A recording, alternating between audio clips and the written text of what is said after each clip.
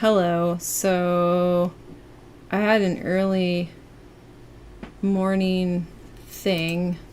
What am I doing? Oh yeah. Okay. Um Let me get this started. Are people just chilling? Okay, they're just chilling. That's good. I'm gonna go. Okay. Wait, huh? Am I streaming? I am streaming, right? Right? Am I streaming? Wait, what? Maybe I'm not. Am I not? I am. I don't know. I'm not sure. Should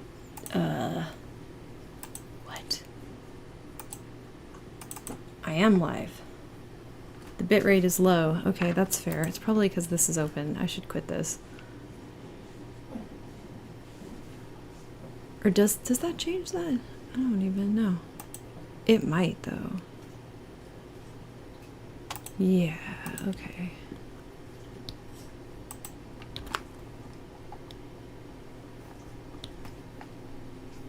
Welcome to Housekeep-a-thon, where we do that. And stuff.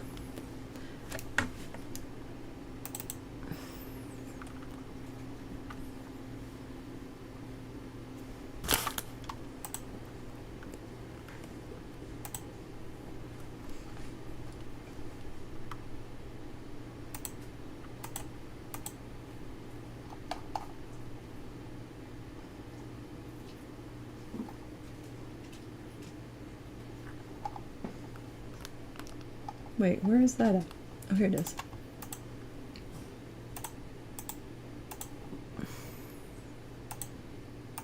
Okay.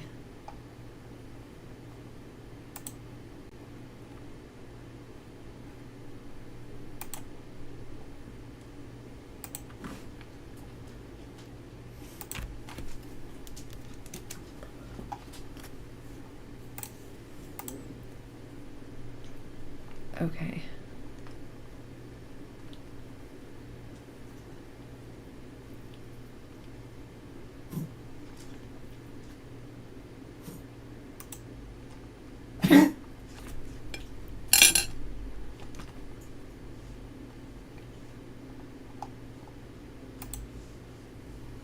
Hello. That doesn't look right. Wait a second. Okay, and then there's this. And this. Okay, that looks correct, roughly speaking. Sort of. Kind of. I think I need to pee. No, I do. I have alexithymia.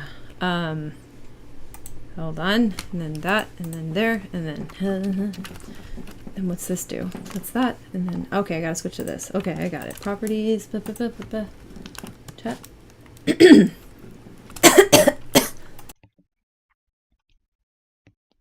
And then where's the oh no, this isn't what I want. What? Huh? What? What? Did I do this wrong?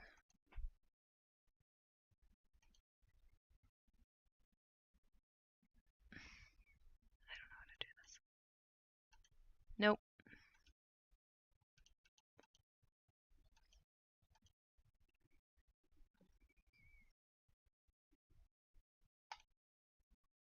Hello? Hey, Hi, Jen. Hi. Okay, stream is starting. Sorry about that. My chosen sister's birthday is coming up in like a day, and so we did like an early birthday thing, and it just kind of ran late. oh, Yeah, but that was nice. Oh, kudos and wishes to her. Yeah. thank you. Yeah, she's gonna have a birthday show tomorrow night. So she's a rapper as well. And she's like really likes to do freestyle, so we're gonna pop up and do like freestyle compliment battle stuff. And today we had pancakes. I got to give her a present. All in all, sounds like a good series of days, honestly. Yeah, yeah, not bad. Okay, so let's see. So we're over on YouTube today, so probably chat will be quieter, and then I guess I'll see who else wants to pop in or who doesn't know I'm streaming.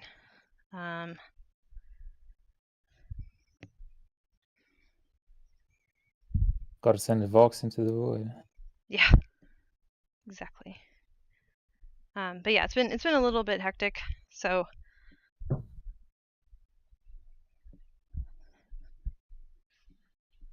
Okay.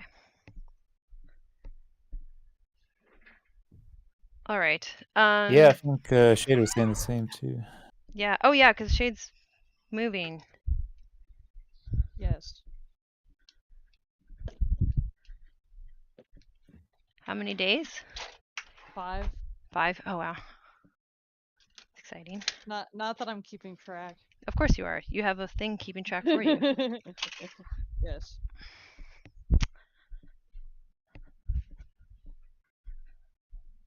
Okay, so step 1, walk around, see what is happening. That is important.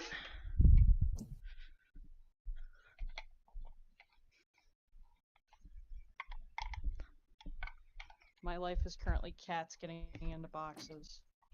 That's cute, at least. I mean, maybe not great. It is cute, yes, just very annoying. Mm-hmm.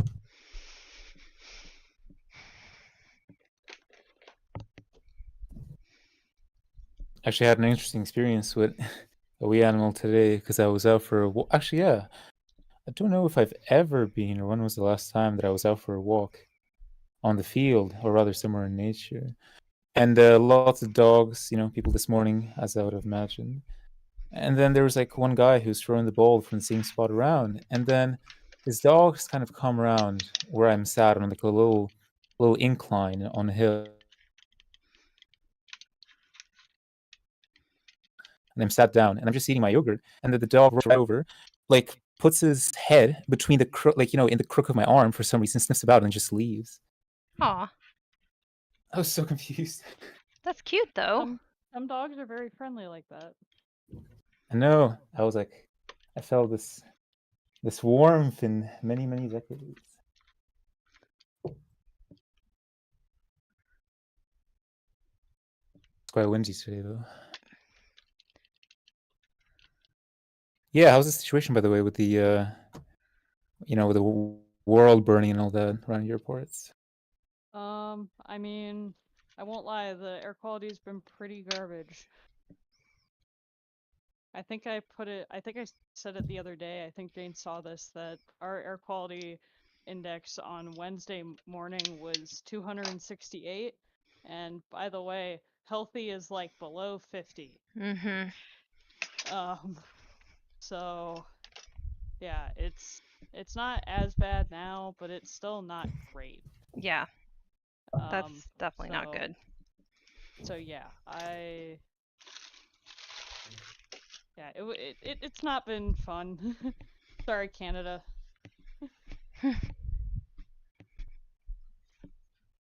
Sorry to Canada. As they're literally on fire. Yeah. I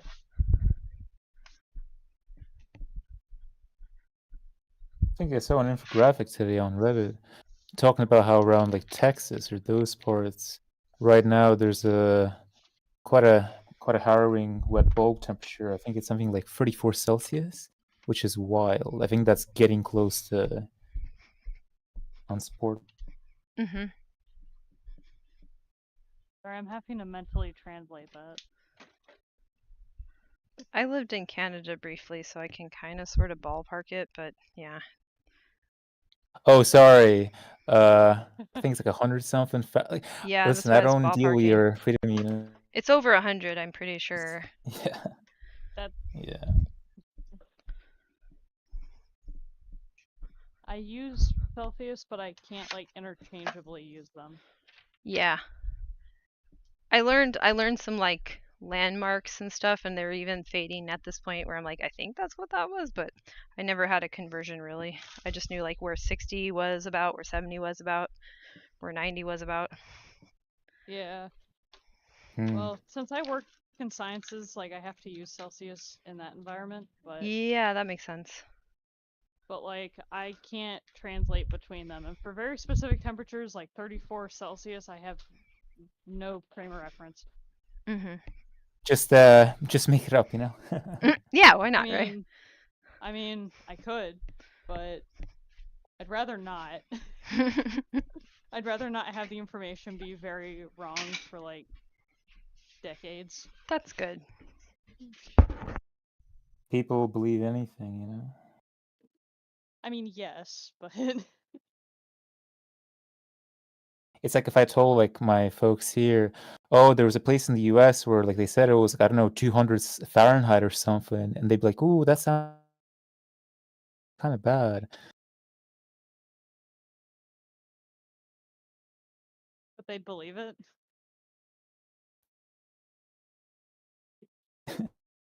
Because they wouldn't know. That's the point, you know, and they wouldn't care overly.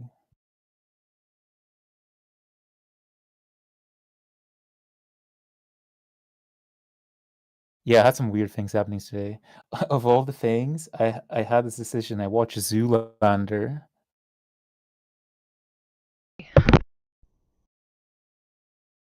First time. Did it Friend age well? recommended it to me.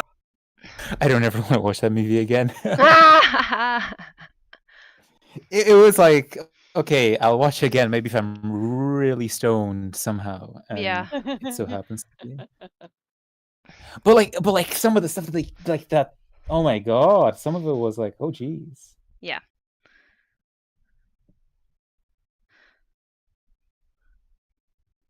It's fucking, I couldn't get over his fucking accent the whole movie.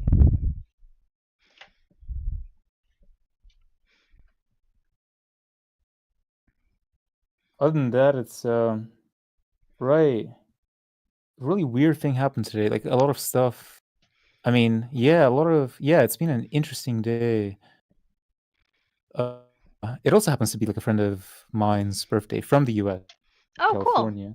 cool. Neat. Yeah, she's a theater student. She works a lot in like those areas, but we haven't talked in more than a year now. She hasn't responded to messages, so I guess she's busy, you know.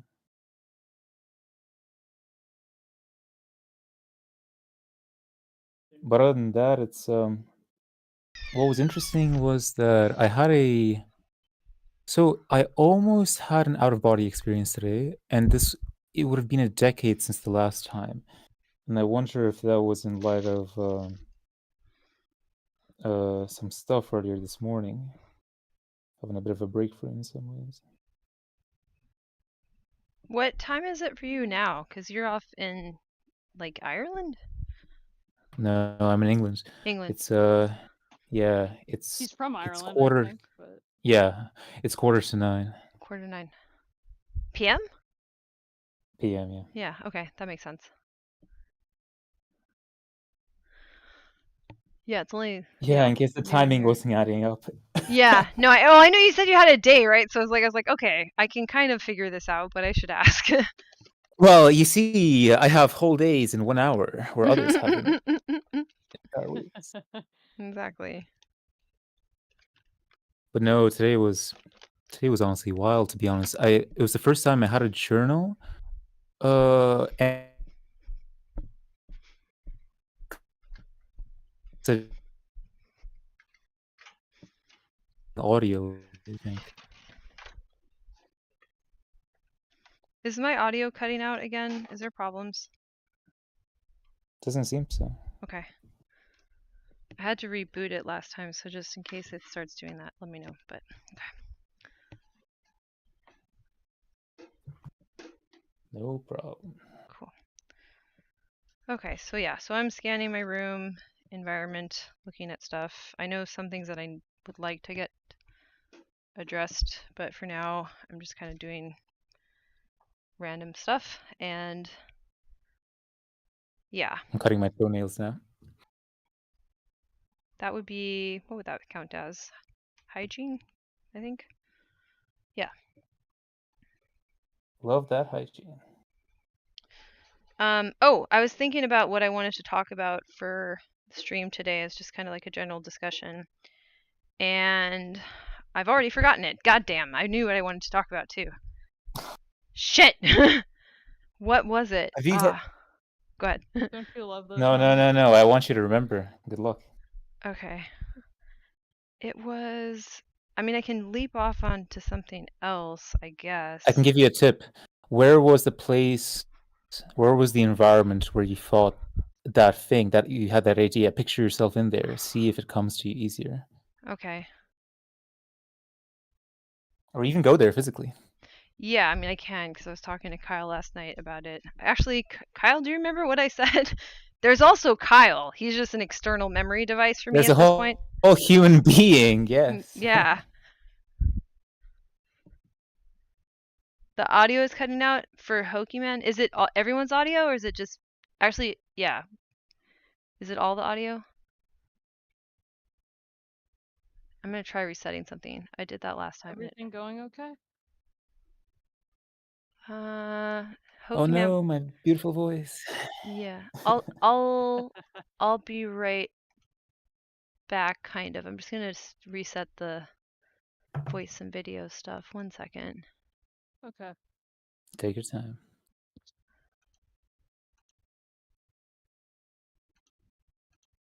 Yeah, we do got some big transits this month. He's right about that.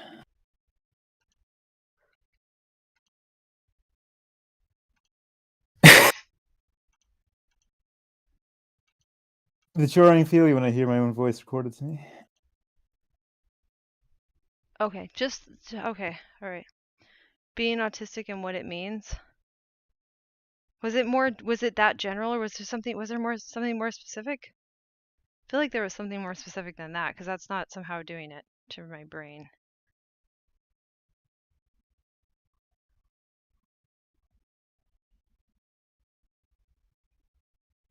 I had a subtopic in mind if you need one. Yeah, mention it because then that sounds like I'll need it. I was thinking about masking.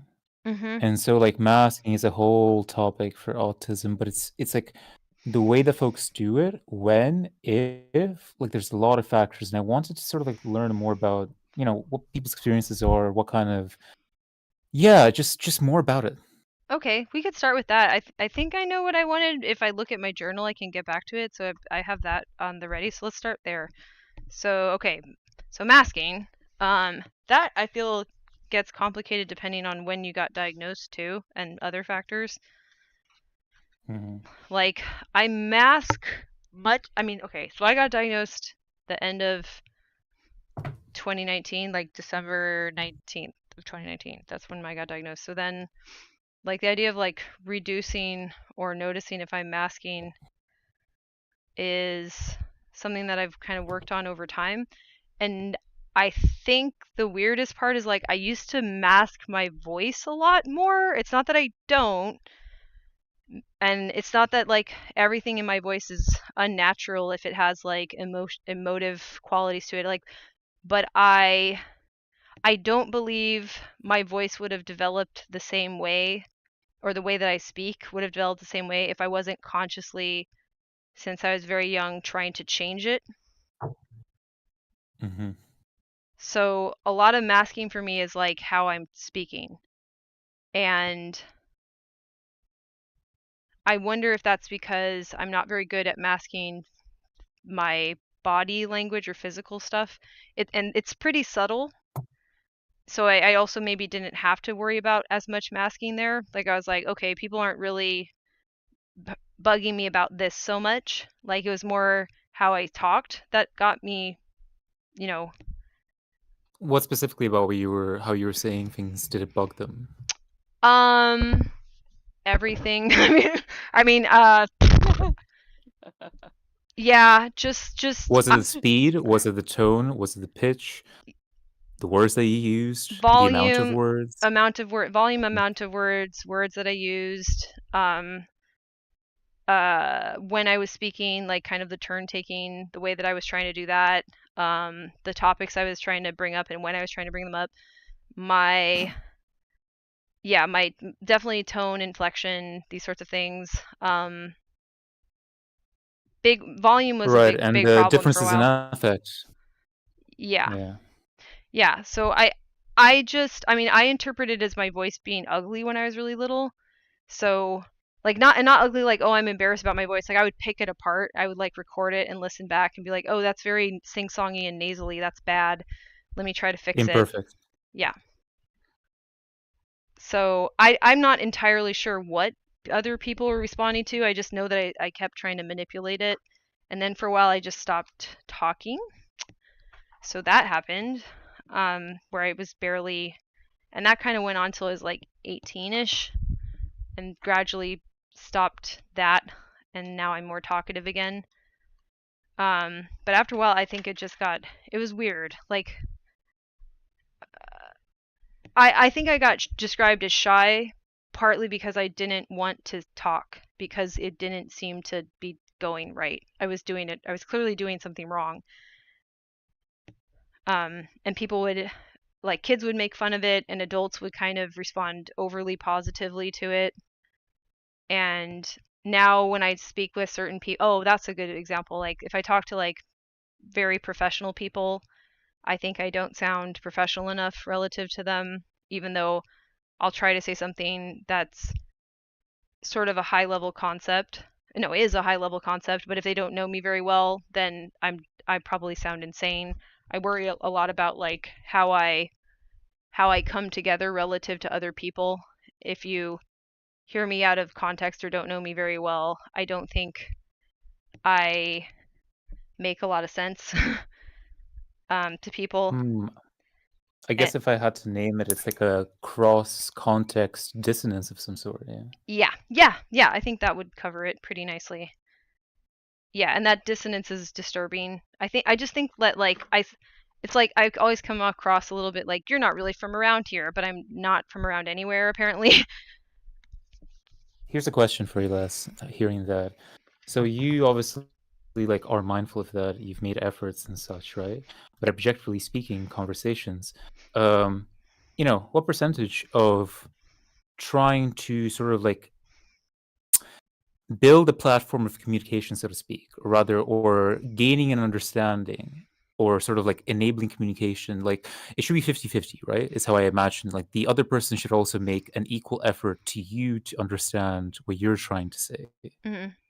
Mhm. But it's easy to be like, I don't understand what you're saying. Or even, a common one too is like, oh, you said this, potentially they might take it personally, or they may take it, go on a tangent, completely unrelated to what you were saying, stuff like that. Oh, absolutely. Yeah, absolutely. Yeah, like I sort of like lose control of the conversation is what usually happens. It's not that I was trying. Let me start that a little bit different. It's not like I'm trying to control the conversation in a specific direction either. That's not what I meant to say there. It's more that like I'm trying to contribute something specific to the conversation, and that is not what gets picked up on, and it goes somewhere else entirely, and I can't keep up with it. So that was So much more the consider case when I was younger. the overwhelm meter kind of raises in those kinds of situations if it keeps going. Yeah, because I'm clearly not. I don't understand why any of this is happening or unfolding the way it is, and I just like I had a really weird habit for a while where I would just like gradually give up, like so I would be part of a somewhat smaller group trying to talk to people, and my voice would just get quieter and quieter until I would say something. I would just trail off all the time and realize I was like not even really talking to anybody. It was very weird, and like people, I don't know, it was like, yeah, that's happened a lot at certain periods in my life, and every now and then it happens. It makes me feel weird, where it's just like, like in a TV show, you see somebody trail off, and that's fine. But for me, it was like, um, I feel that it makes you feel like you're invisible in some ways. mhm. Oh, person from England. I'm not sure I've ever watched one of Jane's streams yet that you were in audio, so unfortunately I'm not sure what your name or what to call you is.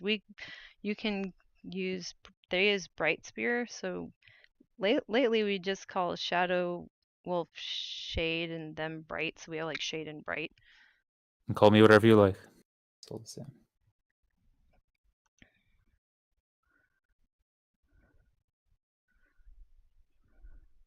Yeah, and my voice, like, I think my voice has more periods where it sounds monotone since getting diagnosed. Like, it's not, I don't think I have a very monotone voice, but Sometimes, yes. Like, and sometimes it's just like, it's just uncoordinated. It's a little monotone. It's a little uncoordinated. It's a little sing-song. It's just all those things a little bit, and then when you put it all together, I think it sounds a little strange, but Hmm.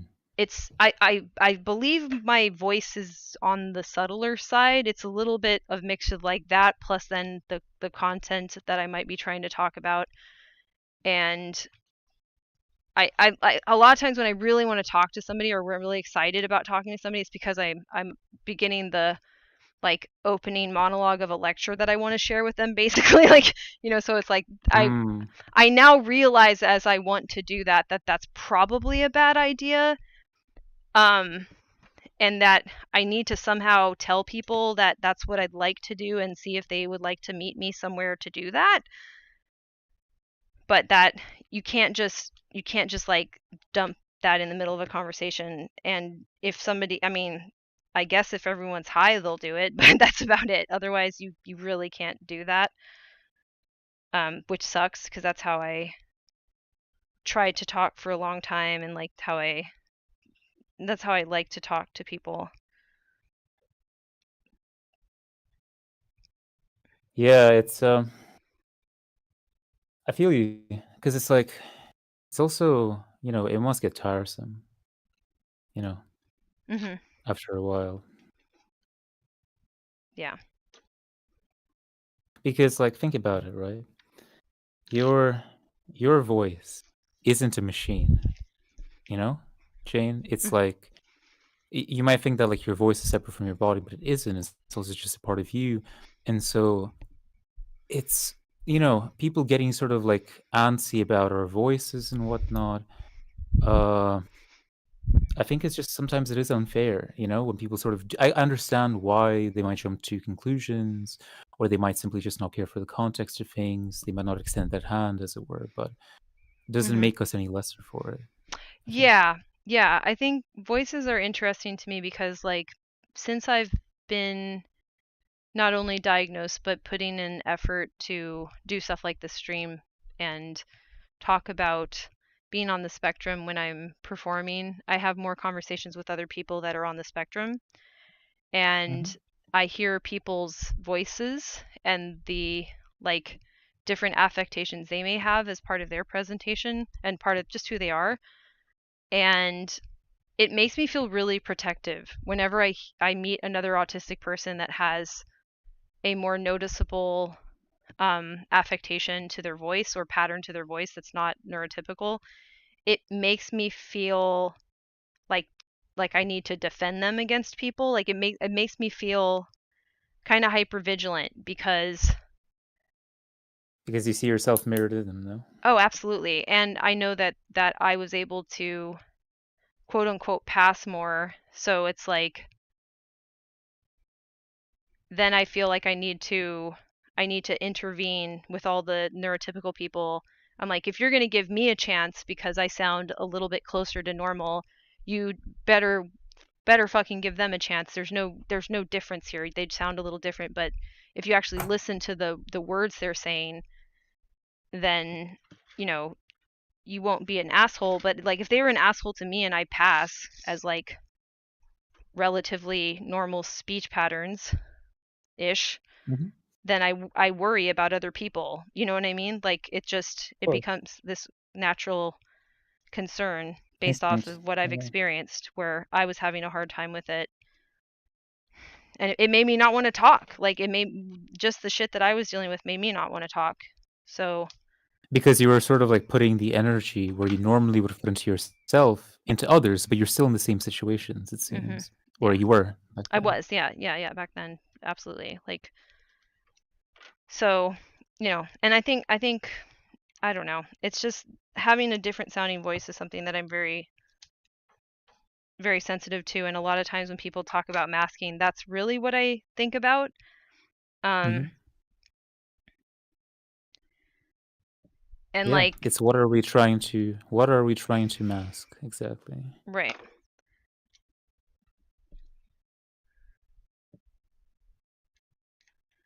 It's like armor, isn't it? More than a mask per se. Yeah. Like maybe we mask bias towards the thing we think we're closest at being able to, pull off. Hmm. I mean, I've got a lot to say about this, sort of like even about voices, both from like sort of like a trauma standpoint as well as autism. But I agree 100% with everything you said. Very relatable.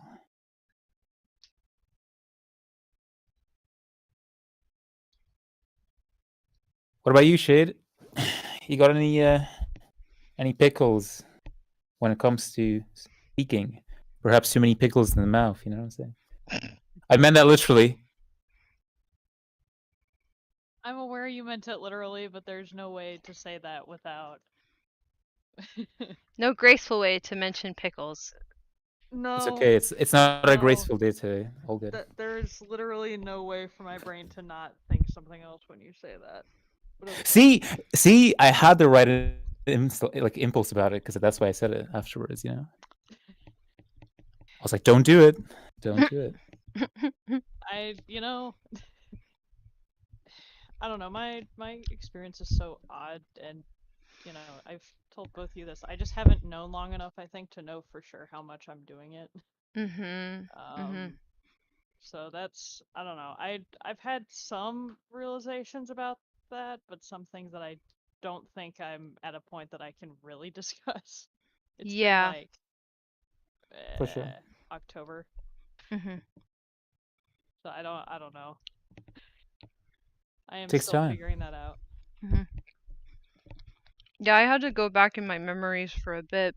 Like, I'm still finding stuff. So I was wrapping Tifa's present, and I bought wrapping paper. And I don't know the last time I ever bought wrapping paper myself because I almost never use it. Because when I was a kid, I couldn't wrap people's presents properly. So my brother used to make fun of me for it actually, which isn't super hot. Like you could always tell which ones that I wrapped. So then I just started putting things in bags because I felt bad that my wrapping was bad. But then I sat down and I thought about it. I'm like, oh shit, that's dyspraxia. So Yep. I have still never wrapped a present. I still use gift bags and have my entire life. yeah, I understand. I understand. Yeah. This has never happened. Me and Jay both just give everybody presents and gift bags. Yeah. So, can relate. Didn't know that was a thing, but here we are. Here we are. Yeah. Yep. Yep. That's Because the theme of the week, I think, for me. I remember. God, this is coming up. God damn, I just had a memory that like is coming up right now. I remember Hey. trying to wrap and being shown the right way to do it, and I messed it up so many times that I had to throw away the messed up attempts. Like I messed up that bad, and I just felt terrible because I'd wasted all of this nice wrapping paper until I got to the point where I didn't have enough to wrap it with. And like I might cry right now, but like just like, you know what I mean? Like I don't even want to learn to do it the proper way because I'm still going to fuck it up. So what's the point? Yeah, nope. I have still not done this. Sharing. I didn't even know this was a thing related. I just figured it out today when I was trying to wrap a present. I was like, oh no. like shit. A few days ago, it's okay. I had my realization of the week during your stream earlier this week. It's fine. Yeah, I'm having mine now. Yeah, me and I forget who it was. It's Logs on Twitch. Yep, that was a day. Yeah, I didn't actually have words to explain that one. Sounds rough. I don't know. It's just weird random things. It's impossible to like anticipate what's actually been. Okay, let me start this over. So, actually, this can transition a little bit into what I wanted to talk about too. So, I feel that being autistic, first of all, it's like it's everything about you. Like it's not really like what's autism and what's not. Everything is autism. Like every single day, every single decision, everything, and especially it becomes a big deal because most people are not autistic, and the things that they need and use are not really meant for us to use or need them. So we have like environments that also reflect the fact that we are autistic and other people are not. So you're around that all the time. And what I realized is that every morning I would restart this work of trying to figure out how to want to be here, because I wanted to want to be here, like in this world as it is. And I've dedicated like literal years of my life trying to figure out how I could actually want to be here. But the truth is, I don't. Like, it's not that, you know what I mean? Like, it's not that I don't want to be alive. I just don't like it here. And Yeah. I You're don't, struggling to see the reasons to live. well, live here. It's just like, the reasons to live for It's the me. place in society, not the It's Yeah. keep going. It's keep going in your circumstances. Well, yeah, because here's the problem. Like, there's a couple things that I was thinking about. So it's like, I'm motivated by objects, right? Not the same things that other people are motivated by, and that's okay. And those objects are my special interest things, and I use object as broadly as possible, right? So these are also conceptual objects and people objects. I don't know. Like, this is everything. Everything that I see it as like a unit, a thing. I want to know everything about the thing. That motivates me by understanding the logic of the thing, how it works, how it might work in different situations. I like to think about the thing. Okay, so that motivates me and makes me happy. Other people seem to be motivated by following steps towards a finish line. And I've had people break my things to motivate me to have their kind of motivation. So I feel even protective. Like, I don't like the world because I'm scared it's going to hurt the things that are the only things that I care about, like the things that are my reason for living. You know what I mean? Like, I do have reasons for living, but they're tied up into my special interests, because that's how my brain creates motivation and makes sense of the world, and knows where I am, and knows what matters. It knows what's meaningful. And I'm scared of people destroying the things that are meaningful because they don't see it that way, or even because they don't think I should see it that way, and they think they're doing me a favor by giving me a rude awakening that what really matters is this stupid finish line, and they'll break my toys. Like, so I don't want to play with them. Does that make sense? Do you want me to share my thoughts? Yeah. Do you want me to share my thoughts about that? Yeah. Because I had a very similar experience. There's hundreds of things that I kind of got. I think the main topic what we're talking about on the level. So there's a lot of guilt about how we're living, what we're doing, but especially I think it was exactly around about how our minds work. This is been my hypothesis after having read some things, especially delving into my spiritual work recently, and different esoteric practices and whatnot. But obviously using a psychological and scientific basis, I think for people who are on the spectrum, neurodivergent or whatever, the mind is.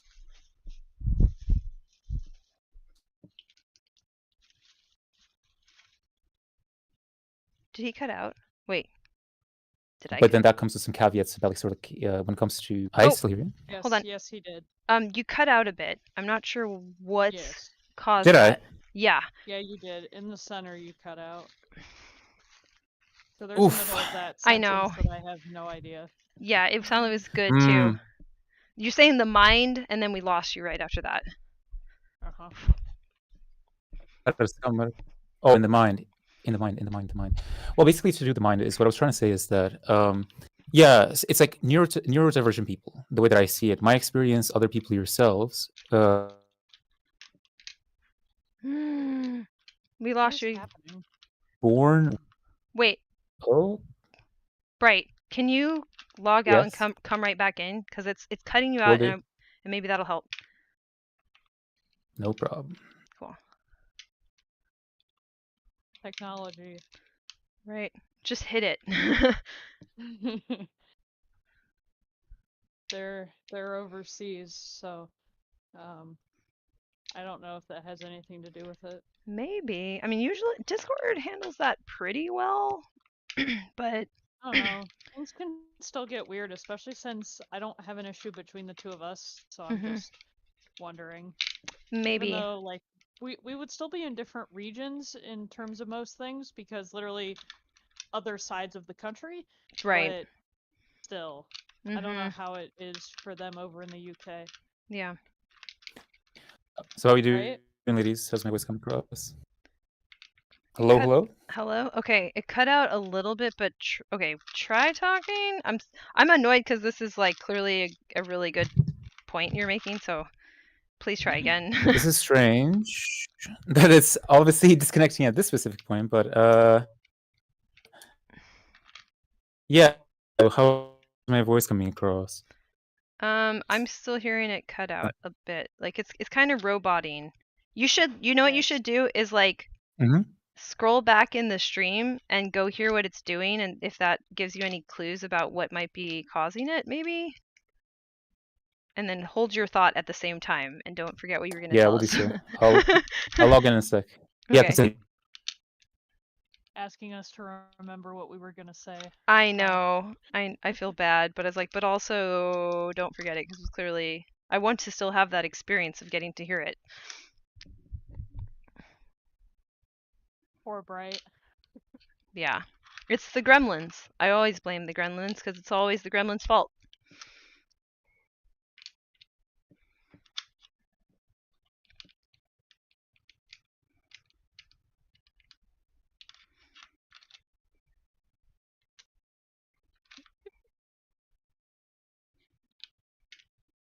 Oreo's just like randomly yelling. Oreo. What's your deal, cat? Maybe being a cat is just more upsetting than we realize. I don't know sometimes. Like but he like does this sound when he's like zooming around, so he'll like get the zoomies like every animal does and like sprint around the room, but he'll make random sounds while he does it. So Interesting. I don't know. He's just gotten very vocal as he's gotten bigger.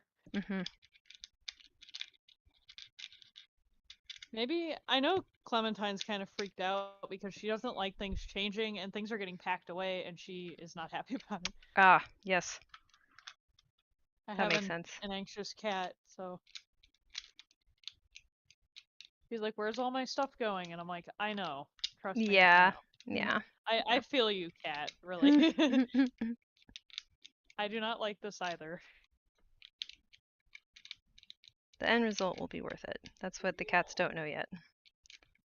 Did you hear that, Jane? I really wish that meow was like. I did. It sounded like it was so just cute.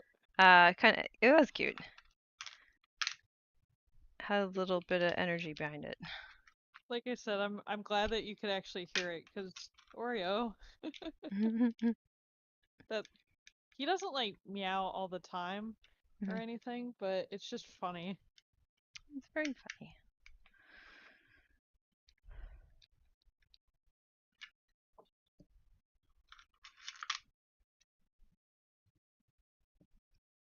Oreo.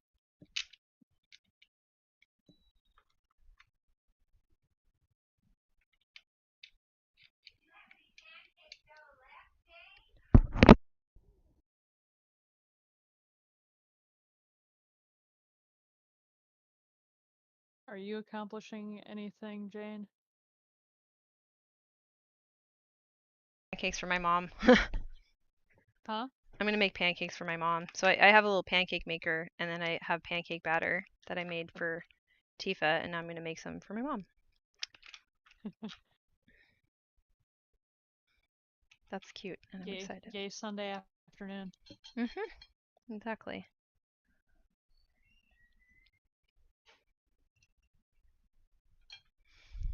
Okie dokie.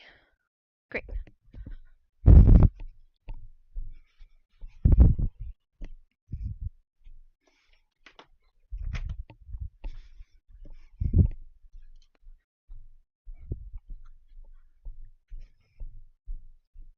I still need to learn how to make pancakes properly and not have them fall apart. Oh, just get. I have My a life. I have a teeny tiny pancake cooker, and it cooks it better because it's on the top and the bottom. Mm-hmm. So as long as you have like the stuff in the pancakes to make them rise a little bit, it fixes that problem. It's like I haven't made a bad pancake with this thing. Good to know, because Jay's sister, I think it was her, got us a waffle maker Mm. at one point, Mhm. and so I do use that sometimes. It's messy, like very, but I This want to one use is that more. this one is not messy at all. Like it's super easy. I mean, the one thing I'll say is like if it's just like they make ones that are more than just this little single one. Like I have a cute little single one, but you don't have to do that.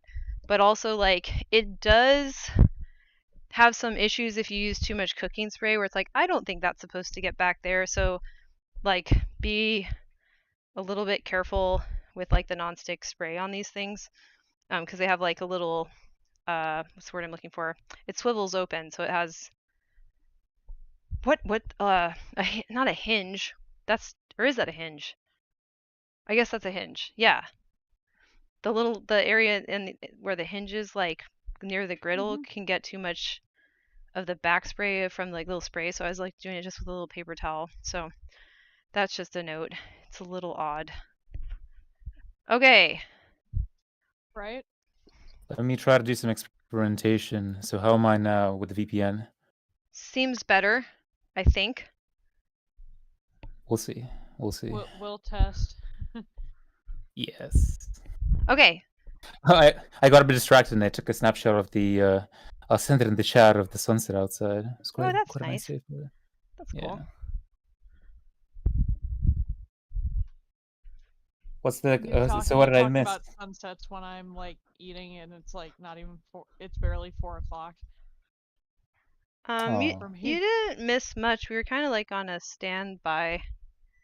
Mm-hmm. An impasse, as it were. Yeah. Well, we were waiting to, restart, Of course. reboot when you did. Let's see. Well, that's a good picture. Your I mean, do you? music moment? Huh? Elevator music moment for a minute there. Yeah. I know just the songs for it. Right. Oh my god. You wanna know something funny? So in all of my jobs, right, like sometimes like I would always have either headphones or I would sometimes bring in a Bluetooth speaker, sort of like after customer hours and stuff like that. That sort of happened in the restaurant. And I typically listen to a lot of instrumental music, right? At the time anyway, I used to, but even now, like I still do it. And anytime I put on like, whether jazz or stuff like that, like a lot of the folks are like, what's with this elevator music? Why you always listen to that? So it was always very amusing to them, Oh, because jazz is great. Who cares if it's elevator music? That's why, because it's great, because everyone can tolerate some jazz. Yeah. I went to a jazz concert on God, what day was that? Was that Friday? I think so.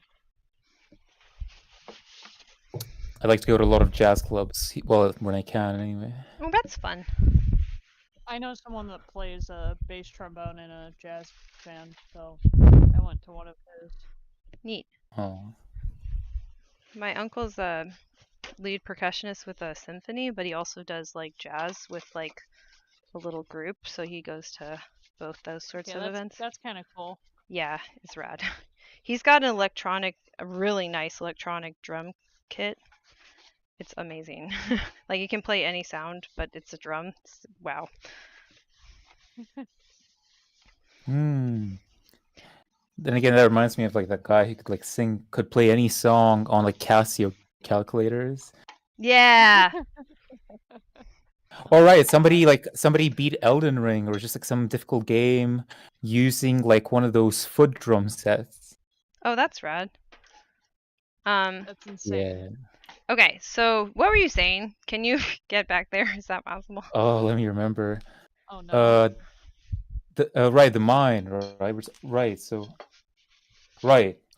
So the hypothesis that I was putting together over the last few days, like it was building up over like a week, different things here and there, because I kind of like was trying to relate it to my experience as to what is the nature of my existence, Mm-hmm.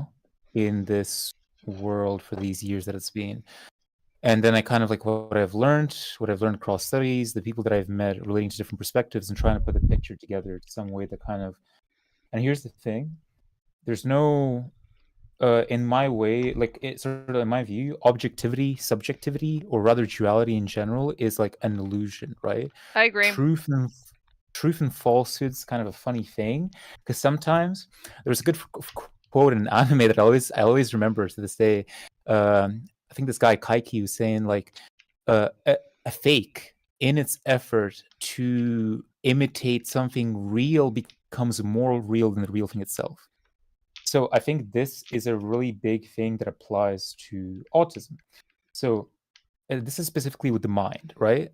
Which is like, now the illusion that the mind, the body, even if you want to talk about the soul and stuff like that, that they're separate, I think is a lie too. That the mind and the body are connected. Oh, they are connected, but then they're also separate, but they're also connected. Yeah, the mind is coming. Okay, well, yeah. So mind body dualism is false, like for sure. We have certain things that are more important to what we call a mind, like the brain is more important to the mind than maybe your hand, but you know what I mean? Like, but these are all. But don't forget, there's so it's everything, right? Because it's also like your nervous system. It's also your circuitry. It's more that like you can lose certain parts of your body before you lose your personality. And there's other parts where you lose everything. Like if you get certain brain injuries, you're gone. Like even though your body's intact. Your body, quote unquote. Yeah, you always hear those stories from guys. Yeah. Uh-oh. Dang it. Guys back in the day, a spar through his head. And it changed the way that he was, yeah. But anyways, to go back to the... Okay.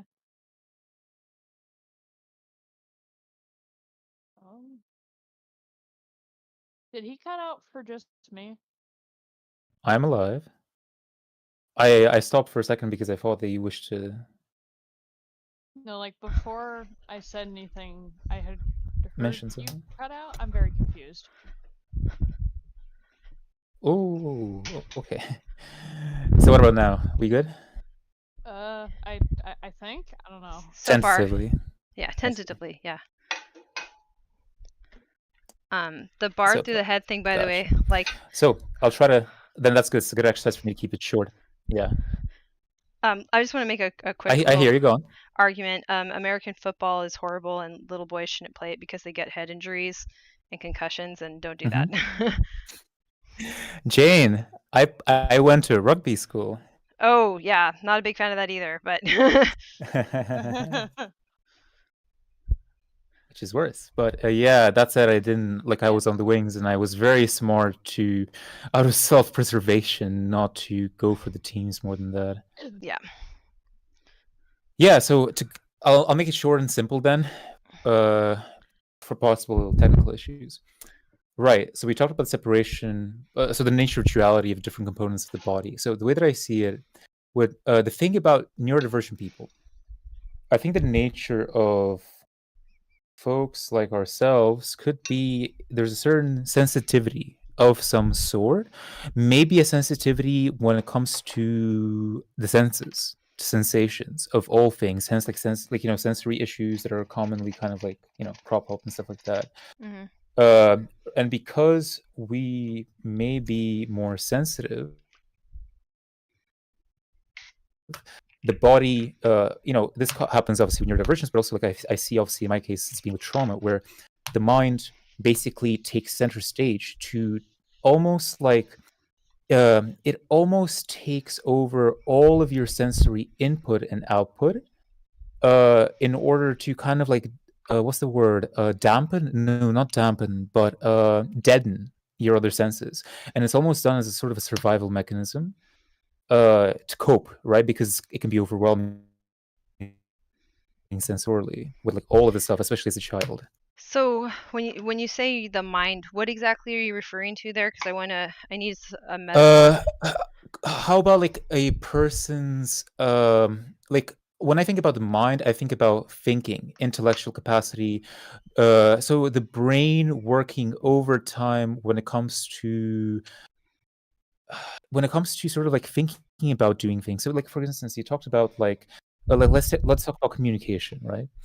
The way that typically it seems that we communicate is that we look objectively as an object. We look at things as objects to sort of understand them abstractly, to pick them apart, and then either amend them, modify them to be able to sort of like function in the world, right? Hmm. It's like we look through this objective lens, but the way that I see it, it's a kind of like we do it through thinking, through intellect, through Do you mean thinking yeah, via language? Because you would need to distinguish that. Like, do yeah. you mean Yeah, via language. okay? Yeah, I guess it's because, well, we use, but not necessarily. We use language. It's like a medium to communicate. Language is one of those, Hmm. right? But then, We wouldn't have the brain that we have yeah, without language. So the thing that I'm gonna like yeah. push back a little bit on this early Mhm. on is that if you're saying like, okay, I think the mind is doing something to cut the sensory processing, Or no, maybe. it's not that it cuts it. Apologies. Yeah. Perhaps a better way of saying it is that there's an over reliance or an over dependence develops as a result of the overwhelm on sort of like the other. So when it comes to physical sensations, when it comes to connect, Well, but how would you process them if like, okay, hold on. I think we're losing you again. Aw, this is what kind of I hear bad. you. Yeah, it's I'm losing you, unfortunately, which is this is the worst time for that. Oh, Yeah, it's like it's still doing the thing, and I'm not sure why. let me try something else. Um, Hello, support. hello? Yeah. Okay. Um. Oh yeah. So Still not good? I think you're okay right now. I wanted to add something, and then I don't want to interrupt Mhm. you too much too. But like, so Sure. if you're supposed to describe a state of overwhelm that most people don't experience, where are you supposed to get the words to describe it? Because that's the other problem. And then what happens to sensory states that you have no words to identify or manipulate, in terms Mhm. of any planning that your brain does, right? What happens to that? So Okay. I feel like if you don't address that question, then it's a little bit difficult More to, than happy. yeah. I'm just looking for guidance in this conversation, so thank you Hmm. for giving me this next pointer. So about what you just said, it's what I use to communicate are right special interests, right? Why is it that I tend towards my special interests? Because it's a way for me to connect with things, to communicate across lines, right? But then a lot of things that I don't either understand or see or feel within myself, I'll sort of like intellectually or conceptually learn about them and maybe try to handle them abstractly. And yet people Right. generally talk about feeling things that I have never felt. Yes. And so I'm like, I must be disconnected from the same sensory connections that they have, for So example. I think what they're see, this is where I get to it though. Is like, so you're saying that like you have the special interest to connect you, but isn't it fair to say the special interests are motivating you? So they're motivating you to move and to do and to, so like your motivate. So let's say what you're not feeling is the motivation that comes from other sources of a desire to move. Hmm. So I think that people without autism have a different way of desiring to move and to do things to reach goals, so Mm. that motivation is working differently for them, and we're trying to share how we experience motivation. And Hmm. I don't know if it just comes down Then, to the sensory processing hmm. being too intense as opposed to parts of it failing, so that like what we do process is just so radically different we can't relate to other people, and the part that they're using to navigate through space isn't actually Hmm. getting processed at all. Like I think the visual spatial processing disability is what I keep going back to, is actually more significant than what is currently being acknowledged. Hmm. It's. I feel like to me, there feels to be this difference between motivation to do things and the opposite, which would be, I guess, Well, what is it? It's different. It's not motivation though, because motivation sort of like dwindles and it comes and goes sometimes. well, Whenever I tried, yeah. yeah, but motivation can be more basic than that. You know what I mean? Like when I say motivation, I mean it on the Mhm. level of like when we were still, brainless organisms floating I around see. and we were motivated to eat. Hmm. So, like, what compels action? Like, what is that basic process? And is it possible that with a brain as complex as ours, there's multiple ways that we maintain the motivation to move through space to get to a object or an outcome that is, beneficial for us? So, if Hmm. we have a visual spatial processing disorder and you want us to move through space, maybe we're using alternative strategies to do that because we have this brain that's so sophisticated. Like maybe by having language, we made it possible to be autistic. Hmm. Yeah, yeah, that sounds about right. Yet I still feel like there's this disconnect between, right? Because you said like, what kind of like how do people sort of like, how do base organisms sort of do it, right? And I'm not sure, but it feels like there's a certain sort of like instinct or feeling, perhaps. It kind Well, of goes to that it's the sense primal data. level. It's the Yeah. sense data. You know what I Yeah. mean? Like it's Hmm. there's things that are able to do this without eyes. There's things that Hmm. are doing this just by scent. But and like so the sense data is how we're navigating through the world and getting towards things that we want and away from things we don't. So in order to like experience motivation, it has to be some sort of calculation of all of the sensory information. Like you can't Hmm. so I think for autistic people what might happen is we go inside of our heads and we go to imaginary worlds and then we use that instead to motivate Hmm. ourselves because the actual information around us isn't really being processed. So like I think there's alternatives for us that are very much like, how do I put this? Accessible to other people, but they use them Hmm. interchangeably, they use them like fluidly. And for us, what I worry about is when we talk about motivation is that actually we're motivated but only exclusively in this one mode that most people have a blended Hmm. version of. So like that's where it's like I think we're not like intellectualizing things and not getting the same feelings as other people. I think that when we are in the same pressures, we can never experience the same motivation as those people. And I think that's extremely painful and scary. And a lot of what we do Hmm. intellectually is try to explain why we're in this danger and fear. And I think we genuinely are. I think it's very dangerous to be an autistic person because we fail in society and you can kind of see it coming even when you're a child. Right. I agree for sure. I'll mention this one last thing, I suppose, before I'll pause. It's just I'm trying to then make sense. Then I'm curious, how would you guys view my experience today in some ways? I'll like two brief points. Um, I went on a walk today because I feel like what I was feeling was a certain um, it was a certain like sort of like impulse or drive that pushed me right into it. Hey, hey, sport. Um, and you know what it said? What the words were for it? It says, it said today or any day that you're feeling unusually sensitive or distracted by your imagination, which I was last night. I could not sleep at all because I was sort of like thoughts were running in my head where I was personifying in my mind the different parts of my personality, right? It could be Mhm. that, my therapist calls them ultras, stuff like that, for example, right? Yep. And they said, so the thing said, try not to move past your feelings. Although you're naturally action oriented, you can't always power through everything. Your emotions are important because they're highlighting anything that's unconsciously hindering you from moving forward. So it's like, okay, so if I don't turn to my quote unquote sight, or rather my intellectual processing, Mhm. and I try to simply feel through my body, or maybe something more than that, perhaps, what would I get? And I came to a conclusion after my walk today about something that's been hindering me for a long time, which was specifically guilt, right? Guilt around what you were talking about when it came to the voice, when it came to sort of like because my friend of mine, I had a conversation recently, and they came with this. They told me something that I needed to hear for years. That finally hit me, that I'm more than just a machine. right? Because Mhm. that's how I saw myself as. Mhm. And there was a lot of guilt around that along some of the decisions that I've made to this point. Yeah, and then also I'll welcome in not a bot.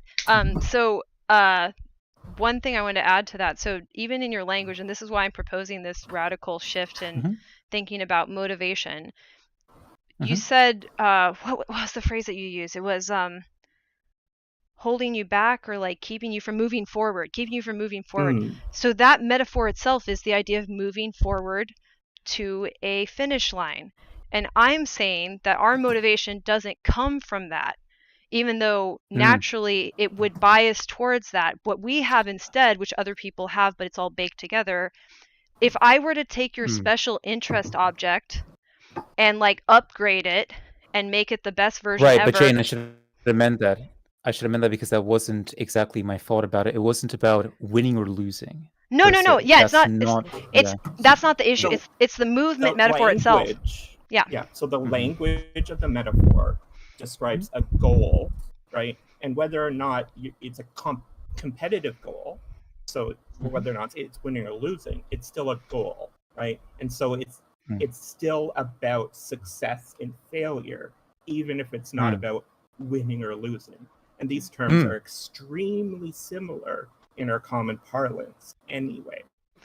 Yeah. And it's I all 100% agree. It's asking, are you there yet? Where is there? And so then these are all metaphors for moving you through space. And I'm saying that another way to be motivated is to care so much about an object that you're really just thinking about the object. And I think that's what autism gives us, is the fail safe of being able to think about the objects. Because if you're like, oh, I'm not moving to where I need to be. If I put your special interest object where you need to be, you'll move there.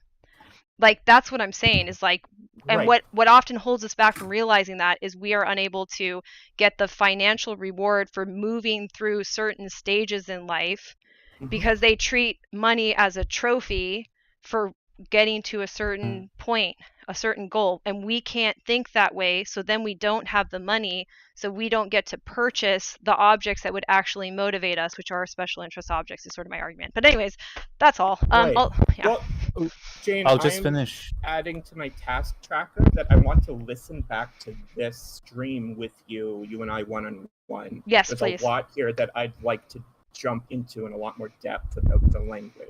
I could do that today too if you have space. Okay. Or maybe tomorrow. I'd also appreciate that. Okay. Yeah. Because I really got into the etymology of words. I was going deep into sort of like Latin and Greek. Do that. Yeah, the roots go into these. Well, right? The roots too often go into these movement metaphors, and I try to avoid them now. Right, but let me sort of, again, because this goes back to the duality and the illusion of things, right? And the conclusion that I reached was counter to what you were suggesting now, which was that, right, there is no destination that I'm moving towards. There never was. Like, wherever I'm supposed to be, I'm already there, you know? And that's kind of like the release that I needed, perhaps. Yeah, because your focus, and then I will stop. But like, so say is like I try to avoid them. There's two ways to avoid, right? There's avoid as in like step out of the way while it's moving past you or whatever, and there's also not looking at it, right? So I'm saying that we look at something and we stare at it until the logic is so obvious that what we need to do with it is like kind of automated. Right. We objectify the things that are personal, and then vice versa in some kind of way. The way that I see it. Yeah. I think that's fair.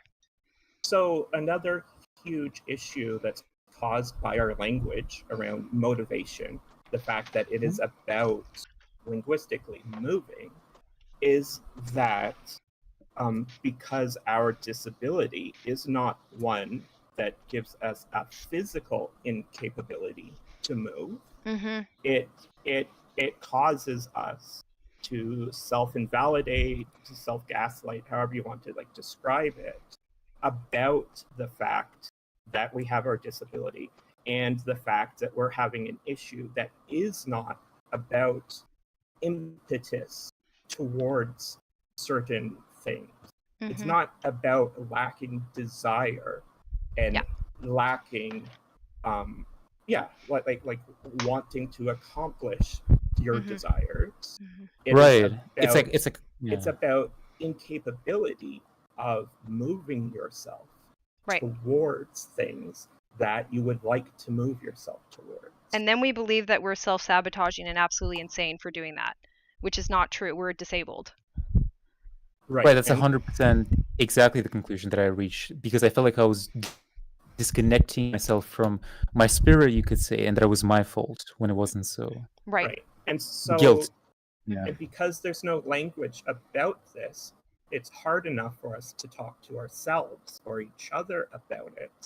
But the huge gap that we all notice when we try to speak to non-autistic people about our issues is that not only do they not have the language to understand our issues, but they don't have the experience firsthand of our issues, and they don't have any history of trying to find language or metaphors through which to understand our issues. Also, anybody that has known Mhm. us, whether they knew we were autistic or not, would describe us as sponges, would describe us as magnetized towards our interests. So they even notice that we're very connected and driven to the things that we actually want and can want. I can't want the same things as people without autism, and that's okay. I've actually just in this moment realized what I think is a super healthy and healing thought for all of us, is that anytime someone in your life has said to you a feeling such as that, you could be accomplishing more, or they feel as though, you just need motivation, even though that language is actually very hurtful and people shouldn't be saying that, the intent of their language, what they would be saying if I got transported into their brain at the moment and was able to say it for them, is that they recognize your disability. Yeah. They are seeing that there is something real wrong with you, because given all of the awesome traits they know you have, they don't see you accomplishing the awesome things that if you were undisabled like they are, you would definitely be accomplishing. Yes. Right? Yes. And so I think that could be super healing for all of us to revisit these experiences and realize that these are actually affirmations of your reality rather than invalidations of it. Right. Yeah, that's incredibly helpful. Thanks for it. Yeah. In fact, I'd like to actually send you a screenshot of some affirmations that basically said that verbatim. I'm curious what you'd think of them, because that's what helped me through in this period. Sure, go ahead and send them to me if you want, when you want. One of my biggest special interests is in communicating with people who I find worthy of communicating with. And if I am talking to you in this space, that means you're one of those people, and it is literally impossible for you to send me too many communications. So yeah, anytime you're sending me something, I mean, I'm just screenshotting it, that section now, and I'll send it in the little chat. But yeah, that's... Go on. The alexithymia thing that was shared is bang on and can go even further. I'm going to pull this on the screen. Can I pivot for 1 second? I just want to say this is almost there. What's not there is it's not that it's extreme, primal, or indescribable. It's that adults, parents, and other caretakers label all of the objects and emotions that the children that are under their care are experiencing or appear to be experiencing, and we are experiencing a different kind of emotion because we have a different sensory system. Our sensory amplitude is so different that they do not know. So we are not given words to describe it because other people are not having similar enough experiences, and there is no culture that developed language to describe the emotions that are typical for autistic people, or the states, the affective states. So it's simply that nobody could do that process for us, so that's why we don't have it. It's not that they're more primal or extreme or indescribable. It's not that language fails. It's just we missed out on the process of our emotional state being labeled by our adults around us that everybody else got to experience because they had more similar brains. It's not that language exists and fails, it's that the language hasn't been developed. Correct. Exactly. Right.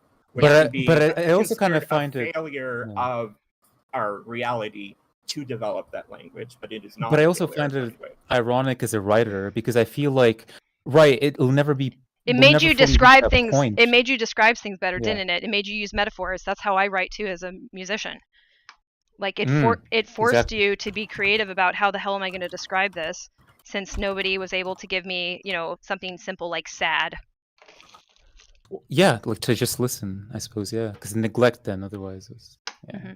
Well, and the thing that gives me some consolation is like there's just fewer of us, so there was no way for this to not be the situation, especially with like not knowing as much about autism. Like autism, there probably should be some interventions designed so that we have more words given to us to explain to ourselves and then predict and then think about these internal states. So metaphors work too, though. Like I think getting autistic people into abstract poetic language very early on would be beneficial.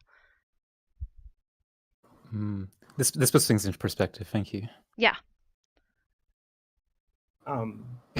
So completely separately from this discussion you're having, which I missed the beginning of, this morning I started looking at the language of overwhelmed and realized that I need to pursue an overhaul of the metaphor there, because it is such an important metaphor for us to understand ourselves and seek towards improving our daily lives. Yeah. That I need to develop a metaphor and language around it that maximizes our potential positive outcomes around it. And this is the thing I'm going to work on. But like even as an initial thought, like talking about suffocation is better language than overwhelm because it is more extreme and it thus can be much more expressively accurate or precise about how bad what we are experiencing can be. Yeah. Hi, everybody. I actually have something for that. Not like no, I should have worded that differently. I have a response in agreement with what you just said. I quite a while ago came to the conclusion that like I cannot use overwhelm to describe how I am feeling to people that are not privy to what that means within the autistic context.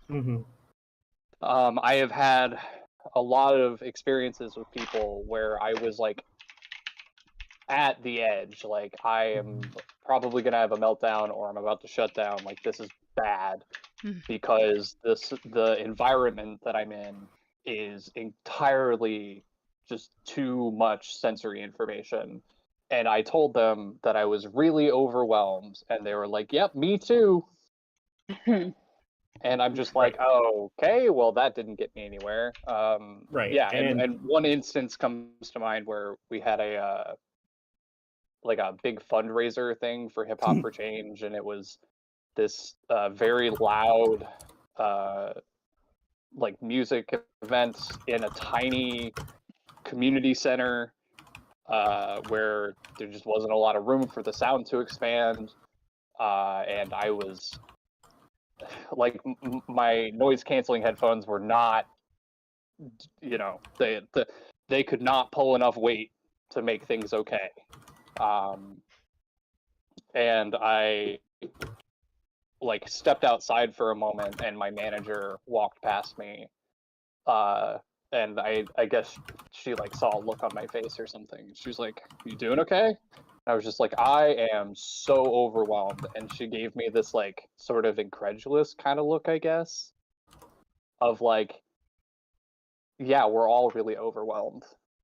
Right. And so and then said like very dismissively, like, yeah, me too.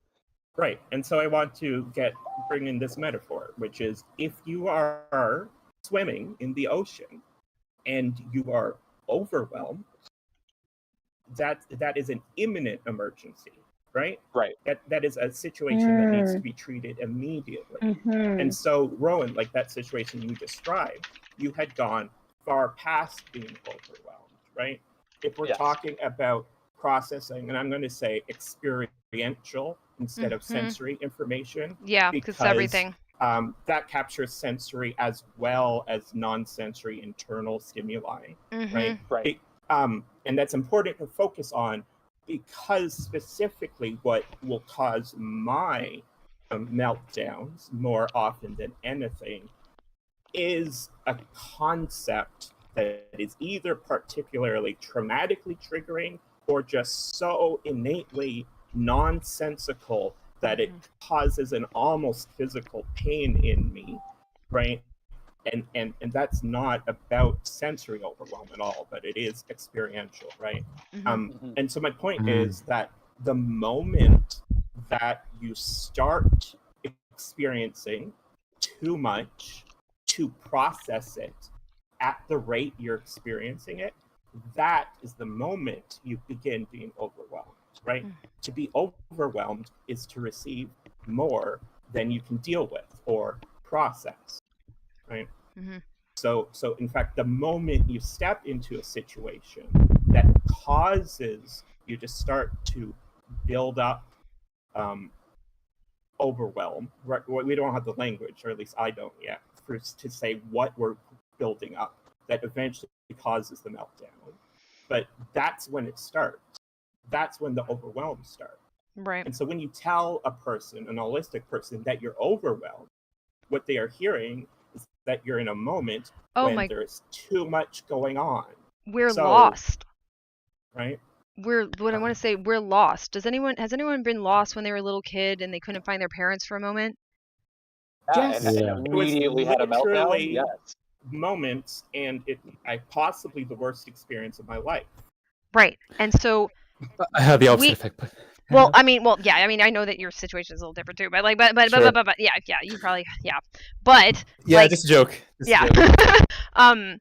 When we're anchoring our sense of where we are to an object, and that object is gone, or that object is being threatened, or we can't find that object, we have nothing else. Because our sequential processing doesn't work properly. We can't build our whatever you call it, look ahead, look behind. Yeah. Right? We don't know that information ever. Right. And so any amount of experiential overwhelm, the moment it starts to accumulate in our limited short-term memory, right? This is taking away our ability to situate ourselves in the world, period. Right? And then we are literally becoming more and more lost because we're running out of the resource, the processing capability we need to continuously tell ourselves where we are by relating to these specific instances of objects around us. Yeah.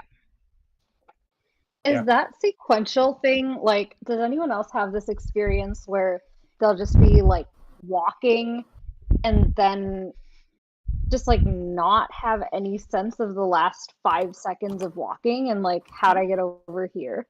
Yes, all the time. Yeah. I mean, it's so bad that like I pretend that hasn't happened to other people, like because they know where we are and I don't know where we are, and we're walking together and I have no fucking idea where we are. Aside yeah, question. no, I mean, like, this has been a long-going problem with me in a working setting, because that creates a lot of, especially if where you're going has a lot of distance, because you're on your way there and you're going there for a specific reason, and then part way there, or by the time you get there, you're just like, wait, why am I here? What am I doing? And then you have to walk all the way back so that you can get the information that you needed that set you off in that direction in the first place. Yeah. Does this apply to like work tasks too? Because something that like I used to be a software engineer, and some of my coworkers were able to keep track of these multiple levels of like abstraction, like, you know, way down in the nitty gritty, here's what's happening, and here's like a level above, and here's like a level above. And I wrote everything down and made a bunch of diagrams, which did me well in school. Like, I was everyone's favorite tutor. But then when I started working, it was like, how do all these people have this, you know, all these multiple levels kind of thinking? And like, I didn't. And like that, like photographic memory, multiple levels, all of that was more like what I'd heard associated with autism. But yeah, like, so I they're don't know. yeah, they're not exclusive. This is what my argument is they're not exclusively using abstraction, and that is associated with autism. What they're doing is creating a map of steps, and sometimes they're thinking about the abstraction, but most of the time they've organized it in a hierarchy of priority, like this is more important than that. So they're using both, and I don't think they have as much insight as maybe they will one day have about what they're actually doing, and the contrast of us will help them to see it. So sometimes they're just saying like, this is more good than that, is more good than that, is more good than that. Yeah. So, but it's actually not that sophisticated. The abstract stuff is extremely sophisticated, but no human brain can hold that much. Like, that's why they're having a hard time relating to AI, because AI can hold that much levels of abstraction. Yeah, that makes a lot of sense. Yeah, like with my work tasks, I try to break things down as tiny as possible. But yeah, just curious if anyone's had experiences similar to the location information thing, like in more of a task type context, or if that's something different. It's the ping that I sent you in the chat, basically that. I guess I don't know if this necessarily relates exactly, but I've always gotten like a lot of I guess issue. I've had a lot of conflict with management at various jobs because I'll be working on one thing and then they will tell me that I need to do something else. And before I go start that other project, I'll finish what I'm doing, even if they told me that the thing that they need me to do is urgent. And like I have the wherewithal. If it's like super crazy, oh my god, urgent, then like I'll drop what I'm doing and understand that coming back to it is going to be a nightmare. But I sort of intuitively, even before I had an explanation through like a diagnosis and understanding, like coming to understand what my brain is, that if I step away from this, I am not going to know what's happening with it when I come back. And I'm going to have to spend a whole bunch of time reorienting myself to what I was doing to pick it back up. And that's going to happen in both directions every time I switch tasks. Well, and then they're keeping track of the tasks because they've now assigned this hierarchy of importance, which is flexible and is abstracted, right? And you're not able to do that. Yeah, and I was just going to say that like something important to keep in mind with like this concept of them assigning hierarchies to things in order of importance is that because they also have the sort of semantic episodic memory capabilities that we do, they just don't use it exclusively, is that they can abstract. So they can abstract these concepts of hierarchical importance in sort of different like orthogonal directions. So it doesn't have to be this is more important than that, this is more than like this is the next important thing. It can like that's how the sequence happens, right? It's not that the first thing is more important, it's that thing has to happen first for some other reason. And in many cases that makes sense, right? In many cases things have to be a sequence because things do have to, like, You can't have the fifth step of code run before the first step, because the first step is setting up the infrastructure for. Yeah, So it's, but like they're able to they're able to ignore. use that hierarchy to create that sequence in their minds, and we can't do that. Yeah, and they're able to ignore the logic of the objects creating, like, if there is any sort of like time-based relationship, like the logic of the object should create that ultimately, but they can ignore that if they want to, because their brain rewards them for being able to look ahead and look back. Their brain rewards them for staying focused, and it makes them more focused. So as they move through a sequence, their brain is also just like allowing them to be more conscious of the sequence. So the more they do it, the easier it is. And the longer they do it, the further they get, the easier it is, and the bigger the payoff and the bigger the reward. And I have no idea how that ultimately plays into how these dynamics work between like something that we can do and something that they can do and we can't. But they also have like their brain is helping them and rewarding them with this experience of like being able to think about that consciously. And it's not unconscious, it's not magic. They are doing something with that information and that reward that they're getting and that ability to stay focused. And it's probably very complex, but also they are doing something so complex that like they can lose sight of the logic of the objects and start doing illogical things. And that's why like when we get kind of uppity and are feeling really butthurt about what happened to us, we'll be like, well, we're more logical than you. Nah, because we do watch people lose sight of the logic of the objects and start doing things that are illogical.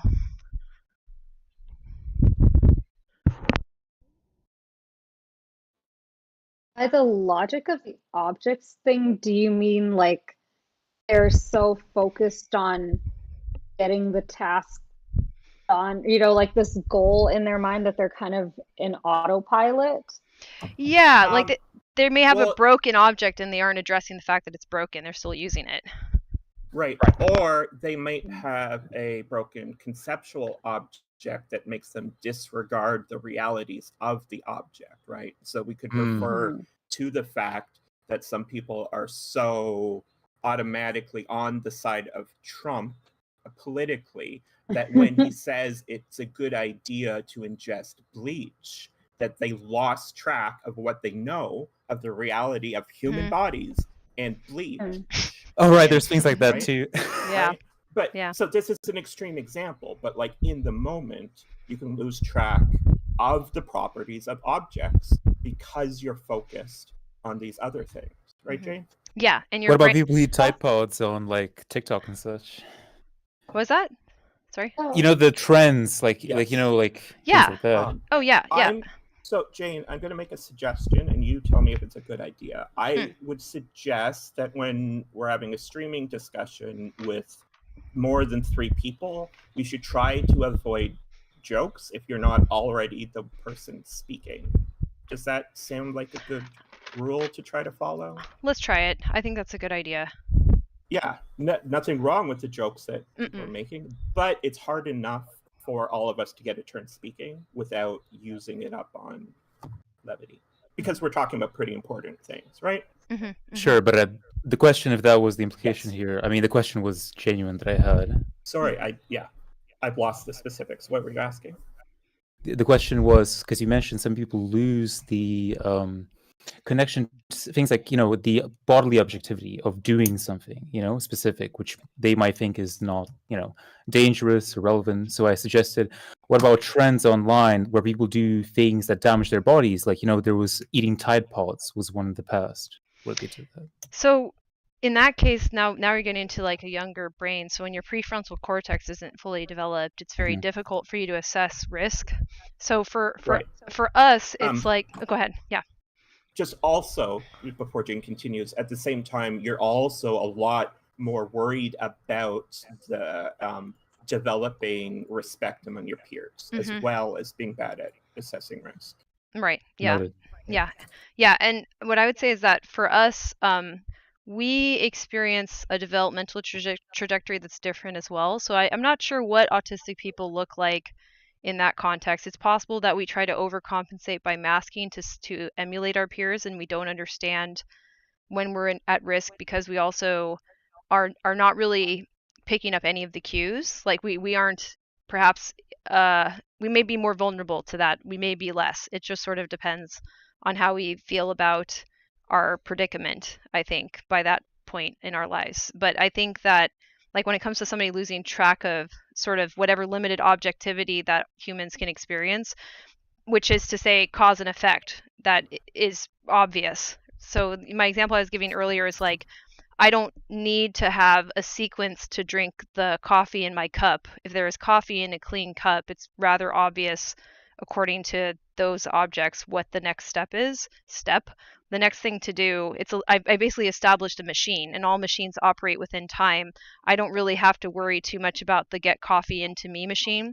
What I get concerned about is when people start to operate machines that make no sense, and they're still getting a reward for doing so. And I'm like, okay, then you probably are more interested in this game that your brain is able to provide for you, of like, I'm going closer to this goal. Like, I have a goal, I'm going closer to it. And that in and of itself, I think, is so captivating and rewarding and helpful. It's a good way to get motivated. And it's not great to be impaired in it. But I think the pitfall of it, that as an autistic person you can be somewhat liberated from, is getting confused about what's real, because you're not paying attention to reality at all. You're just feeling the joy of the pursuit. So, going off of kind of all of these last few minutes, so I've heard both sides seeing the other as more easily influenced by like recent information or something someone says or a certain internet sphere, and also being super, super goal oriented. To the point of like, I couldn't do that, just because of this super abstract reward, or because I said I would, or for a sense of accomplishment. So I find that interesting, kind of, that I've heard like the same thing it's different on both sides about. So do you different goals, like, aulistics and autistics? Yes. Yeah. So what you're seeing is that it's an incompatibility of the way that people look at goals and taking action, right? Yeah, their goals is like a finish line. Ours is like a robot machine that we're building. We're very, very, very, very motivated to build the robot. They're very, very motivated to cross the finish line. Right. And so like autistic people can be very single-minded when it comes to interacting with our special interests, right? While autistic people can be extremely single-minded when it comes to a goal that they have set and have developed steps to reach. Right. And we can seem obsessive about the thing that they experience as the trophy for reaching the goal. Oh, it's just stuff. It's just stuff, right? The goal, it's different. They could seem obsessive to us on things that don't have intrinsic value as objects, but are rather valued because they're a goal, right? Such as sports. Right. First place. Right. So I have definitely seen examples of what you're describing, and I've also been here myself and met other examples as well of autistic people who are just extra obsessed with getting to these finish lines. Just having internalized that so much, and then kind of what else is there? So it makes sense, we're not a monolith, just the same way they're not a monolith. Yeah, for sure. Definitely that. But also to frame that within sort of the hypothetical sort of framework that I would say that Jane is especially building, but that we're all building together, is that autistic people that have that single-minded focus, or any autistic person that's able to just drive themselves forward indefinitely, are being driven through a different process.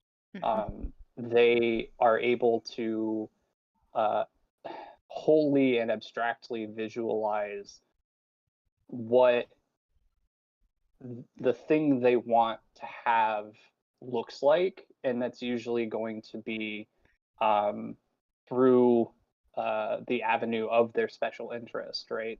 And that object, that meta object of their special interest, is going to be like building a machine around that is what's going to get them to, you know, whatever sort of mental time travel image they have of what they want. And It's this, not that they're trying to get to a finish line, it's that they've created something in their minds, and they're confident that they can create that in physical space. so, and then, Whereas, oh, go ahead, sorry. yeah, I was just gonna like do the contrast. Whereas like non-autistic people are going to be sort of just not aimlessly. I don't want to make them sound stupid, because that's not true and also not fair. But like, they are able to sort of drive forward on this linear path without necessarily a single sort of core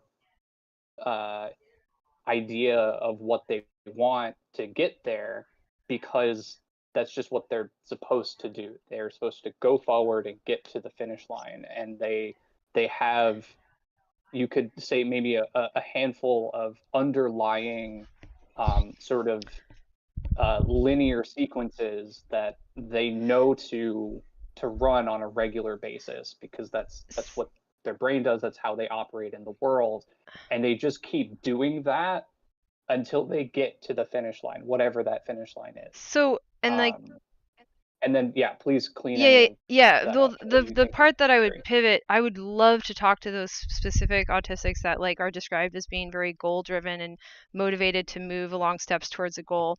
What I would want to know, in all seriousness, is the machine themselves, and are they trying to build a person that looks normal? Are they trying to have the qualities of a neurotypical person? Because we too are objects to us, right? Like, and what we care about is the features of the objects, because when the features of the objects dictate a certain logic, then those objects are going to behave in that way. Do they want to have a neurotypical life? Is that what they want their self object to behave like? I would really want to poke someone with that situation. Granted, I think that my sequencing is particularly impaired, so maybe there's people that have something more available to them, but then it's questionable, because when I look into some of the neuroscience that I'm able to parse out, it doesn't look like that's really there for autistic people in the same way. And I'd be curious. I mean, there's not enough studies though. There's that too, right? Like even the stuff that I'm parsing out as a layperson, maybe I'm out of my depth, and maybe there just isn't enough to establish like where the limits are of the impairment. But also I would be really curious if they're building a normal person that has the same traits and qualities as what they've observed in normal people that they're trying to, turn themselves into. They've come to the right person, because I used to be like that through like high school, and yeah, absolutely. I saw it, like, wow, like one more year of like passing, like that was like my goal. I did have the end goal of living independently and being able to buy like things I wanted, kind of as an end goal. But yeah, like I don't know. I kind of like, I guess, didn't explore creatively enough to really develop these ideas of, oh, I could make this thing happen, and like the confidence that I could. Because I don't know if it's like being Asian, which when you were sharing your theory, Jane, I thought of a Chinese American friend of mine who's exactly like, to this day, in his 30s, doing exactly what you're saying. Like paid $3,000 to have someone pick out his furniture, paid $10,000 for a dating coach. Like that is his goal. And I think like being obsessed with random things was kind of beaten out of me. Like I was told, like, here's an amount that's okay, like beyond that someday after you make a ton of money. So like I never really developed that kind of unrealistic, I know this is possible, and then like having enough of that sense to get past like every hiccup. So for me, these last couple of years have been more like I'm like lacking both these motivations you're talking about. And I've been going more off of what feels good. Like, what do I enjoy? What is unlikely to cause me so many problems that I'm likely to want to quit? And that's like how I've been choosing career explorations recently. Yeah. And I'm curious about your, sorry, go ahead. No, please finish. I didn't want to cut you off. Oh, I was just going to say, I'm curious about Jane's ADHD perspective on that, because I think I might be in that realm as well. Yeah, I wanted to comment on this, and I really like Andrew Vogel is the autism specialist that works with me, and I try to mention him enough because he has the YouTube that he's trying to build up and share videos, and he has his own unique approach to it. But what he really tries to emphasize with me is even starting my day with like, what would I like to be doing? And like what do I want to do, and do I even really want to be here? Where do I want to be? Like, do I want to be working on this? What do I want to do? And starting with something that I actually want to be doing.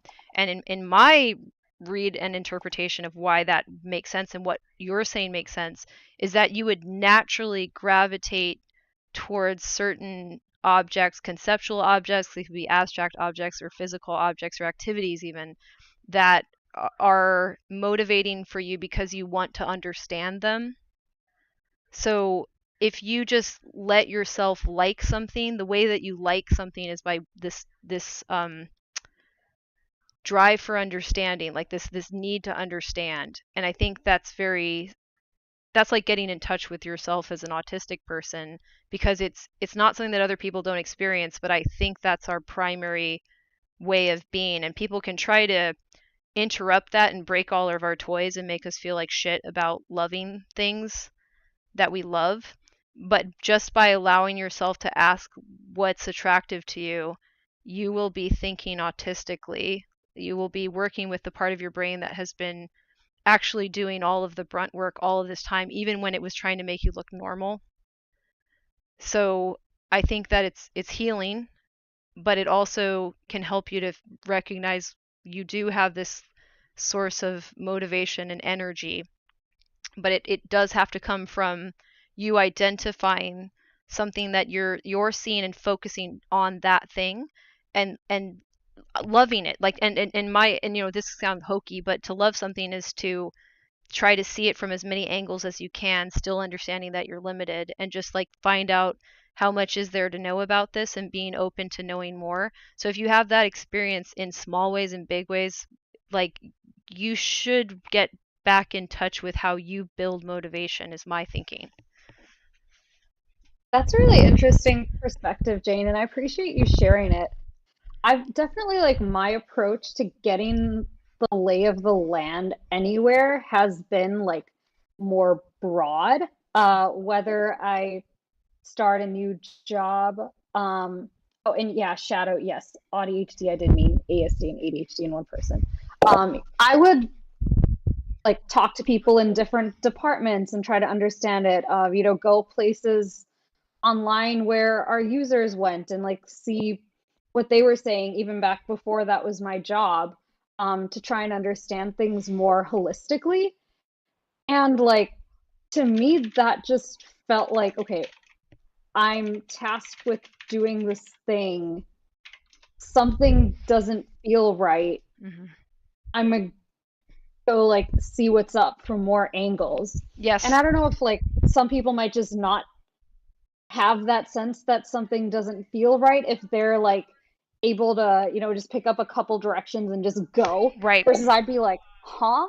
And then like trying to place it and then be like, wait, but what about this? This doesn't make sense. And then yeah, like I get all those perspectives. And then now I'm kind of craving to do that with just like the world and how people think and interact in different cultures, and like what can we take from that. And yeah, that's led me on lots of different explorations. I think maybe my obsessions might be on different dimensions than a lot of people, but we'll see where it ends up.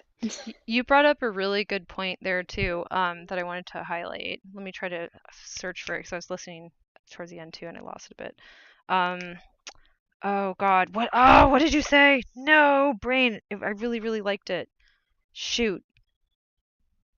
I can try to backtrack Yeah, if it helps. please. So, yeah, let me see. My memory with this hasn't been that great the last few weeks either, but I'm gonna try.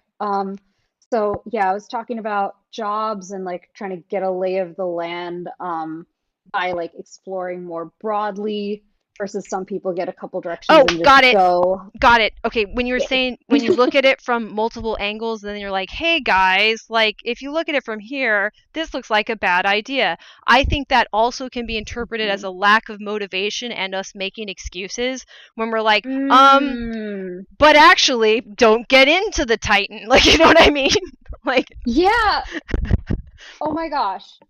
I feel so validated right now. So the biggest challenge that I'm running into right now, so I made a career change recently, and the way most people do that is to, avoid going back to square one, is to like make a lateral move at the same level of seniority and like say, show why their past experience doing something different is like relevant, and which it is. At the same time, I find acting confident when there are gaps in my knowledge just like so anxiety provoking that yes, I'd honestly rather have less money. And yes. now I'm like, who will hire me for an intern type job so I can start over and have the bandwidth to explore from all these different angles? I have motivation to learn right now, but I don't have the confidence that if I like went back to school again that I'd be able to pay off all that debt. Right. We're getting penalized for like our style of learning is the easiest for you is my argument. Maybe research as well. And you're getting penalized for that being so easy to you that like it's more motivating than probably some drugs, and yet they're going to make you pay to do it. Like, why? When I had first sort of stepped in and accidentally interrupted you, not a bot. I guess I wanted to sort of empathize with you because the experience that you described is something I sort of see in myself. I think your journey has probably been a little bit more intensive. You said that you were a software engineer. That's a pretty high level sort of thing to get to, and then be like, wait, I don't want to do this. But I still have too many problems. Yeah, the more like I don't know, the conceptual sort of side of that experience of like sort of driving yourself forward, trying to be this specific kind of person because you were taught to be that kind of person, and all of these other things that made you happy, that made you want to move forward, were kind of taken away from you. And like that's something I really feel strongly. And sort of the aimlessness that can come with that, where you're having this realization of like, this thing that I'm being told I have to do is not what I want to do. It feels antithetical to my existence, but I don't know what else to do. You were sort of explaining that like that you don't think that you're able to do either of the forms of like motivation that are being described, and like that's something I really get, because I was just sort of pushed through or pushed down a path that took my special interests away from me, and I spent an exorbitant amount of time trying to act like a normal person and to have friendships and relationships with people that were sort of in line with this idea of what a person should be, and that led to me being this sort of weird amalgamation of different people and different ideas that didn't necessarily feel like they were coming from inside me, that they weren't necessarily an expression of the person I wanted to be, or an expression of my experiences, but an expression of what I thought people were asking of me. And now I'm at a point where I really do feel like I'm exploring the person that I want to be, and sort of those more, I don't want to say like essential, like I don't want to say anything that sort of apes at like essential qualities, because they're not essential qualities of my existence, but they're better expressions of what I want to be doing and who I want to be, and how I want to feel about myself. But it's all very new, and being a fully grown adult and having that experience, that is akin to like a teenager, you know, getting out of high school and having the experience of like, okay, who do I want to be now? Like, my life is beginning. What am I going to do now? Can be really jarring. And so I don't know. I guess I just wanted to validate that it's not an entirely uncommon experience, and sort of the thing that you were describing about feeling like you should make a lateral move because you have all of this sort of transferable experience in various realms, but like knowing that you have to confidently pretend like you can do what's asked of you, because you were so successful in these other areas, and deciding, you know what, I think I just want to make less money and go do something else and learn a new skill and learn, you know, in this other area, is absolutely where I'm at right now. Also, and it's hard. Like, I just want a single person to let me put my foot in their door to teach me about video editing and other multimedia development, and like that's really hard to do, because the sort of ambition that I have of I just want to get in there and learn is not the metric by which people hire other people to do jobs. Can I note the empathy that also comes up in this of not wanting to build a piece of shit? So like, yes, not wanting to build something that hurts people. Yes, because like, as someone who's been hurt by broken systems. Exactly. And if you have a sense that like you can understand abstract objects, meta objects, systems are objects, right? That's what we're understanding all of this. And you're saying like, I know how meaningful these really are. And if you make one where the meaning is nonsense, and then you tell people it's meaningful and you gaslight them and you scapegoat them to, you know, Notion. Yep. Sorry.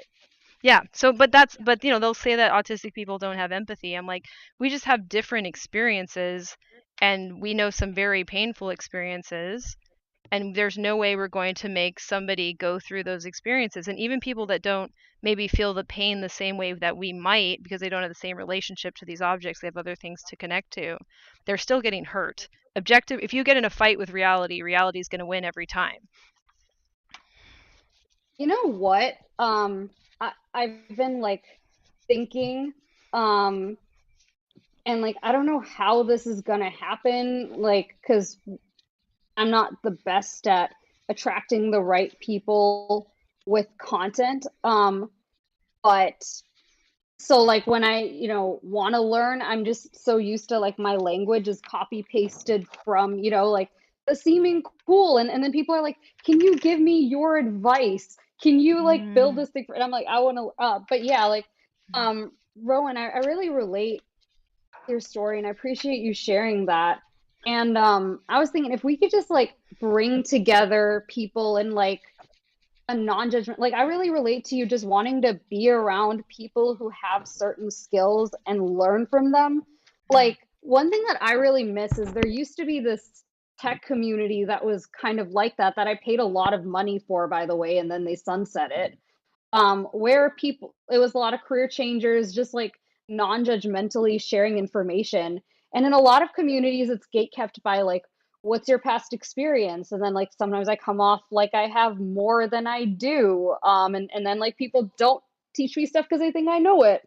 Or like, you know, if I'm really honest about what my strengths are and like what I just didn't learn because I was never like exposed to it as a kid, like some people are like, well then maybe you're not cut out for this. Like if we can just, yeah, like bring together, whether it's like one community or like one per like each industry, just like find you, you know, that non-judgmental person to like collab with you on, or you know, like just expose you to their world of video editing. Like that would be so great.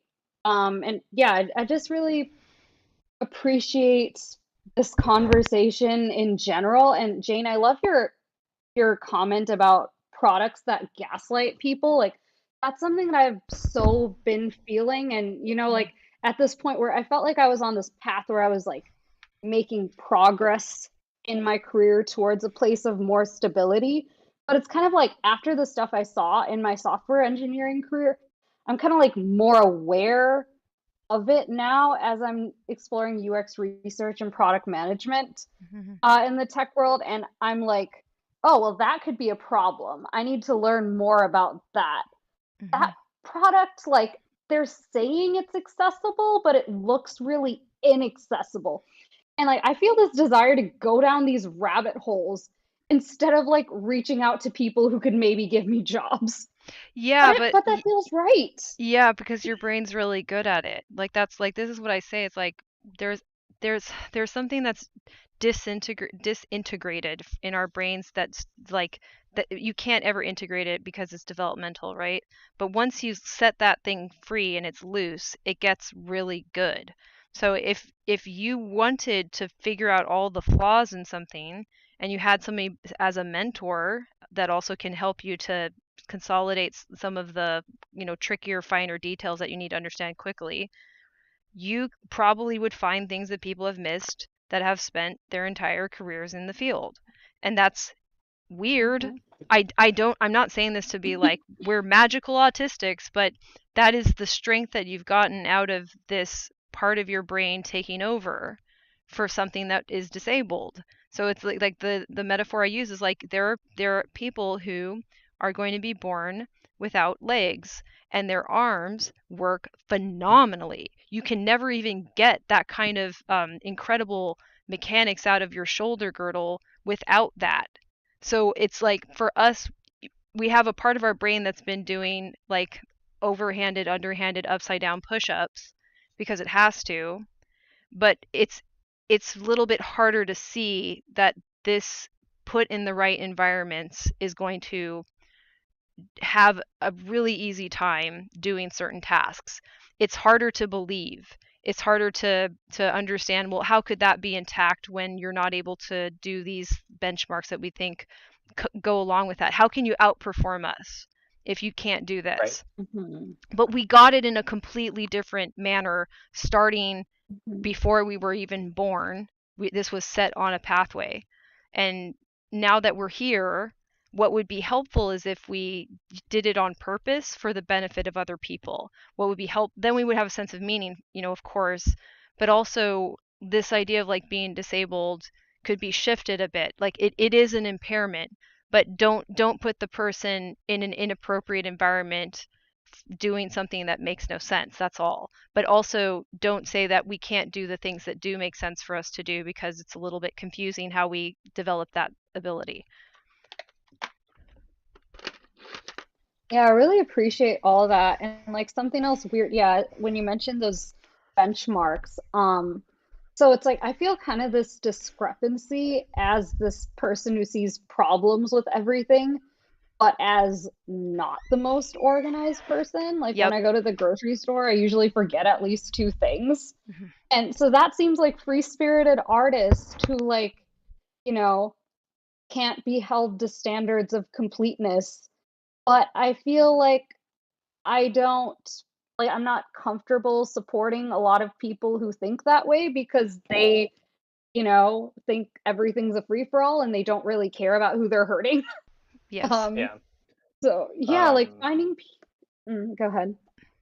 Oh no, please finish your thought. I have a bad. Oh, I was just gonna say, yeah, like I'm really looking for if I can find even a handful of people to like geek out with consistently who have that balance of like, a more free-spirited, spontaneous personality, but a desire to avoid doing harm in the world, and who can like relate to the process of trying to make that work. And who we can be like open about that with. Kind of like do it together and not have it all. Yeah. Well, this is where. Sorry. Oh, yeah. I overtalk a little bit because I run the stream, so sometimes I think I overdo it. Please continue. It's okay. Yeah, I've been talking for a while. Yeah, I'll finish up. But yeah, like if I could, yeah, like we could kind of have a collective system for avoiding hurting people. Then like we could all be free to be more free spirited. Like I would love that because like I kind of most of my life was pigeonholing myself into less free spirited places just because of not being an anarchist. It's funny. There was I wanted to sort of chime in. I've talked with Jane about this quite a bit, that like one of my biggest frustrations, especially when it comes to like resentments from growing up and such, is that like I haven't had mentors. I mean, up until this point, I would say the only real mentor I've ever had in my life is Jane. And I'm extremely, and it sucks that that this is even a fact that I can say, that like I'm extremely lucky to have found myself in a specific sort of friendship position with her, where she can offer me that mentorship, right? That shouldn't be a lucky thing. That should be just like a thing that happens in the world, where you can be friends with people that can also be mentors, or just find mentors that can teach you awesome things. But more specifically, I wanted to say that like something that occurs to me is that, and you know, excuse me for always making capitalist criticisms in my analyses, but it is what it is. That like capitalism has sort of progressed to such a degree that things like hustle culture have become so pervasive. This idea that everything needs to be monetized, that it's had two sort of especially harmful effects on autistic people. The first being that we're already locked out of our special interests because it costs money for us to engage with our special interests most of the time. The vast majority of things that we want to be doing as autistic people require us to spend a great deal of money to acquire all of the pieces that we need to do it. In my case, that's tons and tons of like learning in various multimedia areas. It's needing better computer parts. It's needing all kinds of peripherals. But the second thing being that because everything needs to be commodified and monetized, you can't.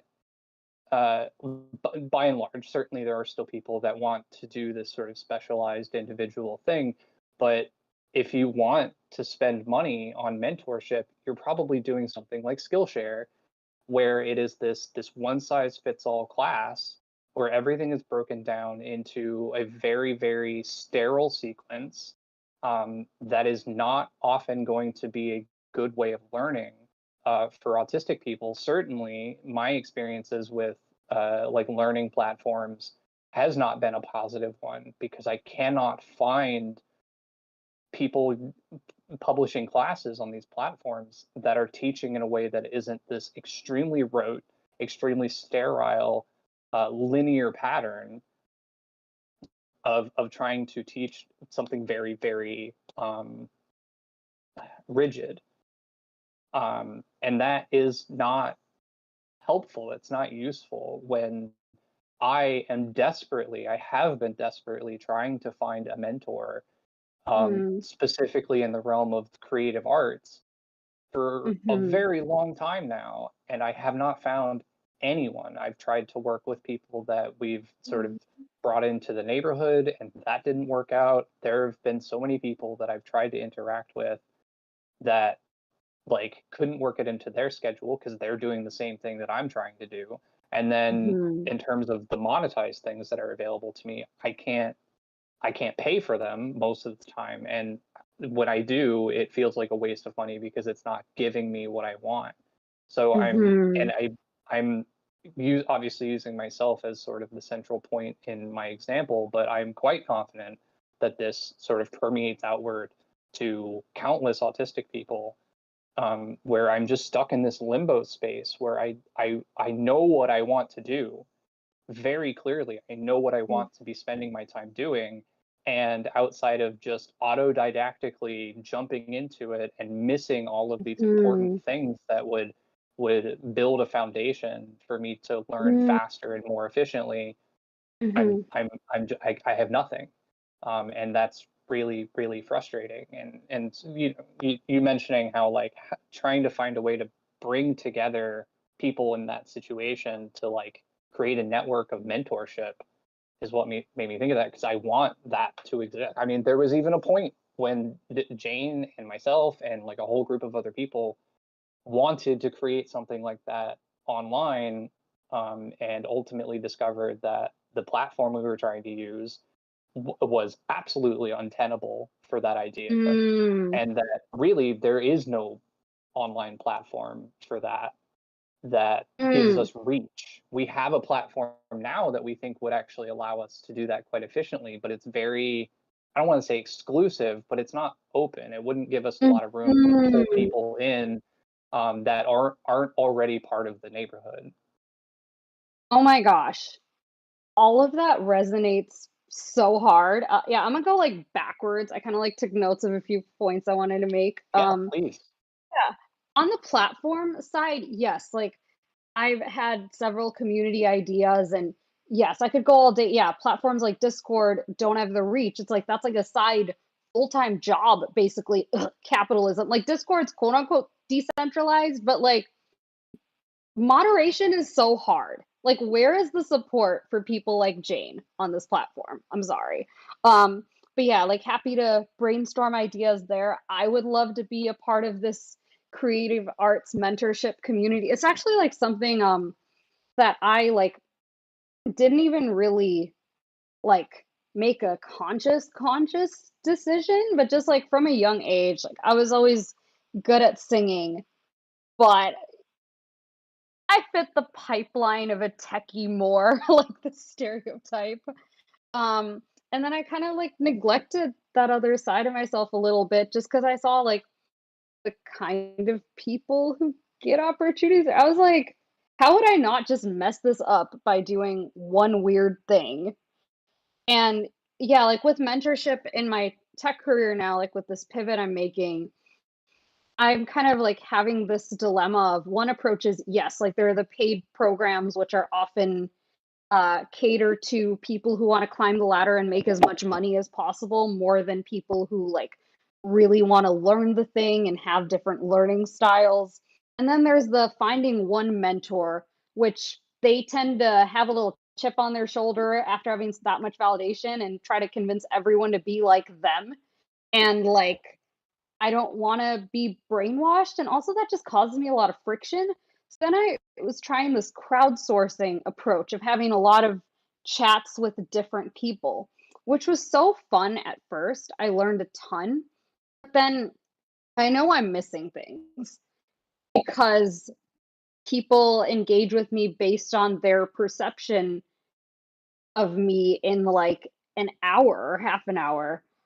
So it's like, I don't know what I'm missing. But then again, it be any different with one person who just thinks everyone should be like them. So yes, like I've been thinking about this, you know, how to build that like the right balance for myself. And I find that doing it, just me doing it for myself is just so exhausting. Even having to keep up with like 5 different people and like you know, then the people I actually vibe with might be down to talk like once a quarter. So like if we can help each other like bring groups of people together and it's like, okay, I found someone for this group and you found someone and we're all going to chat like once a week or you know, be on this like things like that. Like I'm really excited about that kind of an idea and I'm also optimistic after seeing talk of the problems with older mentorship models in this evolving modern work environment.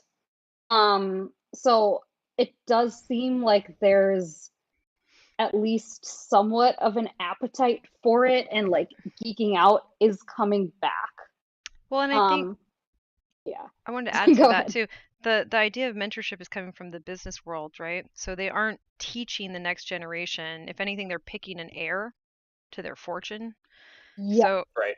yeah, that's not mentorship in the sense that I experienced it. I experienced mentorship from ballet dancers, and like their career is done by the time they're teaching. They just want to see this art form live on. So like Mhm. yeah, the And it's not just the air; it's also the little menials to do the other jobs yeah, oh, forever, as of well. course, Yeah. or whatever else they need out of this from that perspective, which I'm not from, but I can see that it's quite different.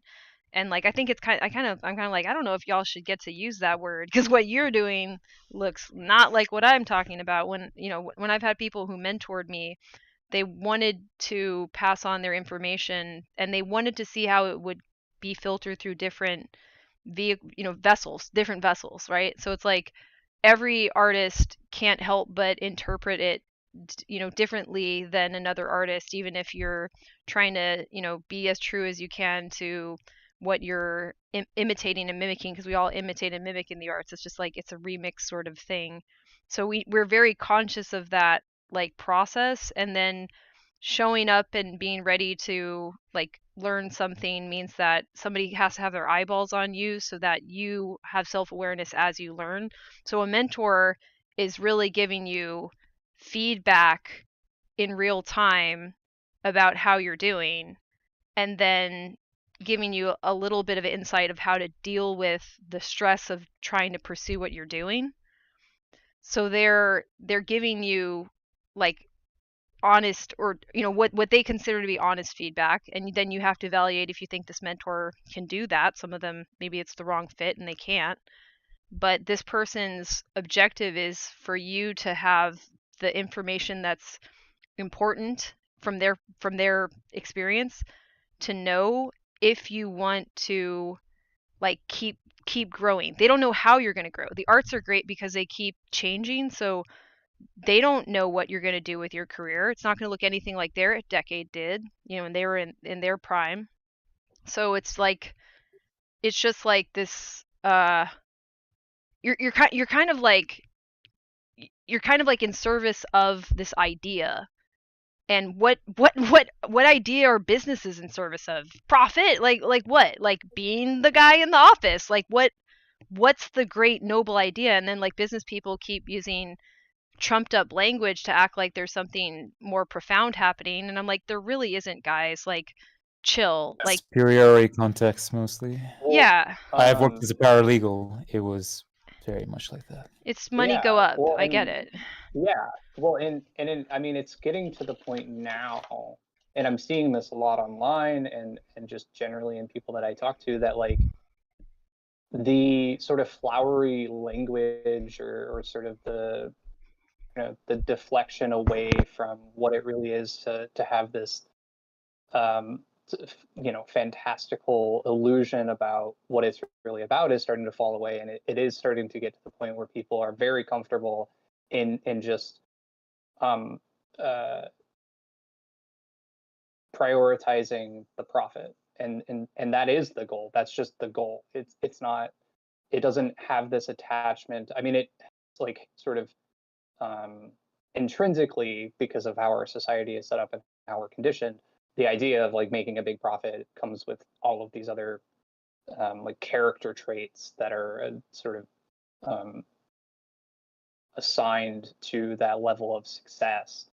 But it is getting to the point where people don't have any illusions about why you go to work, why you start a business, and it is both in the way of the sort of um,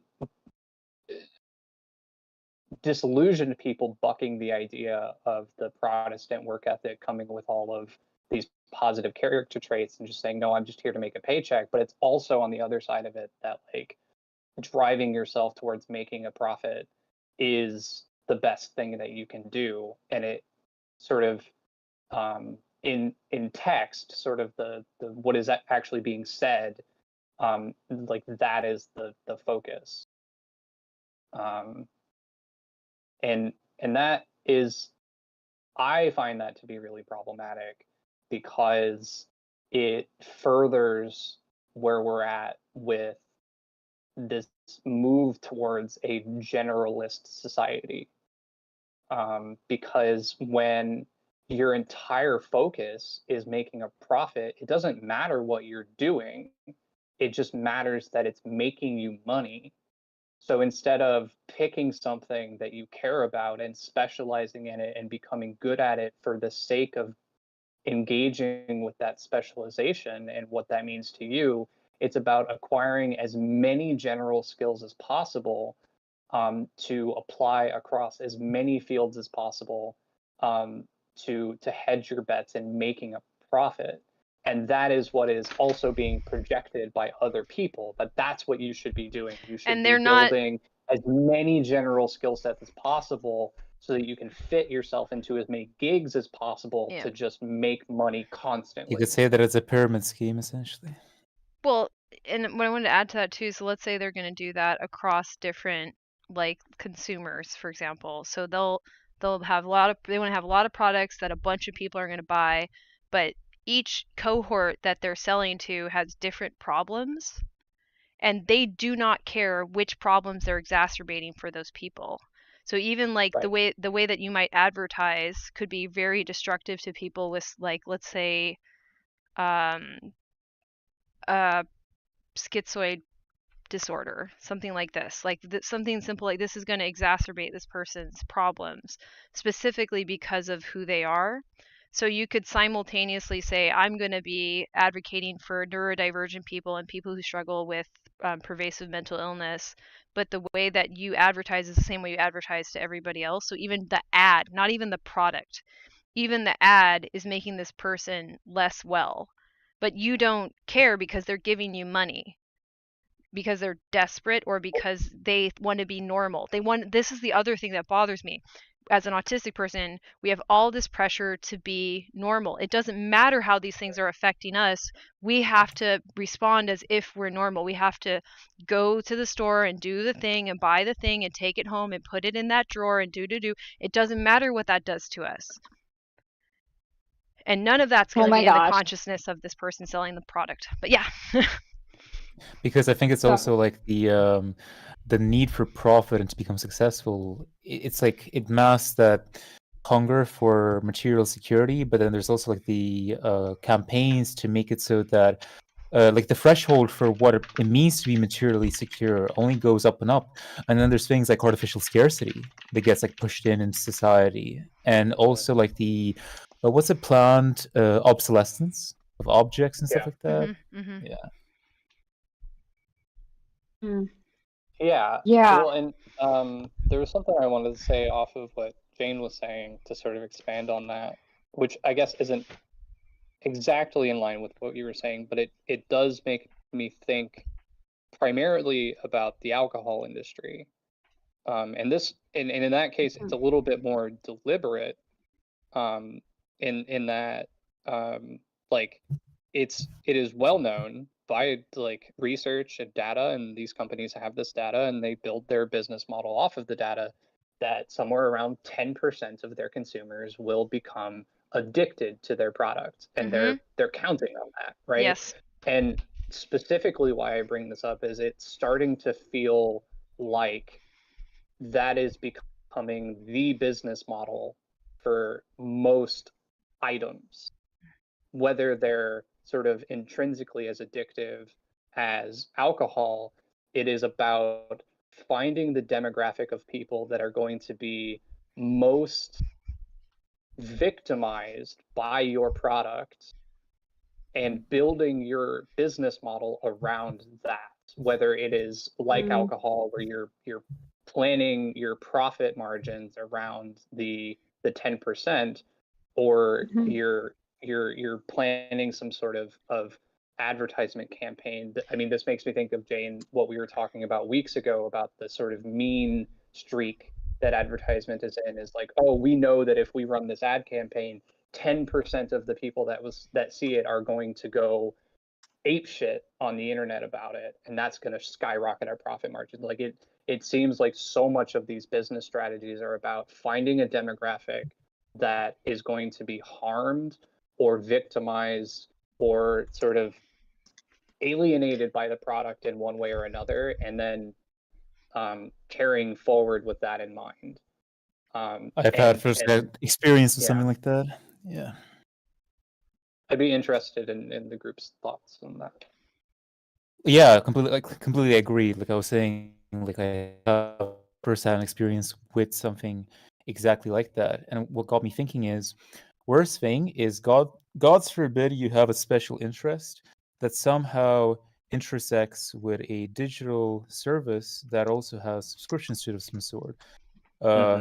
This was years ago now. Well, 4 years ago, I think, or thereabouts. But I spent, how much did I?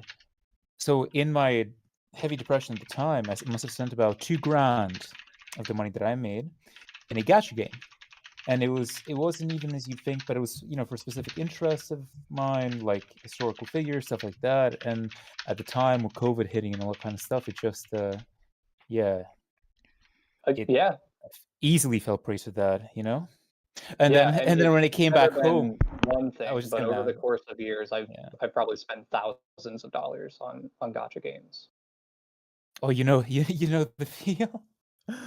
Of course, yeah. Yes. It's extremely predatory, and it's built to be that way. Yeah, I hope. I mean, that's terrible, just as it is, Rome. But like, I hope certainly nobody that you knew ever kind of gave you flack for that, because it's terrible when you're blamed for something like that. I mean, I don't really talk to people about the games I play. I see. I mean, just as an aside, like most of the games I play are not games that people I know play. So it's the kind of thing that never would have come up in conversation for me to be like, oh yeah, I spent so much money on this game. Like, I don't know. But they set up, but especially with gacha games, for example, they set up the culture around the player base to make you feel more rewarded and maybe superior or different things, sort of like feedback loops, right? The more you spend money, the more you get certain, units and stuff like that. Right. I mean, yeah, it's an extremely predatory business model. It is in the same way as alcohol and cigarettes. It is intended to hook a very small percentage of the population that is vulnerable to gambling and get them to spend money. I mean, there are terms for these games, right? And I don't necessarily know where it got started, like why these terms are what they are. But yeah, there's whales, dolphins, and minnows. You didn't happen to play a fake Grand Order match, and there's even I've heard krakens and leviathans, right? People that spend just insane amounts, like thousands and thousands and thousands of dollars on like a monthly basis on these games. My concern, one of the things that I want to mention is like, so impulse control disorders are not taken seriously by our society because they're profitable. Yeah, absolutely. Sorry, go ahead. Oh no, you go ahead. Because then they can then just shame you for not having enough self-control, all right? Oh yeah, like I hear that a lot in the ADHD community. And something else that came up, man, I don't remember if it was when Rowan was talking or Bright Sphere, but yeah, about the marginalized people spending a ton of money in these gaming environments. So I went to a talk recently. It was a panel, and one of the speakers was the founder of Second Life. I don't know if y'all have heard about it. Yeah, I know about it. Flashback. Oh yeah, I'm so curious. Well, in that case, I would love to hear your thoughts because so just like we were chatting after, and he mentioned that a lot of people with disabilities use it, and I loved he mentioned people co-creating art in real time, which kind of reminded me of the open mic we went to at the Center SF, where it was like performance, but more about the community. At least that's been like my experience, versus like people just showing off and kind of comparing themselves to each other. And so I love that. Then when he mentioned like giving people with disabilities this opportunity to like have a body in virtual space that they can do more with and engage that way. I found that so beautiful, and he's on my list of people to reach out to talk more about intersectionality.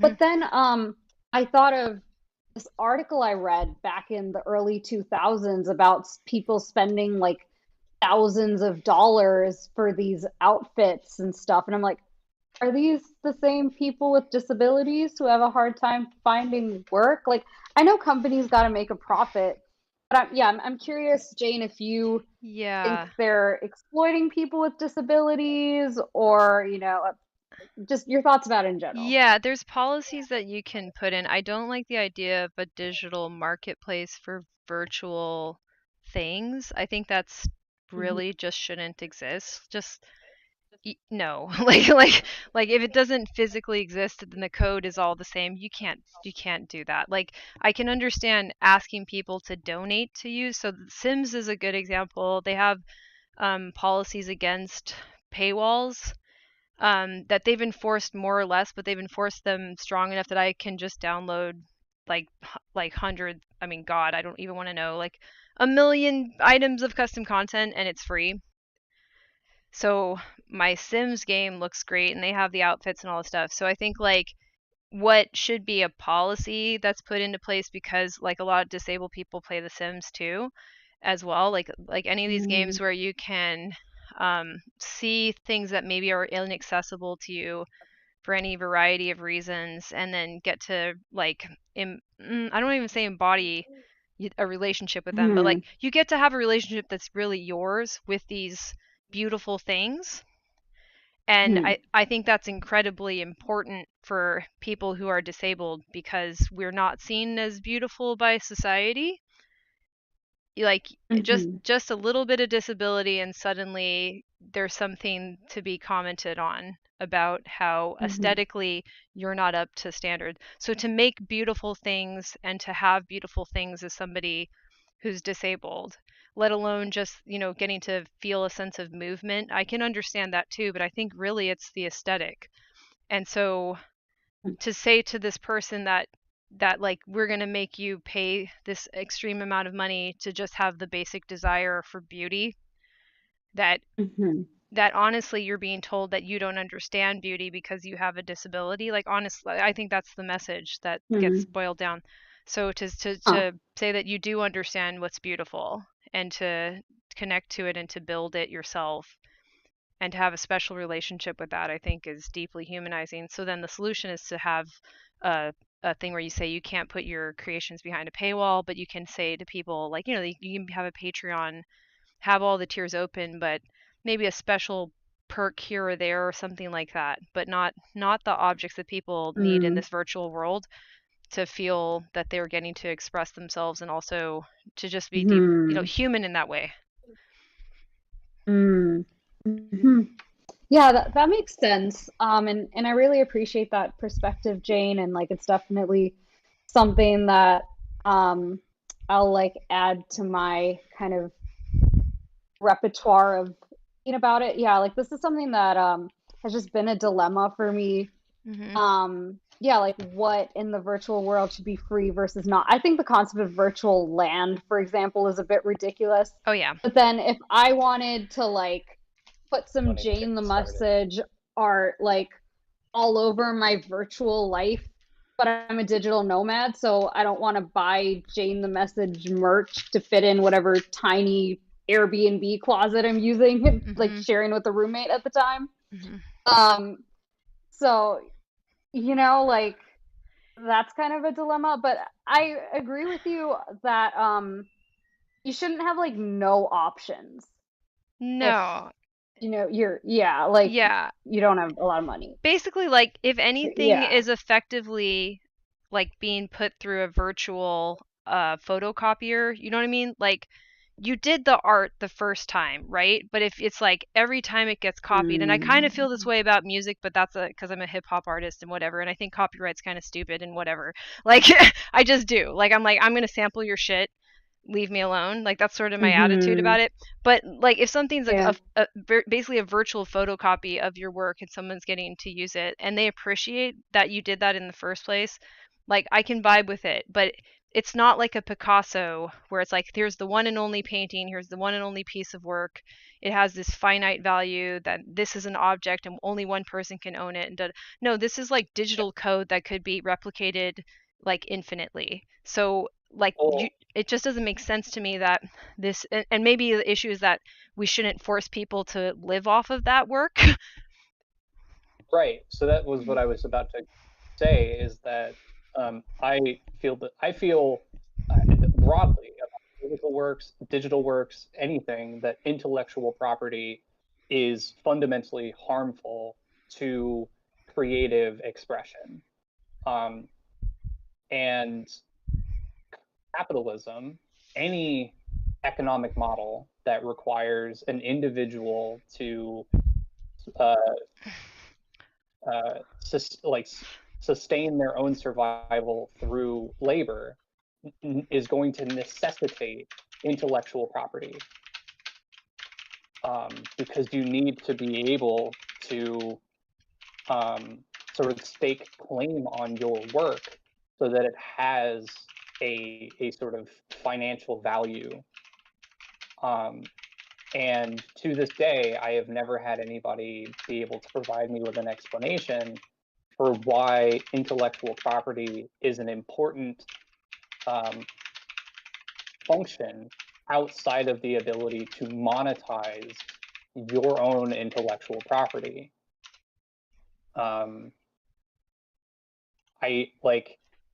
In a world where you don't need to be able to stake your reputation, your sort of your financial stability on the recognition that you get for completing a piece of work, it doesn't really matter that someone else can take your piece of work and do something else with it, or just copy it outright and claim it as their own.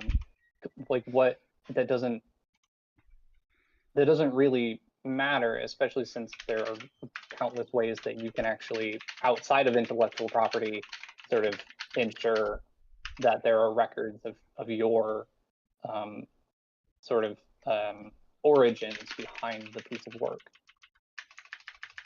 And then also AI comes in as well, right?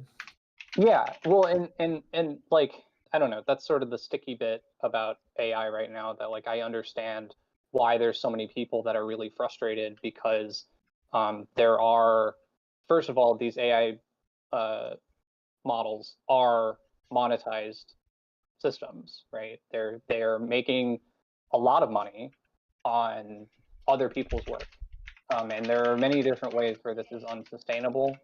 I think the best way I've sort of heard this explained is when it comes down to using things like ChatGPT as an information source, right? So right now, or we'll say up until AI sort of came around as a publicly accessible thing, when you wanted to know something or you wanted to access a piece of information online, you Googled it, or you used Bing, or whatever your search engine preference was, and you would get a variety of results, and those results were paid for by most of the time. I mean, there's search engine optimization and algorithms and such, but for the most part, those results are paid for by the domains that own, or by the people that own those domains.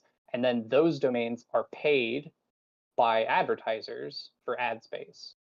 So when you Google something, you are engaging with a financial business model by accessing that information. When you go through ChatGPT, you are 100% circumventing that financial business model. You are not going to Google. You are not going to the web page where the ad space is being hosted. So you're not giving them web traffic. And the logical conclusion of this should, it just sort of pan out in the way that everybody stops using Google and everybody starts using language models for their information processing. Then that means advertisers stop advertising on these web pages, which means they can't pay their journalists, they can't pay their writers, which means that there are no more articles and no more papers for these language models to scrape data from, which means they can no longer update their language models on new information. Or it goes a different route where they adopt a new business model, which makes language models unsustainable by privatizing their information in such a way that it cannot be accessed publicly. And so these companies can no longer scrape data from their websites because it's not publicly accessible. So like there are very real concerns about this. I totally lost my thread for Is it why true I walked that into that. is it true that they've already contracted that by sort of handicapping things like ChatGPT at the moment? I've heard reports that it's not as good as it used to be, that like the database is sort of being, amended in certain ways. I'm not So sure. as far as I know, ChatGPT, at least ChatGPT 3.5, which is just the free one that you can access on OpenAI, is exactly the same as it was 6 months ago. There's small tweaks here and there that they make to change its processing and such, but the information database that it has is exactly the same. They stopped training the bot in September 2021. So anything that happened, anything that was posted, any information that came out after September 2021, the bot doesn't have access to. So there's that. I don't know about other bots. I know that's publicly accessible information about ChatGPT 3.5 specifically. That's when they stopped training the bot. But yeah, Right, because I but I recall did that they remember said the that. thread of why I brought this up, Mhm. which is that all of these problems exist, like all of these concerns around AI art, things like ChatGPT, are because of capitalism. It only matters that it's scraping data publicly without the permission of the quote unquote owners of that information, because they need that information to be monetizable in order to live. If your art isn't your livelihood, there's no ethical concerns about a piece of a piece of technology using that art to amalgamate new pieces of art, because why would that be unethical if it's not creating new conditions by which your livelihood could evaporate, right? I mean, that's yeah. Of course. Yeah, for sure. For sure. Wow. I'm absolutely loving this discussion. Like it's working Cool. my brain in so many different ways. Yeah, thinking about ads versus ChatGPT. So with ads, yeah, going back to poking holes in everything, a challenge there is the internet now compared to like 10 or 20 years ago. It's so much harder to find what information is actually valuable. There's so much misinformation, for example, with mental health. Like autistic people are getting sent fixes for autism that like are damaging. Yeah, and then there's all this like therapy that with therapists who aren't properly trained, and then people end up getting more hurt and suicide rates go up and all that. But information's free, yay! But then with ChatGPT, so initially I was like, awesome. The people who use it are paying for it. Like which the capital or I don't know if it's capitalist, but we've been hearing that kind of rhetoric a lot lately, like let the people using the thing have a stake in it. But then I also realize now, this is speculation. And looking at the data on the one hand, I hear all kinds of people are using ChatGPT. But I don't know. The people who are incentivized to pay for Plus, whether there's a disproportionate number of people who have an extra hard time navigating a really noisy world, you know, like with ADHD, for example.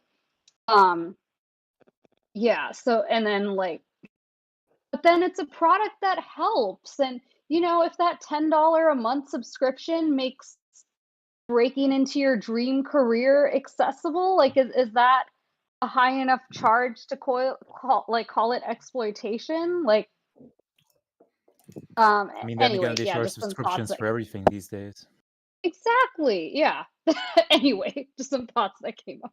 I think we need to demand more of corporations. So if they're going to have a bunch of people subscribe past a certain threshold, we need them to start putting money into like society or pay their workers more or How there's much gaslighting are they gonna Well, like well, respond and I with just that? want to in on that well, immediately. yeah, That this is a government issue. yeah, that's basically what I was going to say. Is like when it comes to the idea of like we need to like corporations need to do this, we need to see corporations like that is a foundational change. Yeah. Under no circumstances, or not under no circumstances, under It's a tall current order. circumstances, we can never ever expect corporations to do anything outside of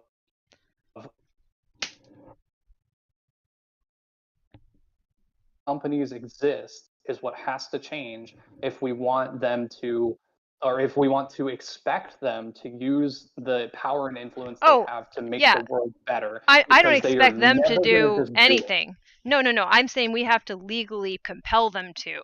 So what we need Yes, we need absolutely. every generation that, you know, is currently considering like, oh, let's just burn down the entire government. No, you're going to have to take over the government really soon, younger than you think. First of all, they're old as shit. They're all going to have a heart attack on Tuesday.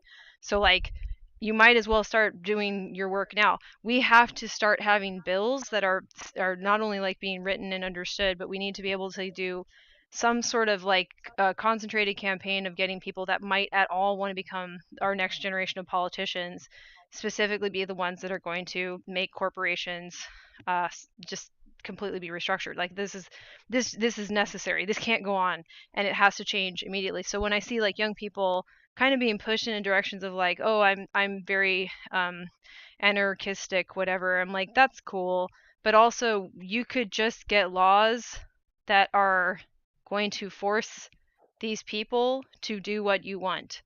That is the only way they're going to do it. You're not going to convince them. You're not going to trick them.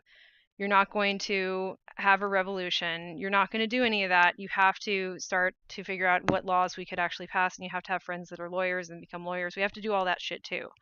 So now, that being said, I don't personally think autistic people are the best people for the job for that shit, unless we have a lot of support and a lot of help. We have way too much on our plate. No, thank you. But in terms of like what's actually going to improve our lives, we need laws. And what I would say autistics should do, we should be fighting for a separate form of disability that is just addressing autism. Disability was not developed for autistic people. Autistic people have comorbidities that disability may be more appropriate for, and then they can have both. But autistic people need a separate form of disability that we can have as support over our lives, because we do not fit in this society, and it's our society either changes completely, which it's not going to do, or it starts to recognize that it has rendered us completely disabled. So could it just, you know, so I think we have a civil rights issue on so many different fronts, but for autistics, it's like we should encourage our friends who could do that kind of stuff to do that kind of stuff. We would all benefit. And I would amend that to say that that the concept of disability needs to change broadly. Yeah. Not just about autistics, but about all the various forms of disability.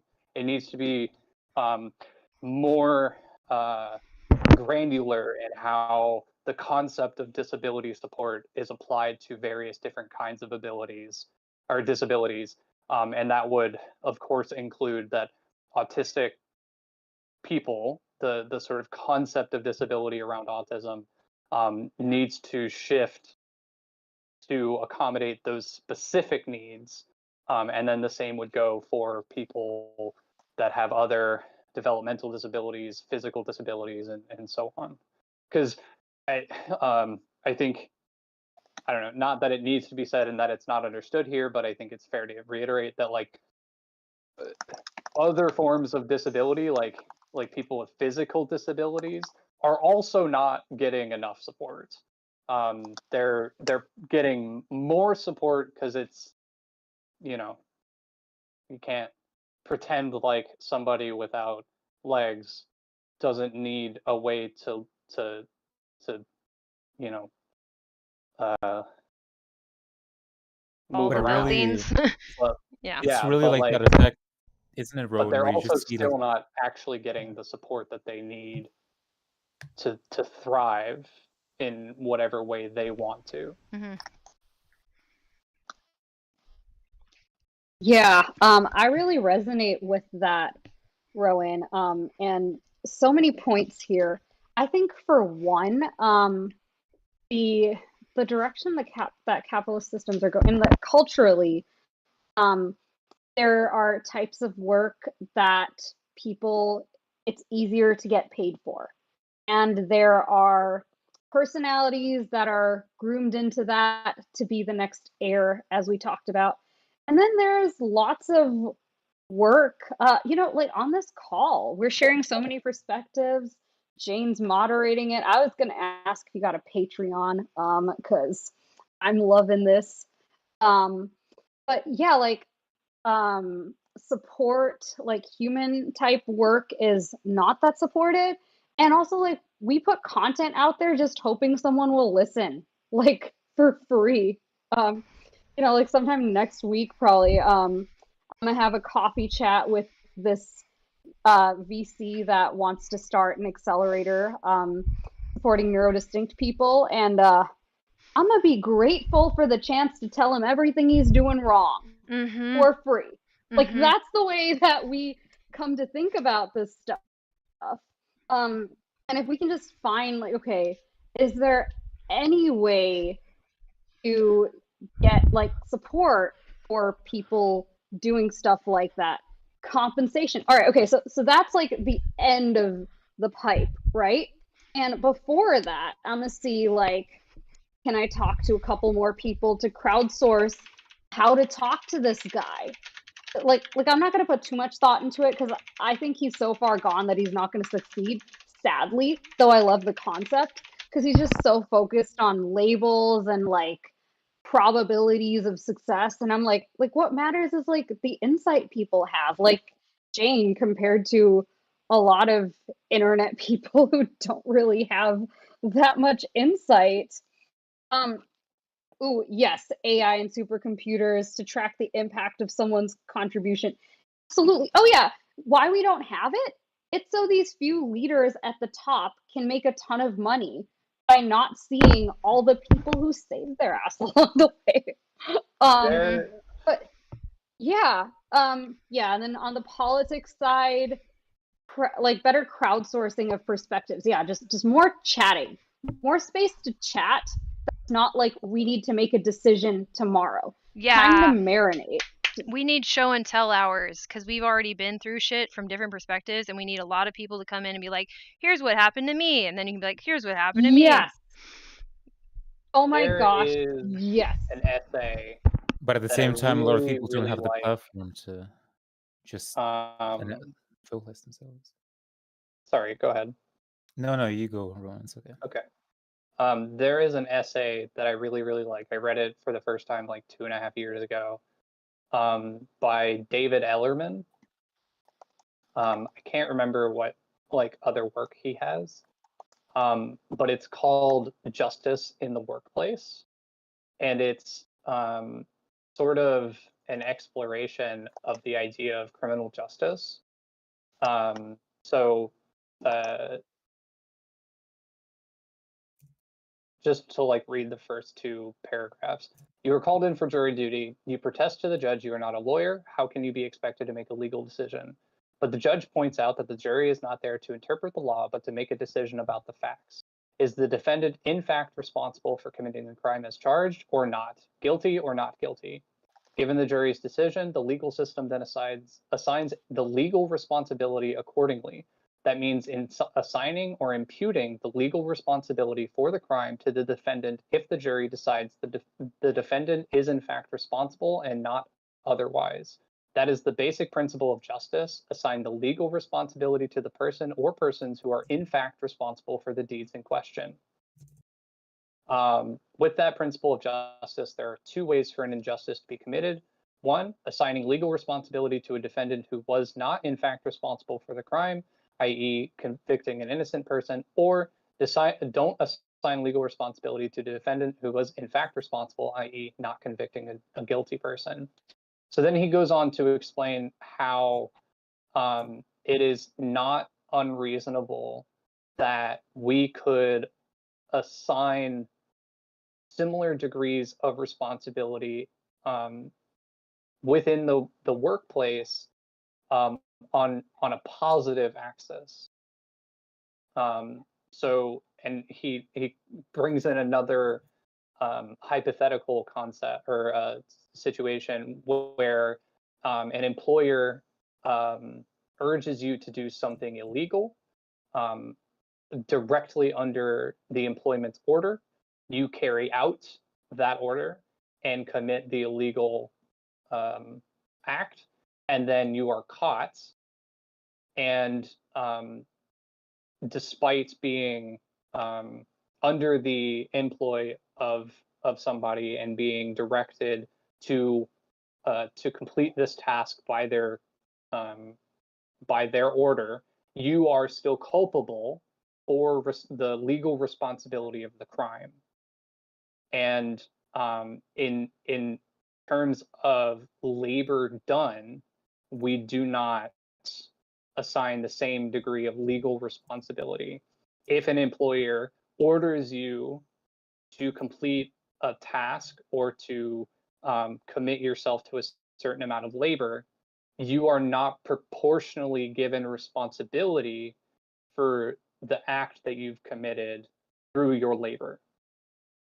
And I think it's a really interesting little treatise about how we have sort of erected this really incongruous sort of concept of how to ascribe responsibility to people based on the context in which the action that they've sort of committed exists within.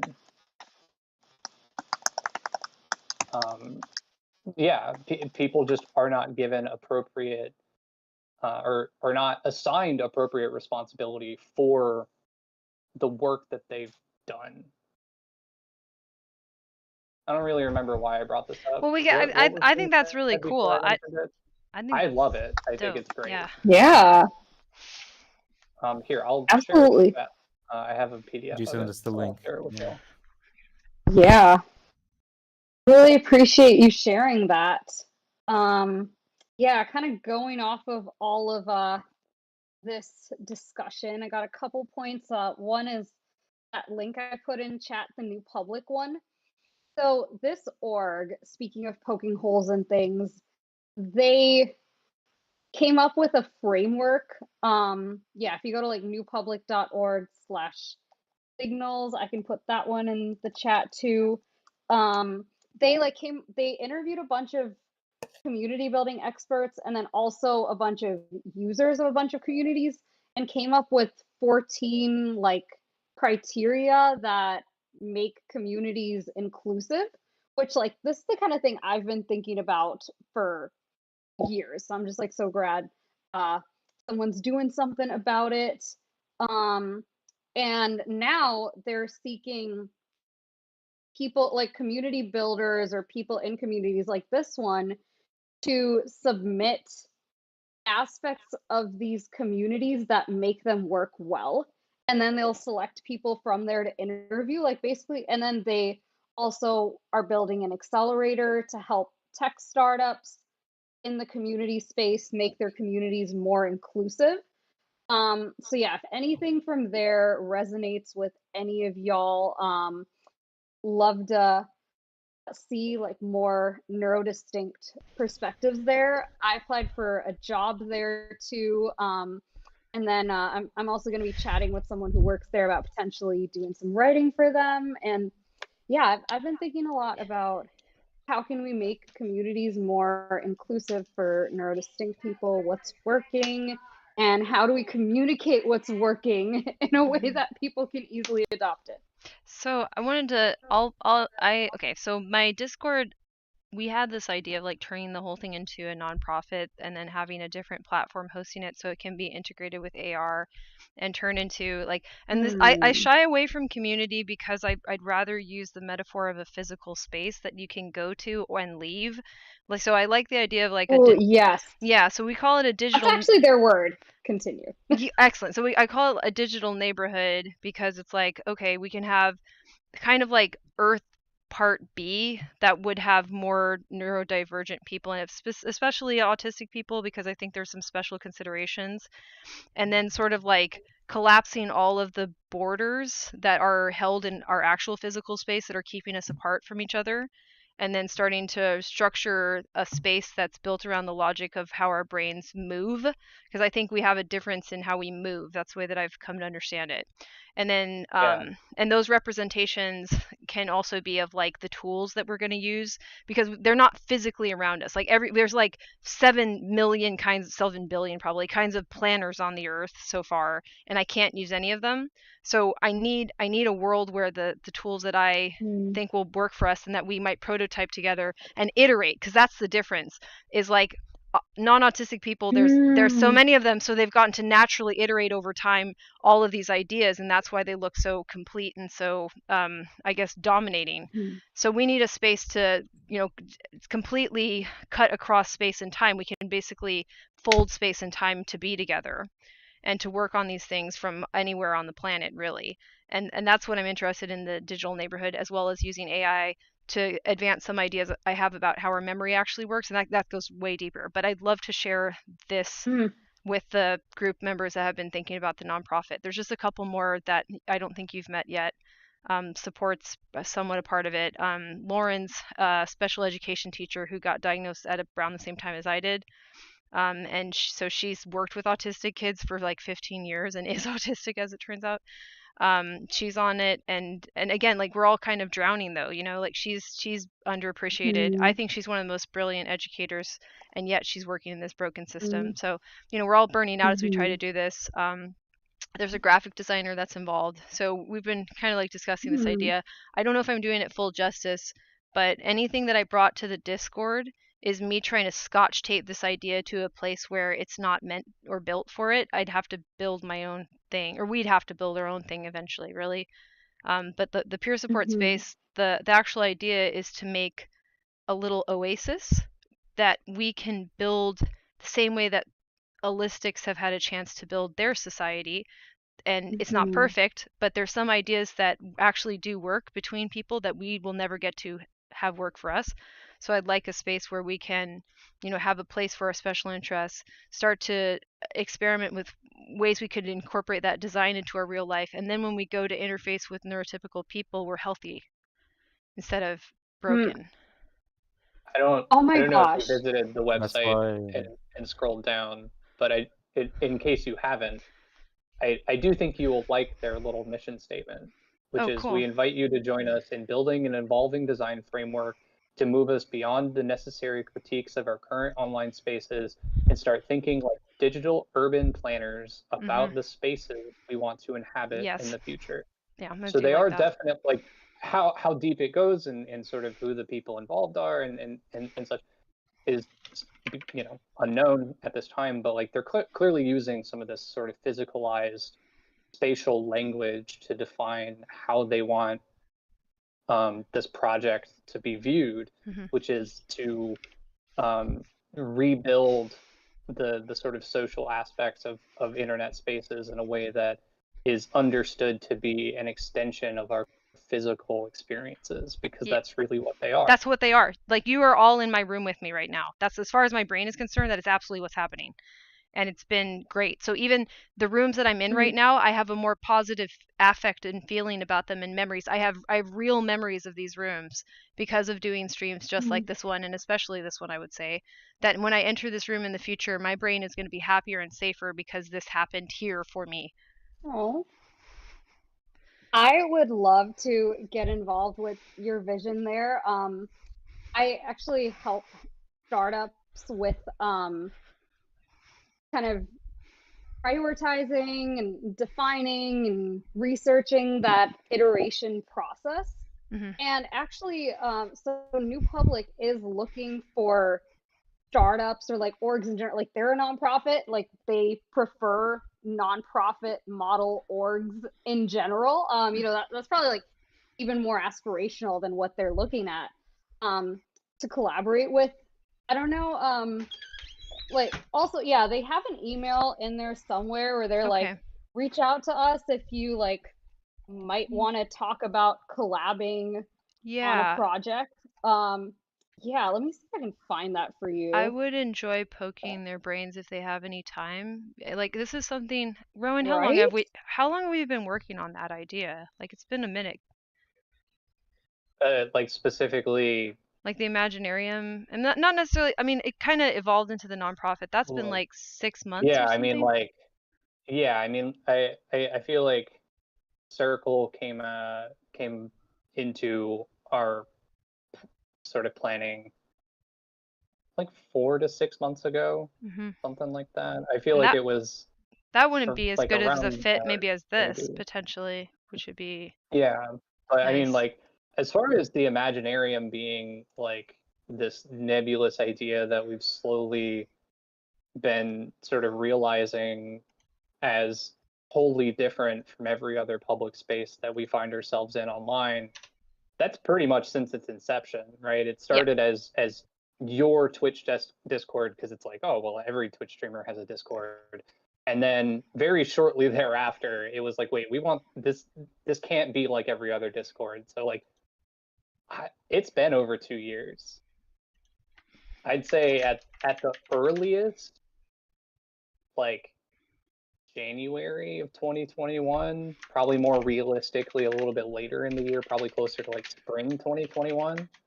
But it's been over 2 years by now that we've been like, oh, this needs to be something else. Yeah, we've been talking for a while. Well, and like, okay, so how do I explain? Like a lot. Okay, I feel like it's hard for me to like download all the stuff that's been going on. Support's a good one too, because what she was in earlier, we bounce a lot of ideas off of each other, and she has a similar like processing style to me, so we also kind of conspire on stuff. But like a lot of these ideas, I'm building it off of memory science more than some other things, but I really love the theory of constructed emotion. So there's like some neuroscientists that I also want to like hunt down. If I could just have some, you know, like meat to my bones to like go over and get them involved and be like, I think you're missing something about autism that you're only going to fully realize when we incorporate these ideas into a digital space and you test autistic people out in these, because we basically are using certain parts of our brains to sort of survive. But if you were to make a digital environment that is like almost like a gym for it, it's not that we're going to compensate better in the real world. We're going to know how we work. Because right now, what's happened with autism is we don't have a view of what's actually happening. We have feedback from our behavior seen by other people. The social impairment is downstream from what's actually happening. But everybody says we have a social impairment and tries to fix that. That's not the problem. And also, we don't know how we're getting anything done. So we need a digital space where our brain can realize how we're connecting thoughts, how we're constructing ideas, how we're accomplishing quote unquote goals. Like how is our life making any sense? Because we're confused. So to strip the confusion away, you have to take away the neurotypical environment and put us somewhere else. And that's what the digital world will give us. And that's going to be incredibly empowering, for one, just to feel self, you know, the self-efficacy. Like it's like I actually have some amount of control over effects. It's just that if I'm in an environment where I can't see all of this information that's being exchanged, I'm going to get, you know, kind of lost in all of that information being exchanged. It doesn't matter that I'm lost. It doesn't matter. Nobody has time for me. We have time for each other, though. And if you make a space that isn't throwing demands on us that we'll never be able to meet, we'll never have this insight about ourselves without this space. And it has to be digital, and it has to fold space and time. There's not that many of us on the planet, really, and we're all essentially outcasts from every society that we get born into. We need this space to redefine what we are as autistic people, but also to have an environment that is free from just the necessity of not caring about us. It's necessary for people to not care about autistics. They're too busy, and I get it. Their world is imploding, but I need a break from their world, and I need to understand autism, and I need to do that with the help of other autistics, and ideally with the help of real neuroscientists who are way beyond what I can understand, but that I try to appreciate. We need to have a high level of literacy in neuroscience to be autistic and successful, and we need a space where people have time to care about us. And that's yeah. So I do think that you should absolutely Nanobot posted the specific page link to it, but I definitely think that you should look at the presentation. I think it's quite good. Something that stands out to me, not that I'm surprised, is that there is a lack of sort of neuroscience consultants in this. Again, I'm not surprised. There is a profound lack of understanding the importance of neuroscience in the development of any project that involves humans. I don't really know why that is what it is. But aside from that glaring sort of omission, I'm seeing a lot of things that are making me feel like this isn't just like a couple of wackadoos that it's not like that think they have a the next big thing. It genuinely feels like this is a group of people that, like many other people, have identified that the current landscape of social media and public platforms online is extremely destructive, and that they genuinely are trying to learn how one might build something online that is more conducive to the human experience. And they're doing this through just so many different expert consultants on like anthropologists and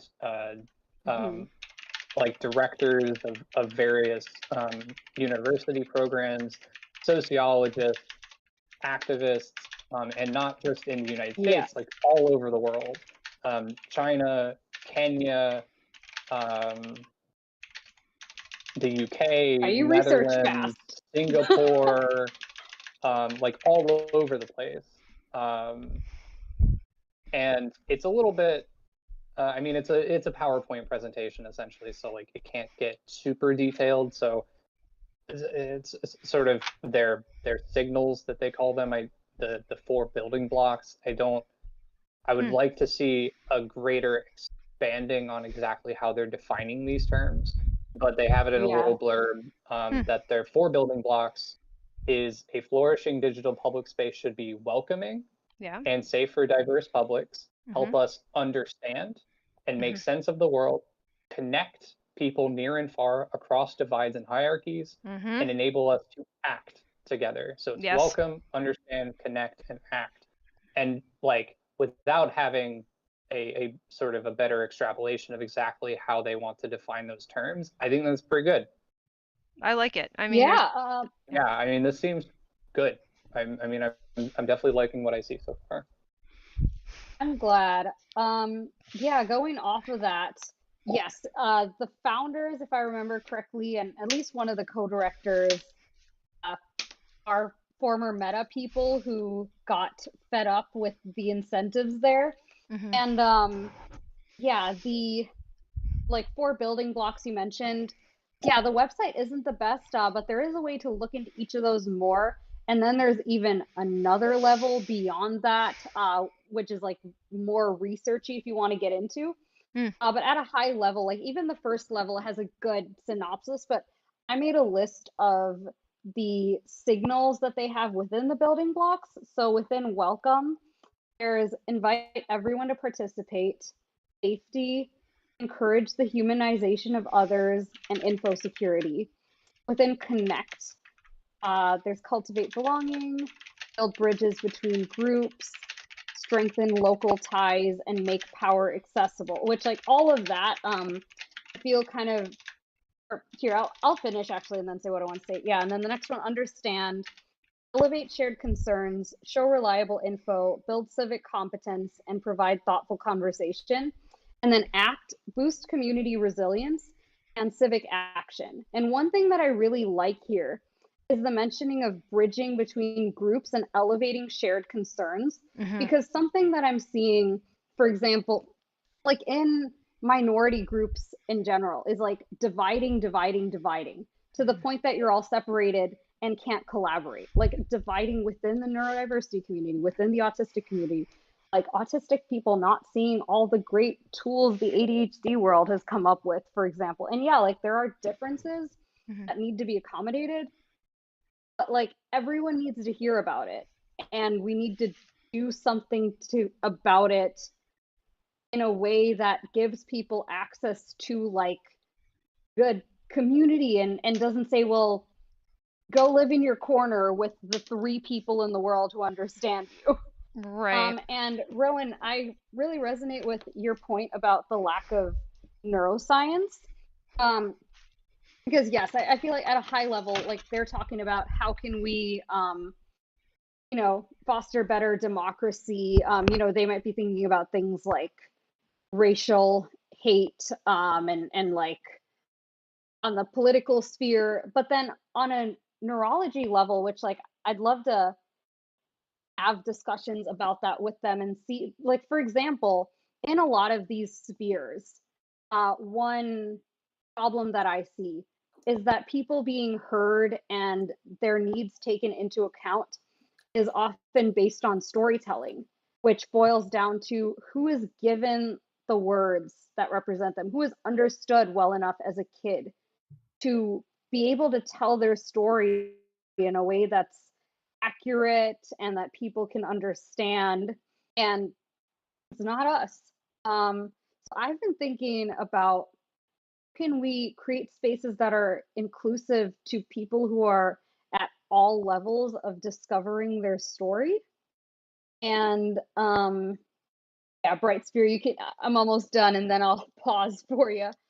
But yeah, I've been thinking about that. How can we like create more spaces for contemplation, crowdsourcing, not all right, if you have any problems, voice them right now, and you will be picked apart, which is what a lot of public forums now are. But yeah, Bright Sphere, go ahead. No, I mean, I didn't want to kind of break the flow here. I was just going to say That was things. basically it. Yeah, and then I just want to hear everyone's thoughts on that. Yeah, for sure. It's I mean, I was going to say that it's nice to hear kind of like obviously reiterating the well, the dream here or the project as it were for the server, right? And yeah, it was I think that's kind of just really necessary. I lack a lot of the language or the education, I suppose, to connect with the or I suppose like the knowledge gap perhaps on sort of like the neurological side of things. Um, so the reason why I guess I joined the server here when I heard about it from Shade was because um, I used to create worlds, right? I used to create sort of like rooms and such on Blender and Unity for VR chat. And then I did some studies on even myself as how I kind of experienced that, and then also the effect on just generally people's health. And something kind of became apparent for myself, and then the people that I've met there. I've met different people from all walks of life and all different places when I was there at the time before kind of things came in. And I think a lot of people for this, a virtual neighborhood, for this community in some ways is people are just looking for, I guess, uh, I suppose something more than a home in some ways. It's, you know, somewhere distant, you know, that's warm, that you can provide, you have your needs provided for. And in the end, it's away from, war, slavery in different names, the different things that are going on in the world right now. They make it unbearable to live. So, yeah, I guess my intention with this is to help create kind of like a place like that. So I think my intention with that was I'd like for people to have rooms, for example, in virtual reality where they can be comfortable in that zone. And then there's studies that apparently, well, experiments that is, where people sort of like could even sleep better, have better quality of sleep, and also deal with sleep disorders, CPTSD, trauma, different things through these sorts of experiences helped me at the time as well. And yeah, that's all kind of I wish to say. I obviously have my own plans moving in the future, but I'm not a I stopped at the software kind of like astrophysics level, like anything scientific, at a very young age. I didn't have the support for that, but what I can do is I can draw and I can write, and so I guess I might as well live for that at least. Yeah. What you were just saying actually reminded me of a visual meditation that Jane did with me once, where she had me imagine a room of my own, sort of constructed in my mind, of if I could have a bedroom space that was everything that I wanted it to be, imagine it to be that, and then imagine myself in that room, sitting in a chair, and imagine somebody sitting across from me. It could be another version of me. It could be whoever I feel would be most comforting. And I don't remember all the details of the visual meditation necessarily from there. Jane might be able to fill in the gaps. But what you were saying about VR made me sort of think about that, how, first of all, not everybody has the sort of, it's colloquially referred to as the mind's eye, to envision that sort of thing in their minds. But through sort of augmented reality or virtual reality, they would be able to build that themselves. And then having the But it's not ability even. to almost physically interact in that Yeah. space to, like you were saying that you would build these spaces and then sort of see how it affected people. But like, I'm thinking sort of expanding on that, like the idea of being able to give people the tools to do that themselves, sort of like almost like The Sims, but on a more virtual level, where you have this whole catalog of walls and furniture and all these different things that you can build a house however you want. And if anybody has ever watched Jane play The Sims 4, she comes up with these bonkers, crazy, like house designs, and it's like a lot of them are wildly impractical, but they're so much fun. And like, while the impracticability of many of them, maybe I wouldn't want to live inside one of them actually, but like the ability to visual or like virtually step into that space as something that I can engage with comfortably, aesthetically, how, whatever that might mean to me, like that could be really, really impactful for people. That's what I was going to say. It's not even because the issue. I agree. That's my intention, sort of too. If it would expand, at the time it was more. It takes just a few people to create, different worlds, different maps, and that's enough. Because a lot of, countless scores, of neurodivergent people with mental disorders and different things, they either they have financial hardships, different situations, a lack of time, myself included. I didn't even have a VR headset. It was, for me, it was simply on my desktop screen. But, even as I was creating the actual worlds themselves.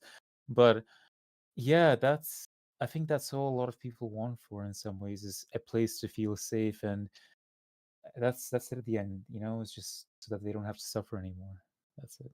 Yeah, and that's sort of, I guess, for me, where the neuroscience perspective can be really useful to provide the data on how physical spaces affect people's processing, how it affects their emotions and the concepts therein, and how people interact with one another in given spaces depending on what the environment looks like, because there's neurological data there that can be gathered or may have already been gathered in many cases that isn't going to be accessible by people that aren't in that field. And if they're working sort of completely in omission of that data, then they're missing a massive piece of the puzzle. I mean, ever since I started engaging with neuroscience research, literature, of which, like, I'm still very much a layperson. I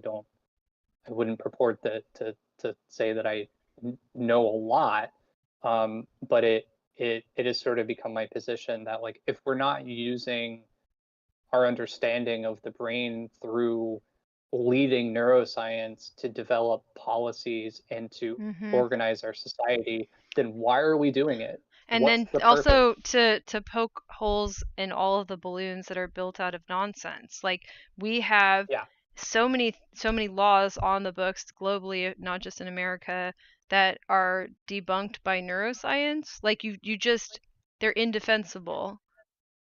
But we don't get to think about that seriously or take it seriously.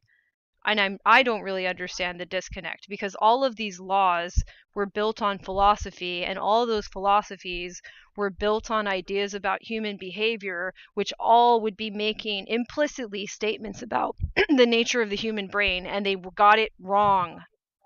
Yeah. I mean, like, the like most obvious one being about reading facial expressions to determine somebody's feelings about anything, right? This is huge in the justice system, where apparent lack of remorse can result in harsher prison sentences when, like, you don't know, like, maybe that person just has resting bitch face. You don't know.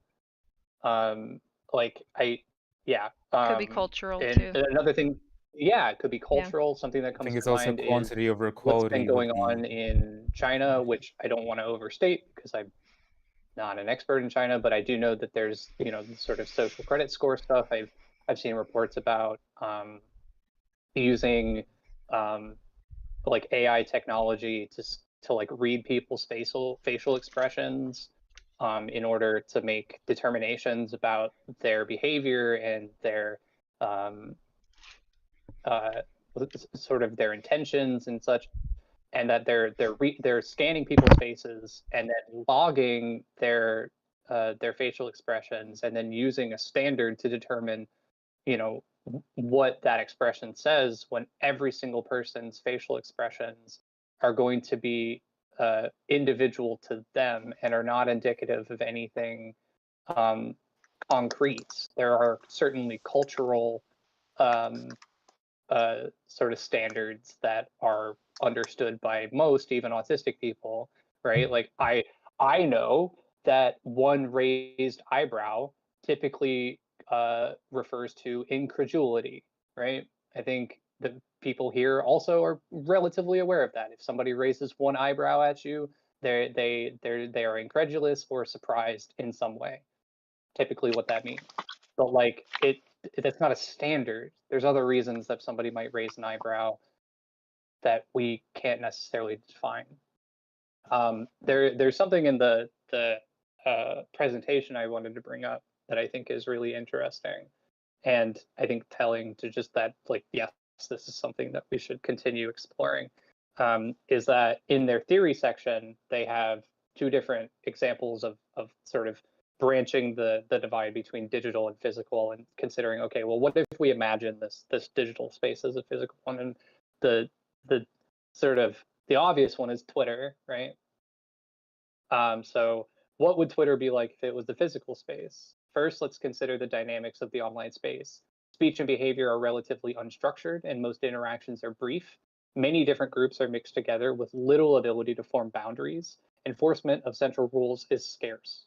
When we imagine a physical space that has these qualities, we might imagine a crowded parking lot on a busy shopping day with many people talking at once about a lot of different topics. Some people get to use loudspeakers, and there are lots of arguments among strangers and little ability to form small groups and set standards of behavior. I think this is very useful. And it is interesting to me that like the only physical analog that I've ever heard Twitter compared to is a town square, which it absolutely is not. It is and here telling I to me just that wrote that. there's a lack of sort of metaphorical comparison or analogous comparison of what is this digital space analogous to in the physical world, because I think it's a very, very useful thing to do. Or rather, maybe the town square analogy is just an anachronistic example, because I've read some books when it came to recreation in medieval times, and yeah, it would have been something like that. Yeah, like town squares haven't been a thing for a long time. I've certainly never lived anywhere that has a town then square. Again, and if it is a town square, it's like a shopping center, you know? It's not a place where people congregate to share ideas. Yeah, I mean, I'm in America, so all my experiences and examples are going to be based on American culture, so I have to keep that in mind as well. That line about boundaries just like said it all for me. Right. And yeah, I was reading Jane's messages in the chat, and I resonate with the point about story needing to be preserved rather than just the perspectives of quote unquote important people about themselves and others. And one company that I really like that's doing this that I'll share is Clasp. And the way they're doing it is it records like notes, highlights and notes you make on web pages. So you can make your little notes about things that resonate and your thoughts on them, or you can just highlight and it'll show like, oh wow, this really resonated with so many people. And in, like spheres where stories are told, they tend to come from a biased sample. And his idea is that in our busy world, hopefully seeing what resonates with people can get a more comprehensive sample. And the point about, like storytelling being, what was it? Profoundly and fundamentally not definitively human to tell your story. So I've been thinking about that kind of talk, and like I get it, and like this counter perspective that I also have that I'm trying to like put together. I'll start with a little bit from this blog I started writing yesterday. I'll keep it quick, and then like share other point I had. So I discovered the power of storytelling. Little did I know it was a double-edged sword. As I workshopped my narrative over the next 3 years, I unconsciously buried the parts of me that didn't fit. I compressed my three-dimensional self-image with two-dimensional words, often ones that weren't my own. Fast forward to March 2023 when I woke up and thought, who's been running my life for the last 6 months? Emotions that had felt all-consumingly strong just weeks ago suddenly felt like shallow rationalizations copied from people around me. People who'd taken me on a wild ride and left me alone and metaphorically hungover. So what happened?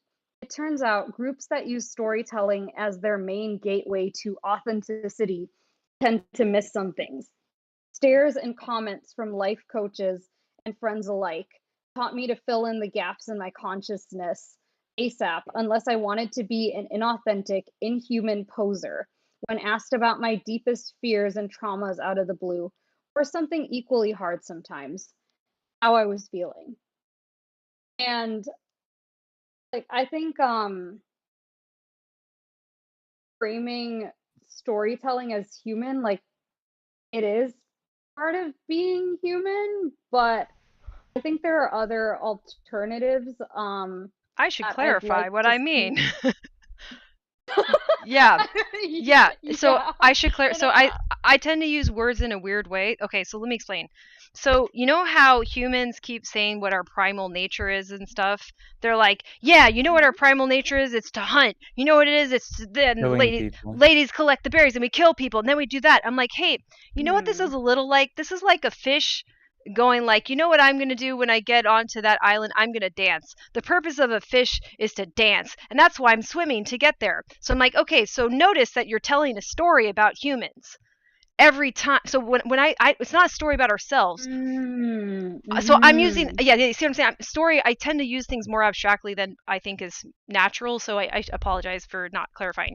Because so maybe Quite the opposite. I might need Oh, no, better I also projected, yeah, what I've heard from yeah, so many people onto no, you. yeah, that makes sense. I talk like a fucking weirdo. I forget. So I'll be mindful of that, and now I'm gonna switch my words out. So what I mean by that is that, so That's human accurate. beings, we absorb experiences through our senses, and then we have this compulsion to tell each other the shit we saw and what we think about it and what we think it means. We basically have like outsourced our brains to each other.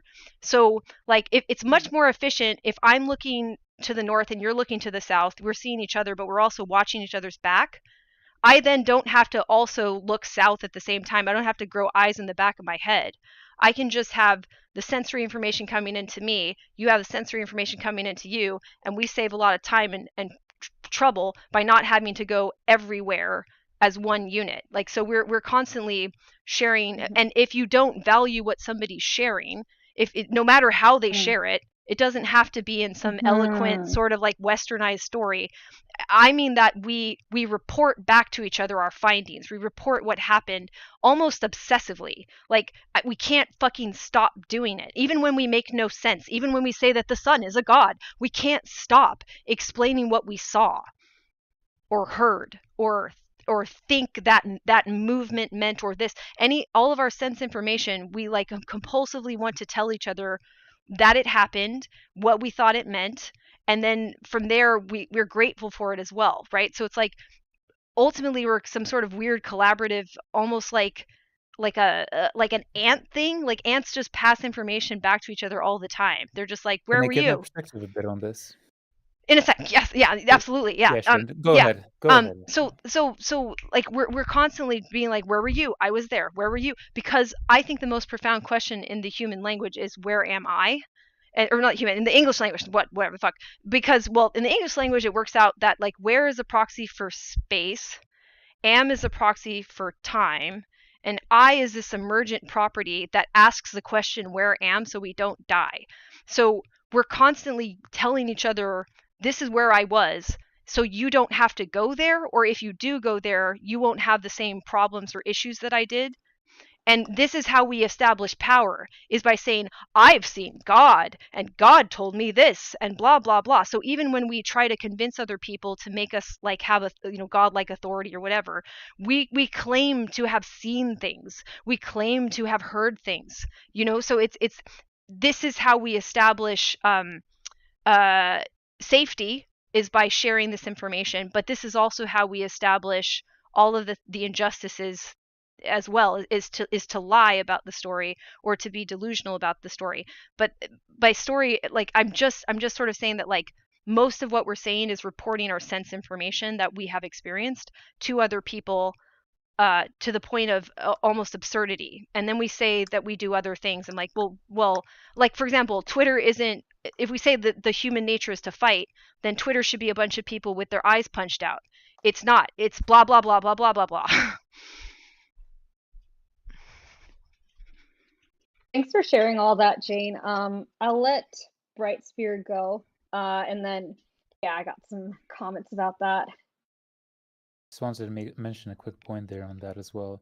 So that excessive reporting of, I feel the way that I see it, again, as always, I use kind of visual, metaphoric language, but it's like, the way I see it is just, it's like the classic mirroring, or whichever. We want to communicate our desire for connection to sort of like lived experiences, as to how we perceive them in all kinds of different crazy, wacky ways. And that ultimately is, in some ways, to just reinforce the connection to our own selves, to our spirit, you could call it, or whatever you want to call it in some ways. And the more people say, yes, this is, that I also believe the same, I also see this, I also felt that, it's just a very human function. That's how I see it as. Yeah, thanks for sharing all of that, both of you. And Jane, I love your point about listening regardless of the form of someone's story. And, if it doesn't make sense to you right away, I think that one thing that really helps, which a lot in the neurodiversity world, I've seen a lot of projection, here's how you accommodate autistic people, when that's how you accommodate one person. Mm-hmm. And something that is missing just in culture all around is clarifying and asking people what they need rather than assuming. And people assume even more if someone's story doesn't make sense to them right away. Like, they're trying to categorize people's experience into things that they've already seen. Mm-hmm. And I notice this even when we tell our own stories, and that's something, I'm afraid to journal now because I'm afraid of convincing myself of something, to like pick one of the many beliefs in my mind that I'm suspending judgment about. Yes. And yeah, like, I'd love to explore if there are other ways to reflect. Taking a walk is good. And just trying not to like put things into a narrative, but yeah, I want to explore other ways too. So this is why I really like Lisa Feldman Barrett's work. So she's the one that does the theory of constructed emotion and has like layperson public facing books that are accessible. She has one that's like decently accessible, and then she has like a what she calls like a summer beach read version as well. But so okay, so if you have experiential blindness and somebody shows up, you will categorize them based on the stories that you have lived as well as the stories you've been told that you haven't lived, but that you trusted the person that told you them.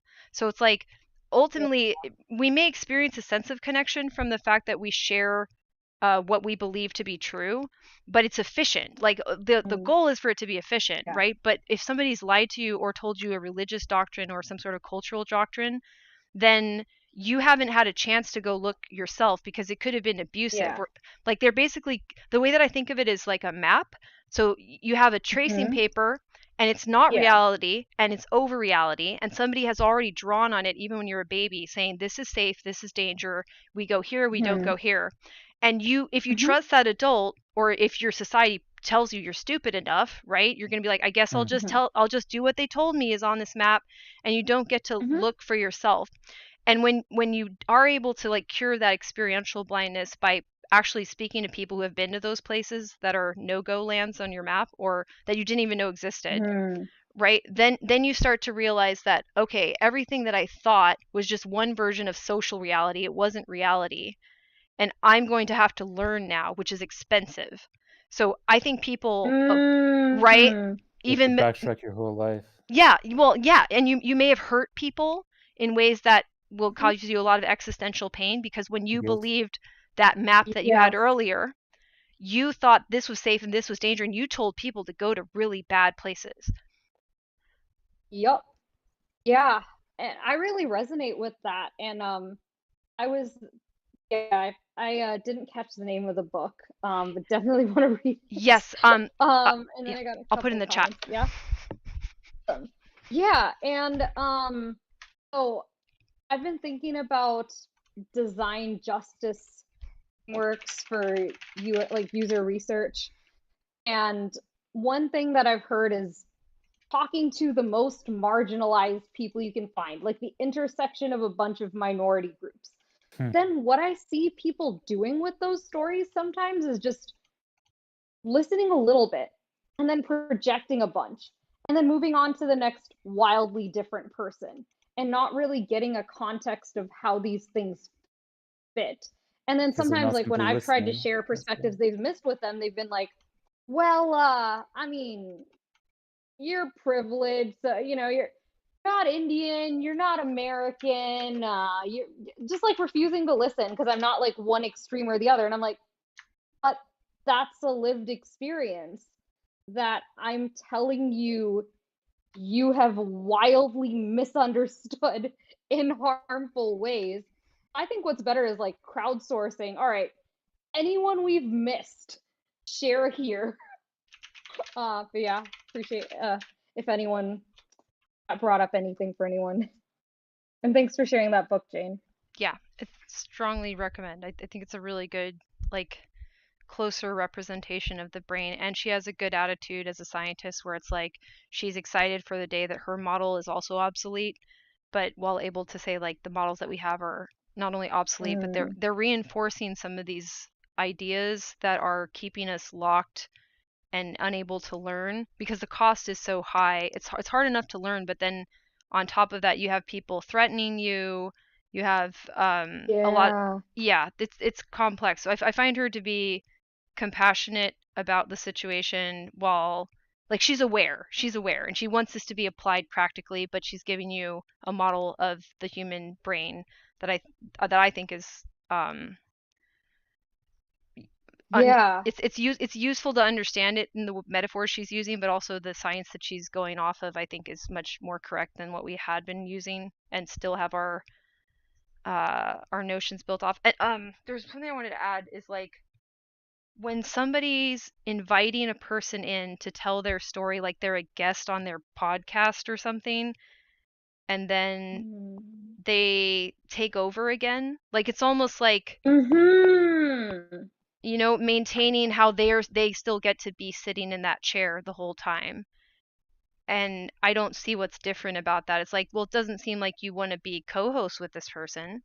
Like, why? It seems exploitative. And then like what I got from hip hop as someone that gets to work with a really good organization that like is very passionate about teaching the not just like the skills that are going into hip hop, but the attitude and the well the ideas that are the how do I put this?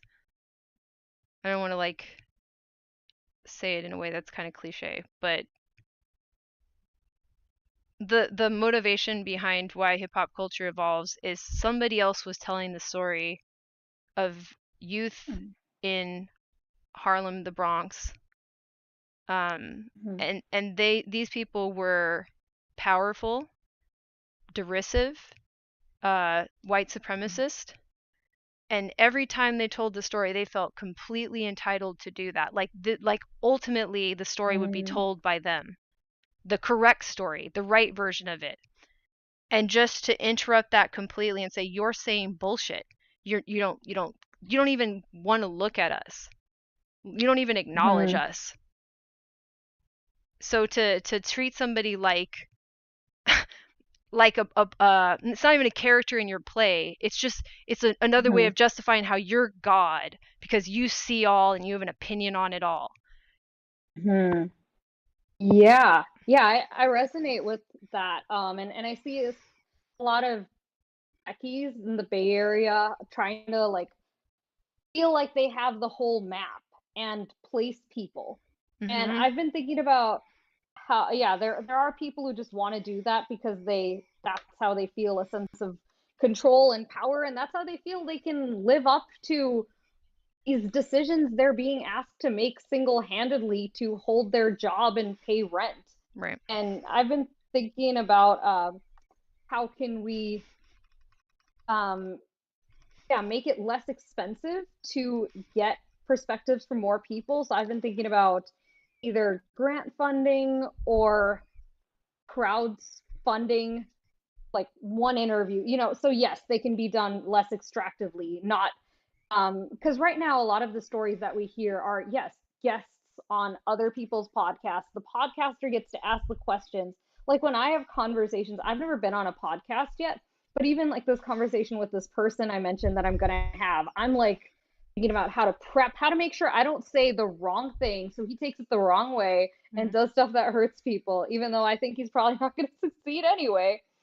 But yeah, like how can we get multiple people who are interested in something and want to have the full map? You want the full map? Great. You can stop projecting, give us $20 and that'll help us crowdfund, and we can pay the people who are sharing their stories and the people who are collecting the stories in an egoless way.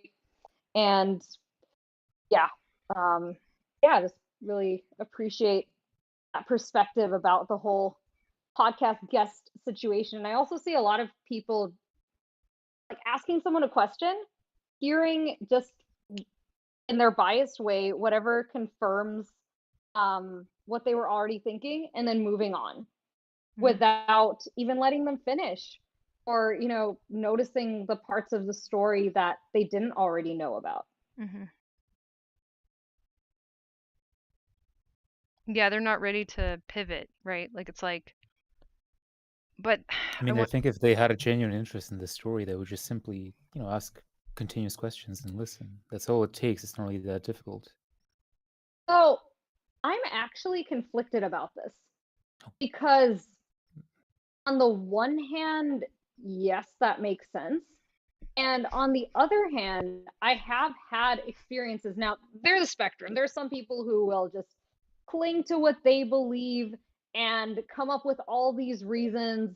I'm dumb, I'm an American, I'm a woman, etc. But there are also people who like have strong opinions weakly held, where within a couple back and forths, I'm able to get them to change their minds at least a little bit. I haven't had consistent relationships with people enough like to see anything come of that to the point of action via an initiative. Maybe they didn't say that racist thing they otherwise would have said. Who knows? So I'm still feeling good. But yeah, now like I'm trying to work with people like the New Public folks who, yeah, they do have that desire. And then, yeah, can we add this one piece that they've been missing? But yeah, I am also conflicted about where do I draw my line on that spectrum of you just don't want to change and you're a waste of time for me to engage with. Like this person I'm going to be chatting with was interested in my comment on his LinkedIn post. I was like, I'm gonna make one comment and it's probably not going to go anywhere, but then he asked me to chat, and like, so it is sometimes hard to tell who would be interested in changing their mind without feeling it out a little bit. It's kind of This is what your intuition tells you, perhaps. My intuition is very biased due to past bad experiences, but I'm working hard on that. But yeah, my way around that is to like give everyone a little mini chance and see how that goes. But yeah, there are some red flags that I try to like clear of. I had a question I wanted to ask too, because I think like from your perspective, you've had a chance to speak to some tech sorts of people. I don't know what to call them. I just like tend to call them tech people. Sure, whatever. Tech bros, whatever. Yeah, tech bros. Yeah. But people that they kind of have their own language, like they have their own lexicon. And the evolution of that is really not something that most people understand. Like it sounds culty sometimes, right? So I was thinking about like, okay, I triggered something about how they're using the word story, and I was like, oh man, that makes me think like if you talk to religious fundamentalists, when they say freedom, that is not what they mean. They mean something, you know what I mean? Like, and that evolved over decades. So it's interesting to me because like, do you feel that or actually, let me start this question. Like interfacing with tech people and the kind of lexicon that they're using, is that accessible to people who are their users? Like, do the users understand how the tech people are designing these platforms? And what does that do to people with autism who have social impairments? And I think we may be having a harder time picking up on group culture. Like, and when I hear like lexicons or languages, I tend to think like, okay, maybe it's a technical term. maybe it's code switching. Like I learned enough code switching to kind of do some of it. Mm-hmm. But I feel like tech people, they strike me as not good at code switching. And they strike me as having their own insular way of talking about ideas, and it sounds very lofty. But then how do you design something for a group of people that may be impaired in doing that, or that may be so foreign because it's just like that's just not at all like I'm always surprised by how tech culture speaks, because it's like I have no real access to it even though I'm from San Francisco, right? Mm-hmm. I really appreciate you bringing up that point, and I think you hit the nail on the head. It is quite insular, as in it's gatekept. I have gotten into parties, into conferences, using the right buzzwords, or acting quote unquote like I fit in, wearing the right clothes, which, like, if you saw me on the street, I'd still look like Tara. But I know, maybe not to wear that shirt to that event. And maybe to, like, say this word here. And yeah, it is absolutely gate kept. And it's sad that, so I do meet, like, I think it's natural for humans to want to be empathetic and connect. And I see a lot of people who've been kind of pigeonholed into tech because, like, they were good at STEM as a kid, so why would they do anything else? And then, like, I have friends at Meta who are software engineers who have discussions about how can we make these products more inclusive. But a lot of the times they're not talking to the users. A lot of times the people talking to the users are hired by someone with an ulterior motive, or someone who doesn't really care. It's someone with autism and ADHD and a disorder where they can't use their fingers, is feeling excluded on their product if they're getting enough of the money. There are, like, different roles in these companies. So UX researchers, for example, a lot of them who I've met are really passionate about inclusion, have varying levels of education about the different sides of it, and are often not listened to at these companies because they can't code. Why would we listen to them? And then these empathetic, like, these coders who want to be empathetic, they're not talking to the users. They are being told they have the whole map, so they can keep doing the bidding of the people at the top. They are not being shown what they're missing. UX researchers are somewhat seeing it, and they're not being listened to. And the engineers are being told, you're smart. The smartness is defined partially by the ability to extrapolate what other people's lived experiences are like. Wow. I was kind of taught to do that a little bit, and I kind of got partially there, kind of saw, like, some of what's wrong with it, but it took and for me it actually ended up leading me to a dark place, because I started at college pre-med, and so I've always been thinking about saving lives and helping people who are in, like, a helpless place. But then when I empathized with people from a place of projection, I was like, well, I have it pretty good in a lot of ways. And if I'm in this much pain, imagine if I was also in a wheelchair. Imagine if my parents were also dead. Like, and like, my brain and my body could not compute, and I would be in, like, so much pain imagining that. But then my friend told me that, well, that doesn't mean that's how they're feeling it. Like, they're feeling life a completely different way. You got to ask them how they feel. And yes, then to add the biasing of these maps, doors open for people by learning these buzzwords. Right. And I have had thoughts with, like, I'm not proud, but I'm also not that ashamed, because it's human nature. It's where I'm at. It's a problem, and I want the world to know.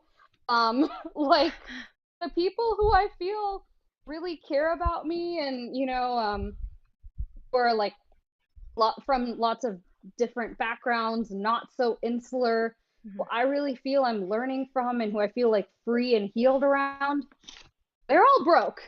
Yeah. And when I'm in this mindset of thinking about how to make more money, part of me is thinking, well, I should spend more time around these tech bros.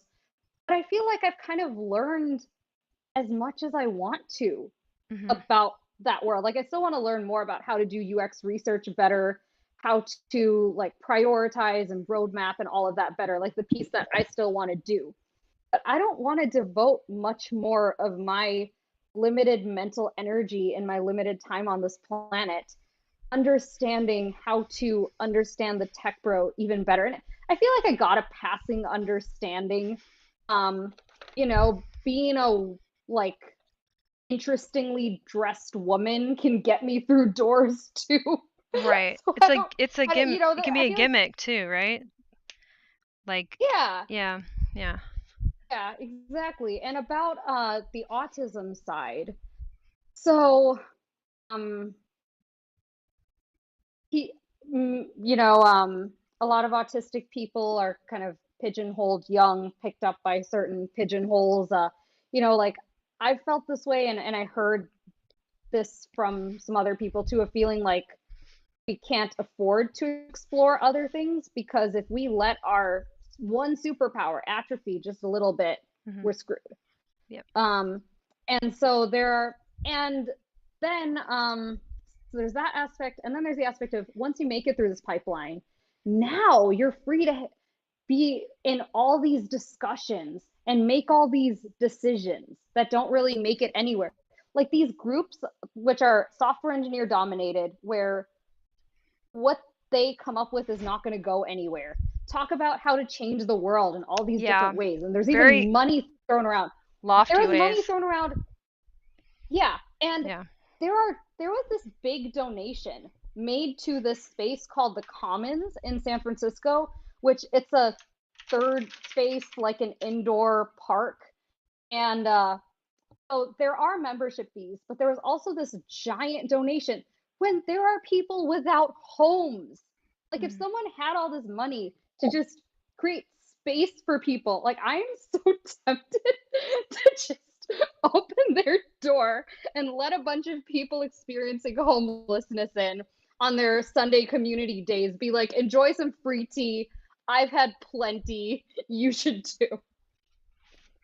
So so these autistic people are kind of being entertained, you know, told they know everything, and kept too entertained to do anything else, and too caught in these insular jargon spaces where they come out not understanding what Jane means by story. Like it has been tough for me to make sense of alternate communication styles. Like I really misunderstood concepts like authenticity, for example. And then there are these life coach types. There's this whole industry that caters to people who are kind of burning out from those ways of thinking and looking to have more authenticity, art, etc.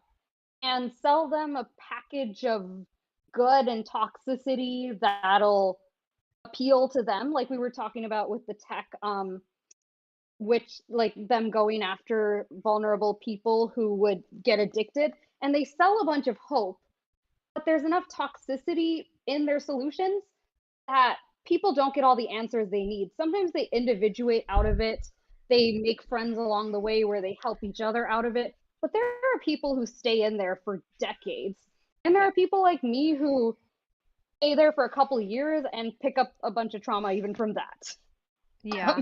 So I have a story. So I ended up in this really convoluted situation where another battle rapper I knew asked me if I wanted to go do something for like a hip hop musical. I was like, sure. And it was being developed by two tech bros. And this, I will not get into the musical part because that's a whole other story. But I ended up doing one of the songs from the musicals at a summit for these tech people, and it was over on like I want to say what is that island? Shoot. No, it was like past the I don't know. It was some like secluded place just like north of here or east of here or something like that, right? So it's someplace I don't typically go to. I don't want to say Treasure Island, but kind of like that, or like somewhere north of the marina, some random ass little place. I'm like, this is weird. Like I waited at a stoplight that lasted for 4 minutes to get through a little tunnel, to go through a thing, to go through a gate, to get to this thing. Okay, so there's all these hella rich people and all these tech people, and they were there because they wanted to pitch this musical for funding, for investing. So they're all pitching to get investing. And all of this shit was stuff that was supposed to make the world a better place. So, and they're like, well, since you're here to perform, you can stay for the conference, stay for this, thing. And I'm just like, I have my stupid little name badge on, being like, I don't know what the hell I'm doing here.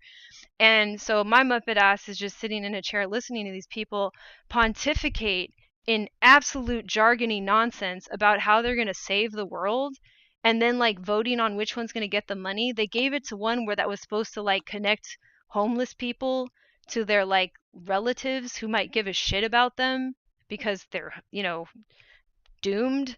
And so this is the one that won. By the way, like this was before the pandemic. Gee, I wonder how the unhoused are doing in San Francisco.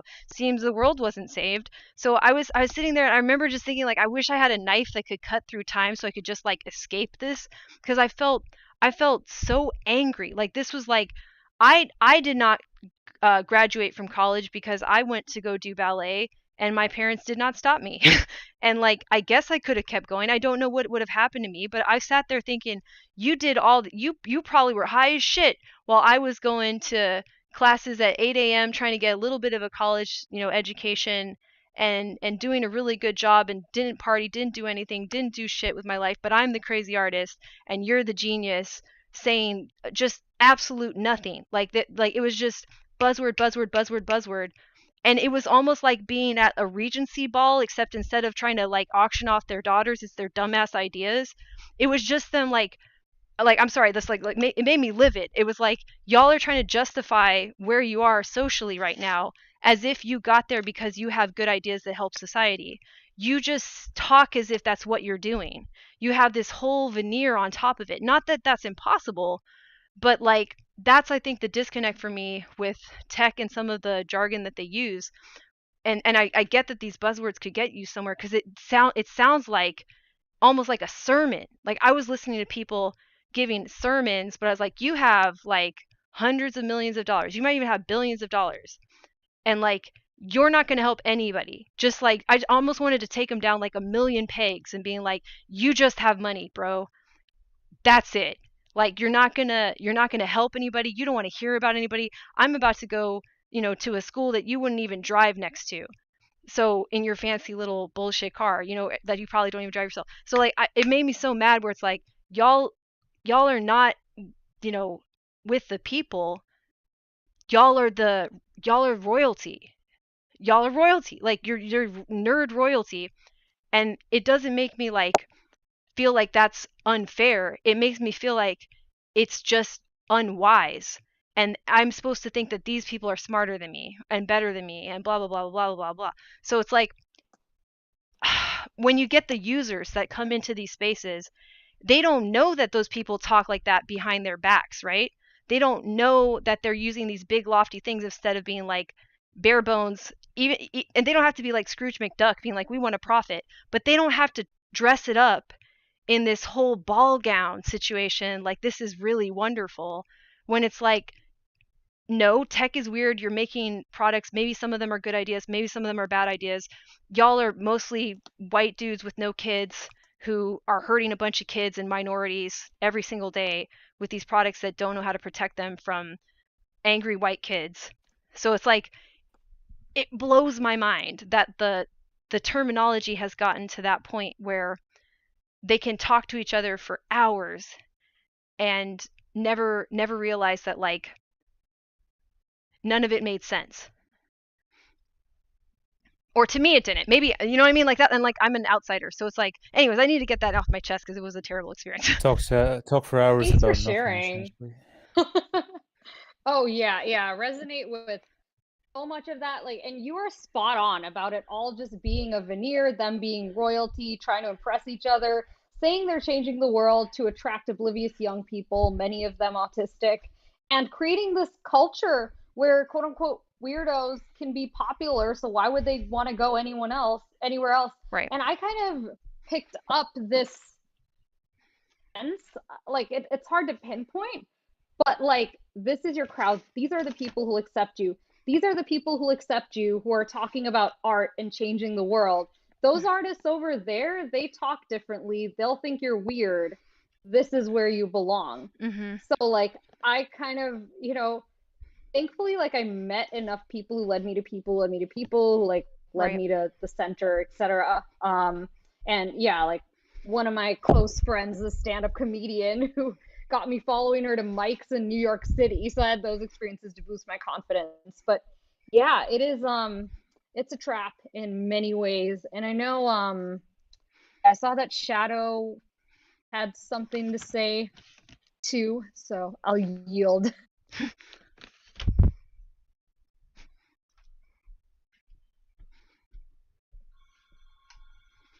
There? Okay, if you're not. Where'd they go? Shadow, did you have something Yeah, I to just add? wanted to give you a chance to say something. Yeah.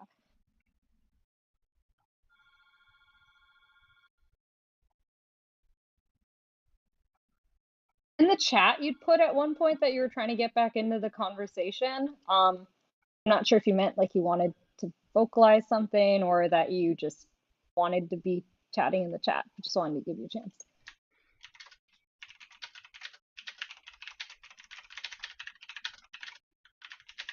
Yeah, I get that. So that's why I just wanted to be like, if there's something you've been wanting to say it. If not, yeah, happy to continue. And yes, Jane, I have had many moments of just lots of emotional roller coasters, and having seen it from both sides. And yes, as an insider, I see it as very made up and problematic too. And that journey has just been hard, you know, feeling very misunderstood. And yeah, the system kind of divides people, it deludes people. It's hurt friendships of mine, you know, picking up some of those beliefs at times, and then feeling like I wasn't good enough for people who didn't come from that kind of pipeline, like after coming out of it. And right, you have every reason to be mad. I'm mad with you. Happy to be your tech bro translator. Let's make some shit happen. because the well, and that's what it is. Like, the world of tech it has been evolving kind of like, I guess, on its own really quickly, and that's cool. But it does it in major cities. Like, it does it right next to, you know, areas where there's still water you can't drink, and there's still houses that people can't afford that were born in that city. So it's like, it's fascinating for me to hear like what's going on. I don't know, shoot, if I was just thinking about it, like, if tech was going to be more inclusive, ultimately it kind of needs to change the way that it talks. Not yes, because, you know absolutely. what I mean? You know what I'm saying? Like, because I've lived my life being able to code switch because of where I'm from, okay? And being autistic, I really don't fit in anywhere, and I accept that, and it's okay. And I could see the lure of somebody saying, "Well, here you'll belong, and all you have to learn is that this is why, one thing." Yeah. Absolutely. Yeah, that is like why I ended up kind of half moving to SF. Can't afford to be there full time yet, but I've been spending like a ton of time, and now my reason is seeing all these problems and wanting to do something. And yes, a lot of that language is there, so they won't listen to people like you. Right. They can keep deluding and manipulating each other. And well, it's almost like code switching is bad or something. Like, oh, it's better, and for an autistic, maybe it's attractive to just learn one language. I don't think it's like, it's not inauthentic to be able to code switch, for example. Like, yeah, right? Like, if you I have, think it's a matter of distrust. No. I guess but if you have to talk to people and make them feel comfortable, you can't make everybody feel comfortable all the time, because we all come from different environments. So sometimes you have to be like, okay, I shared this environment with you, but not that one, right? So I know that I haven't shared the tech environment with you, but that doesn't mean that we don't get along. You know what I'm saying? So it's like that's what gets lost if somebody's stuck in one environment and doesn't get to experience. Maybe it's awkward sometimes to like suddenly have somebody talking to somebody in a way like if we were in a room together, right, and there was somebody that had the experience in tech that you had, you sometimes would code switch together, but that's like normal. Like that's if you're going to have a space that's truly inclusive, I think you'll have that code switching happening all the time, and we'll be like, oh yeah, okay, they share that language in common, they're going to slip into that for a bit, but then they'll slip out of it and we'll share another thing. And it's like there's always going to be a little bit of language that not everybody's catching.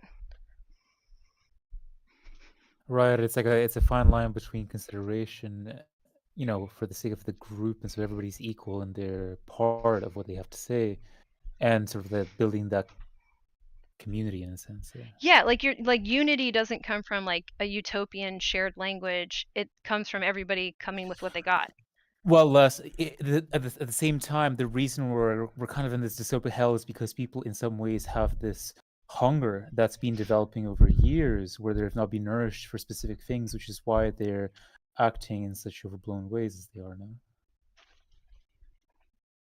Things like physical, emotional neglect, and not having sort of a meaningful kind of place or platform to express themselves, the shift in the times, the depression, the predictions ahead, all that kind of stuff in some ways. Yeah, I agree with that. I think like the thing that I would love to see in spaces and also kind of behind the scenes is just like awkwardly using, I don't know if this is the right way to put it, but like a pigeon language of everybody's backdrops, because it's less common now to have like one place you're from or even one culture that you have been exposed to.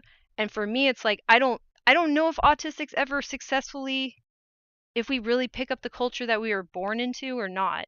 I feel like no, but then I still haven't heard from all of us. But like we don't have a chance to like just I let mean, that I be think how it you is. can. Right. I think you can sort of like figure out the traits, the different, sort of traditions and whatnot. You can perform them, but again, it's like it's all performative. You won't kind of connect in that kind of same way as the neurotypical people in that culture will, which is kind of the issue. And you'll be Right. seen as an outcast and a weirdo for it. Right, but if everyone's an outcast, then nobody's an outcast, which is sort of what I think unity kind of is. Well, you see, kind of like the way that I see it is as well, communities, let's say like religions or communities that exist already, the way that I see it is they're becoming more insular, that they're sort of like holding it, not quite, not about, but like they're becoming sort of like more closely and closely knit in their desperation.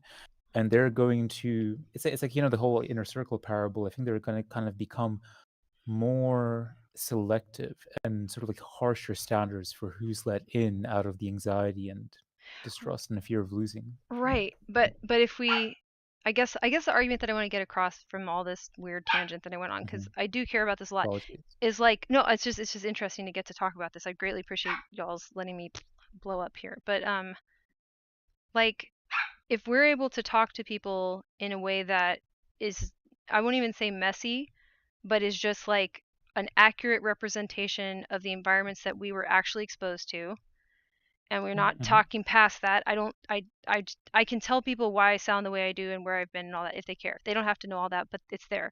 And I assume that's true for everybody else. And if we do that and there's any like anxiety or discomfort, that we learn like distress tolerance over that. That's fine.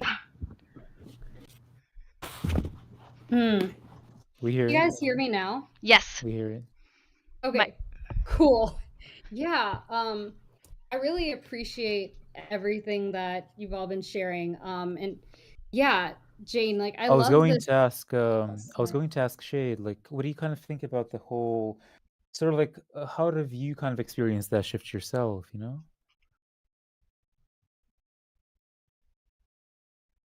What shift do you mean? And yes, I am here. Yeah, it's like it's this shift in oh god, of course my fucking question is slipping out of my mind.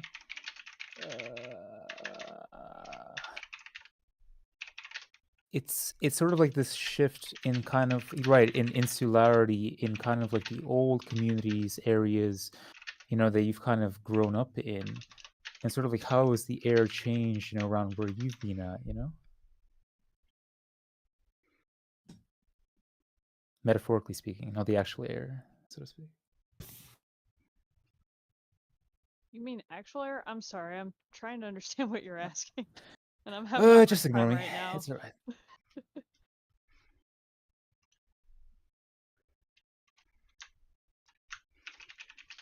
Not you have something?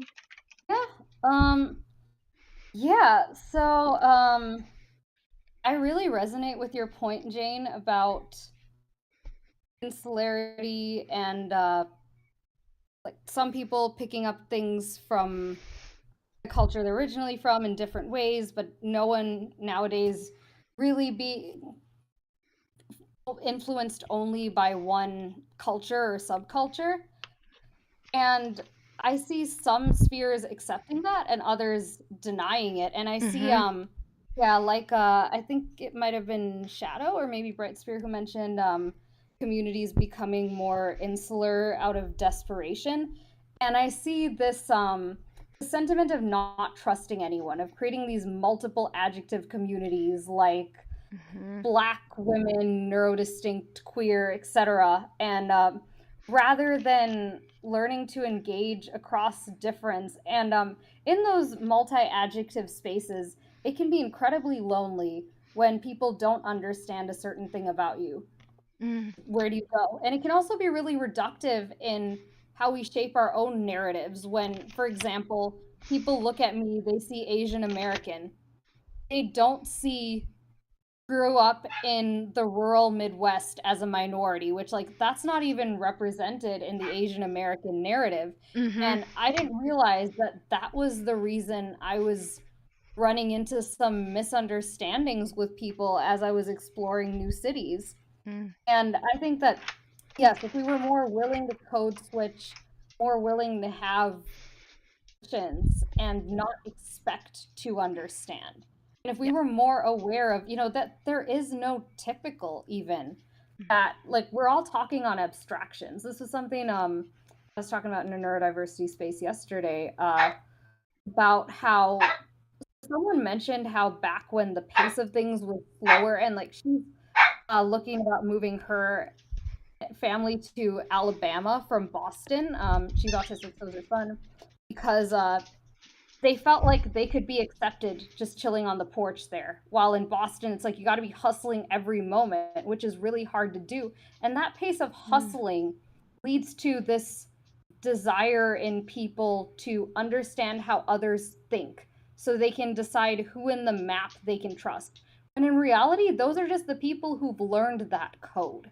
And they're going to be very disappointed someday. And like what we need is to learn to trust people across difference that will never fully know each other, but to listen and to align on what we're going to get done, even if our thought process is very different from each other and we'll never fully understand that. And that's part of the beauty of being human is like how we can communicate and enjoy life together and like experience it all the different emotions without having exactly the same experience. And there's something else I wanted to say about yeah, the insularity and gatekeeping maybe. But yeah, there's a lot of keeping people out, a lot of kind of this whole people who think a certain way thing. I think and I think part of it is there are people who've seen that people build trust that way, so they just kind of copy paste that.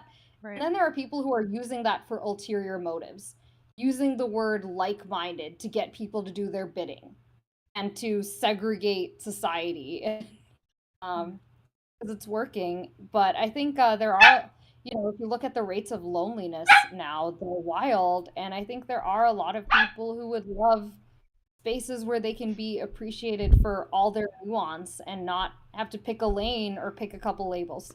Right. Yeah, exactly. And I think something that I've gotten from my understanding of my own autism in the context that I grew up in, which like it's kind of weird where I could kind of get along with some environments and not others, and it just seemed completely random. Like the places that I'm like, okay, I can hang here but not there, and the things that made the difference weren't what people said it was. Like the things that people found a sense of identity in wasn't what made me accepted here and not accepted there. I'd say the two places that I've been the most accepted is classical ballet and hip hop. Explain that to me. I don't know. So it's like and even finding that acceptance, it was on different terms and in different conditions, really. So then I think what happens for me is like, I don't need to be understood to still be included. It's okay if people don't understand me on this fundamental, like, oh, you as a person, I get why you did it that way. That's okay if they never, ever, ever get that. If they appreciate what I brought, though, that's so much more important. I would much rather that my ideas get to be collaboratively added to by people who are very different than me than for somebody who says that they're just like me or something like this. I don't really know what understanding feels like on that level in many ways, because I'm something about my autism made me extra like struggle to fit in. And so when I'm walking into a space and they just let me share my idea and they value the idea, that's all I really need. And it's like that creates a bond with people too. It doesn't have to be built on like, oh, I understand why you brought that really weird thing, Jane. It's just Jane brings weird things. Cool. We like the weird things she brings though, and we value that she's brought those weird things. What did you all bring? So I think of it as like a potluck or something where we all have something that we can bring, but you don't have to understand how the dish was made. Oh my gosh, that's amazing. Like this is literally like along the lines of what I was thinking last night. Like reflecting after that story I heard from the woman moving from Boston to Alabama, I was thinking about growing up in Wisconsin and then my first job in Chicago, where like there were expectations of things to do. And sometimes people thought I was weird. But there was never an expectation that I need to be understood, that I need to tell a story that'll get me into these tech events or that'll get me even. Like I notice so a fellow Midwesterner who moved to San Francisco, he's a paid community manager, said that he noticed that in the Midwest there's less expressiveness and it's more just a blanket, well, this is my phrasing, that's like a blanket don't ask, don't tell kind of, some people are nice, some people are jerks, whatever, but they're kind of like that to everyone. Versus in the Bay Area and the way he described the coast, which I could believe this in New York as well, you are accepted into spaces, you get to chat with people long enough to become friends based on what feel they understand your story, which I don't think anyone ever fully understands. And actually, it's heartbreaking when you buy into this culture of understanding and you think you understand each other fully, and then one day you realize you don't. Like, it can be really devastating. I ran into that with a friend. We had a lot of common identities, neurodistinct Asian 20-something women. And then you realize you're way more different than you thought. But that's not a bad thing. And I think, people where we got into it, like I've had connections with white guys in their 40s where they never thought they had that much in common with me. Mm-hmm. So they came in with curiosity and without expecting to understand. And we were able to prioritize what to discuss based on our shared interests, our curiosities, what we wanted to get done. And we had good interactions. Mm-hmm. And I think like in the dating world as well, there's this expectation of someone who perfectly understands you. Like, sorry, if you want that, you're going to die alone. Right. You might as well, what is it, make a tulpa? Like, we just imagine someone until they're real. I like your point, and what I want to add to it too is like, there's a really big difference between trusting somebody because you know the same truth and trusting somebody because you've both committed to telling the truth. So that's what I hope people get. It's like, I want to be trustworthy because I'm going to tell you the truth.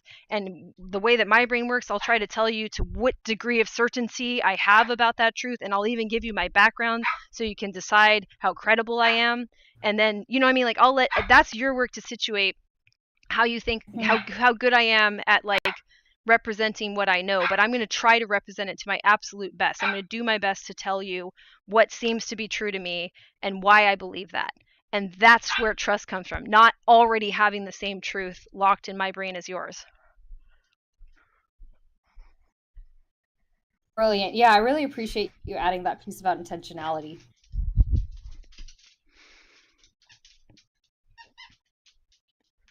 All right, it is 5. Usually I go till 3, but this was amazing. I really appreciate that you came through, and thanks for like the sprawling chat, because I also have been getting to know you through this. Well, yeah, getting to know where your mind goes on different topics, and also kind of just generally, it's nice to hear from, I don't know, it's just nice to hear from autistic people that have different experiences professionally as well. That's one of the things that stresses me out the most is the professional aspect and like how we're supposed to navigate the future. So it's also just been very uplifting to hear what you've accomplished and what your dreams are in some part. Like from this conversation, I am encouraged to hear the things that you have expressed already. And I'm sure there's much more that you're working on. Oh my gosh, I'm so glad that I came in today, and I've like gained so much insight from this group and from you, Jane, and like I'm seeing all these opportunities for potential collaborations and things we can bring to the world, even ideas we can bring to the world. Like, is this recorded somewhere? Because there are so many bits that. Yep. Yeah. Yeah, there's if for any of the live streams, especially on YouTube, they just stay up. I was able to start a little playlist, so it's under HCAT. That just it's like kind of a weird in joke, but it stands for Housekeep-a-thon. Housekeeping is one of the IADLs that's I took from occupational therapy that we use to like, you know, just keep track of being able to take care of ourselves as adults. So it's just like housekeep until you can't. Yeah, that's really awesome. Yeah, just really appreciate this conversation. So much food for thought. And yeah, like for real, love to give you a shout out with the new public people if that's something you're interested in. Love to hear more. Yeah. Definitely. That sounds very, very interesting. Amazing. Yeah. And hear more about your vision and just all of this. Awesome. All right, I'm going to end the stream. I'm going to pop out if anyone wants to talk anymore, if Shade or y'all want to hang out. I know Shade's still packing up, but I'll end stream. Thank you for being here. Anybody who pops by the stream or watches it, I'll be back tomorrow morning at 8 on Twitch to do the system that I've been prototyping. Okay. And I stop stream, and I stop the stream over here, and end, and yes, and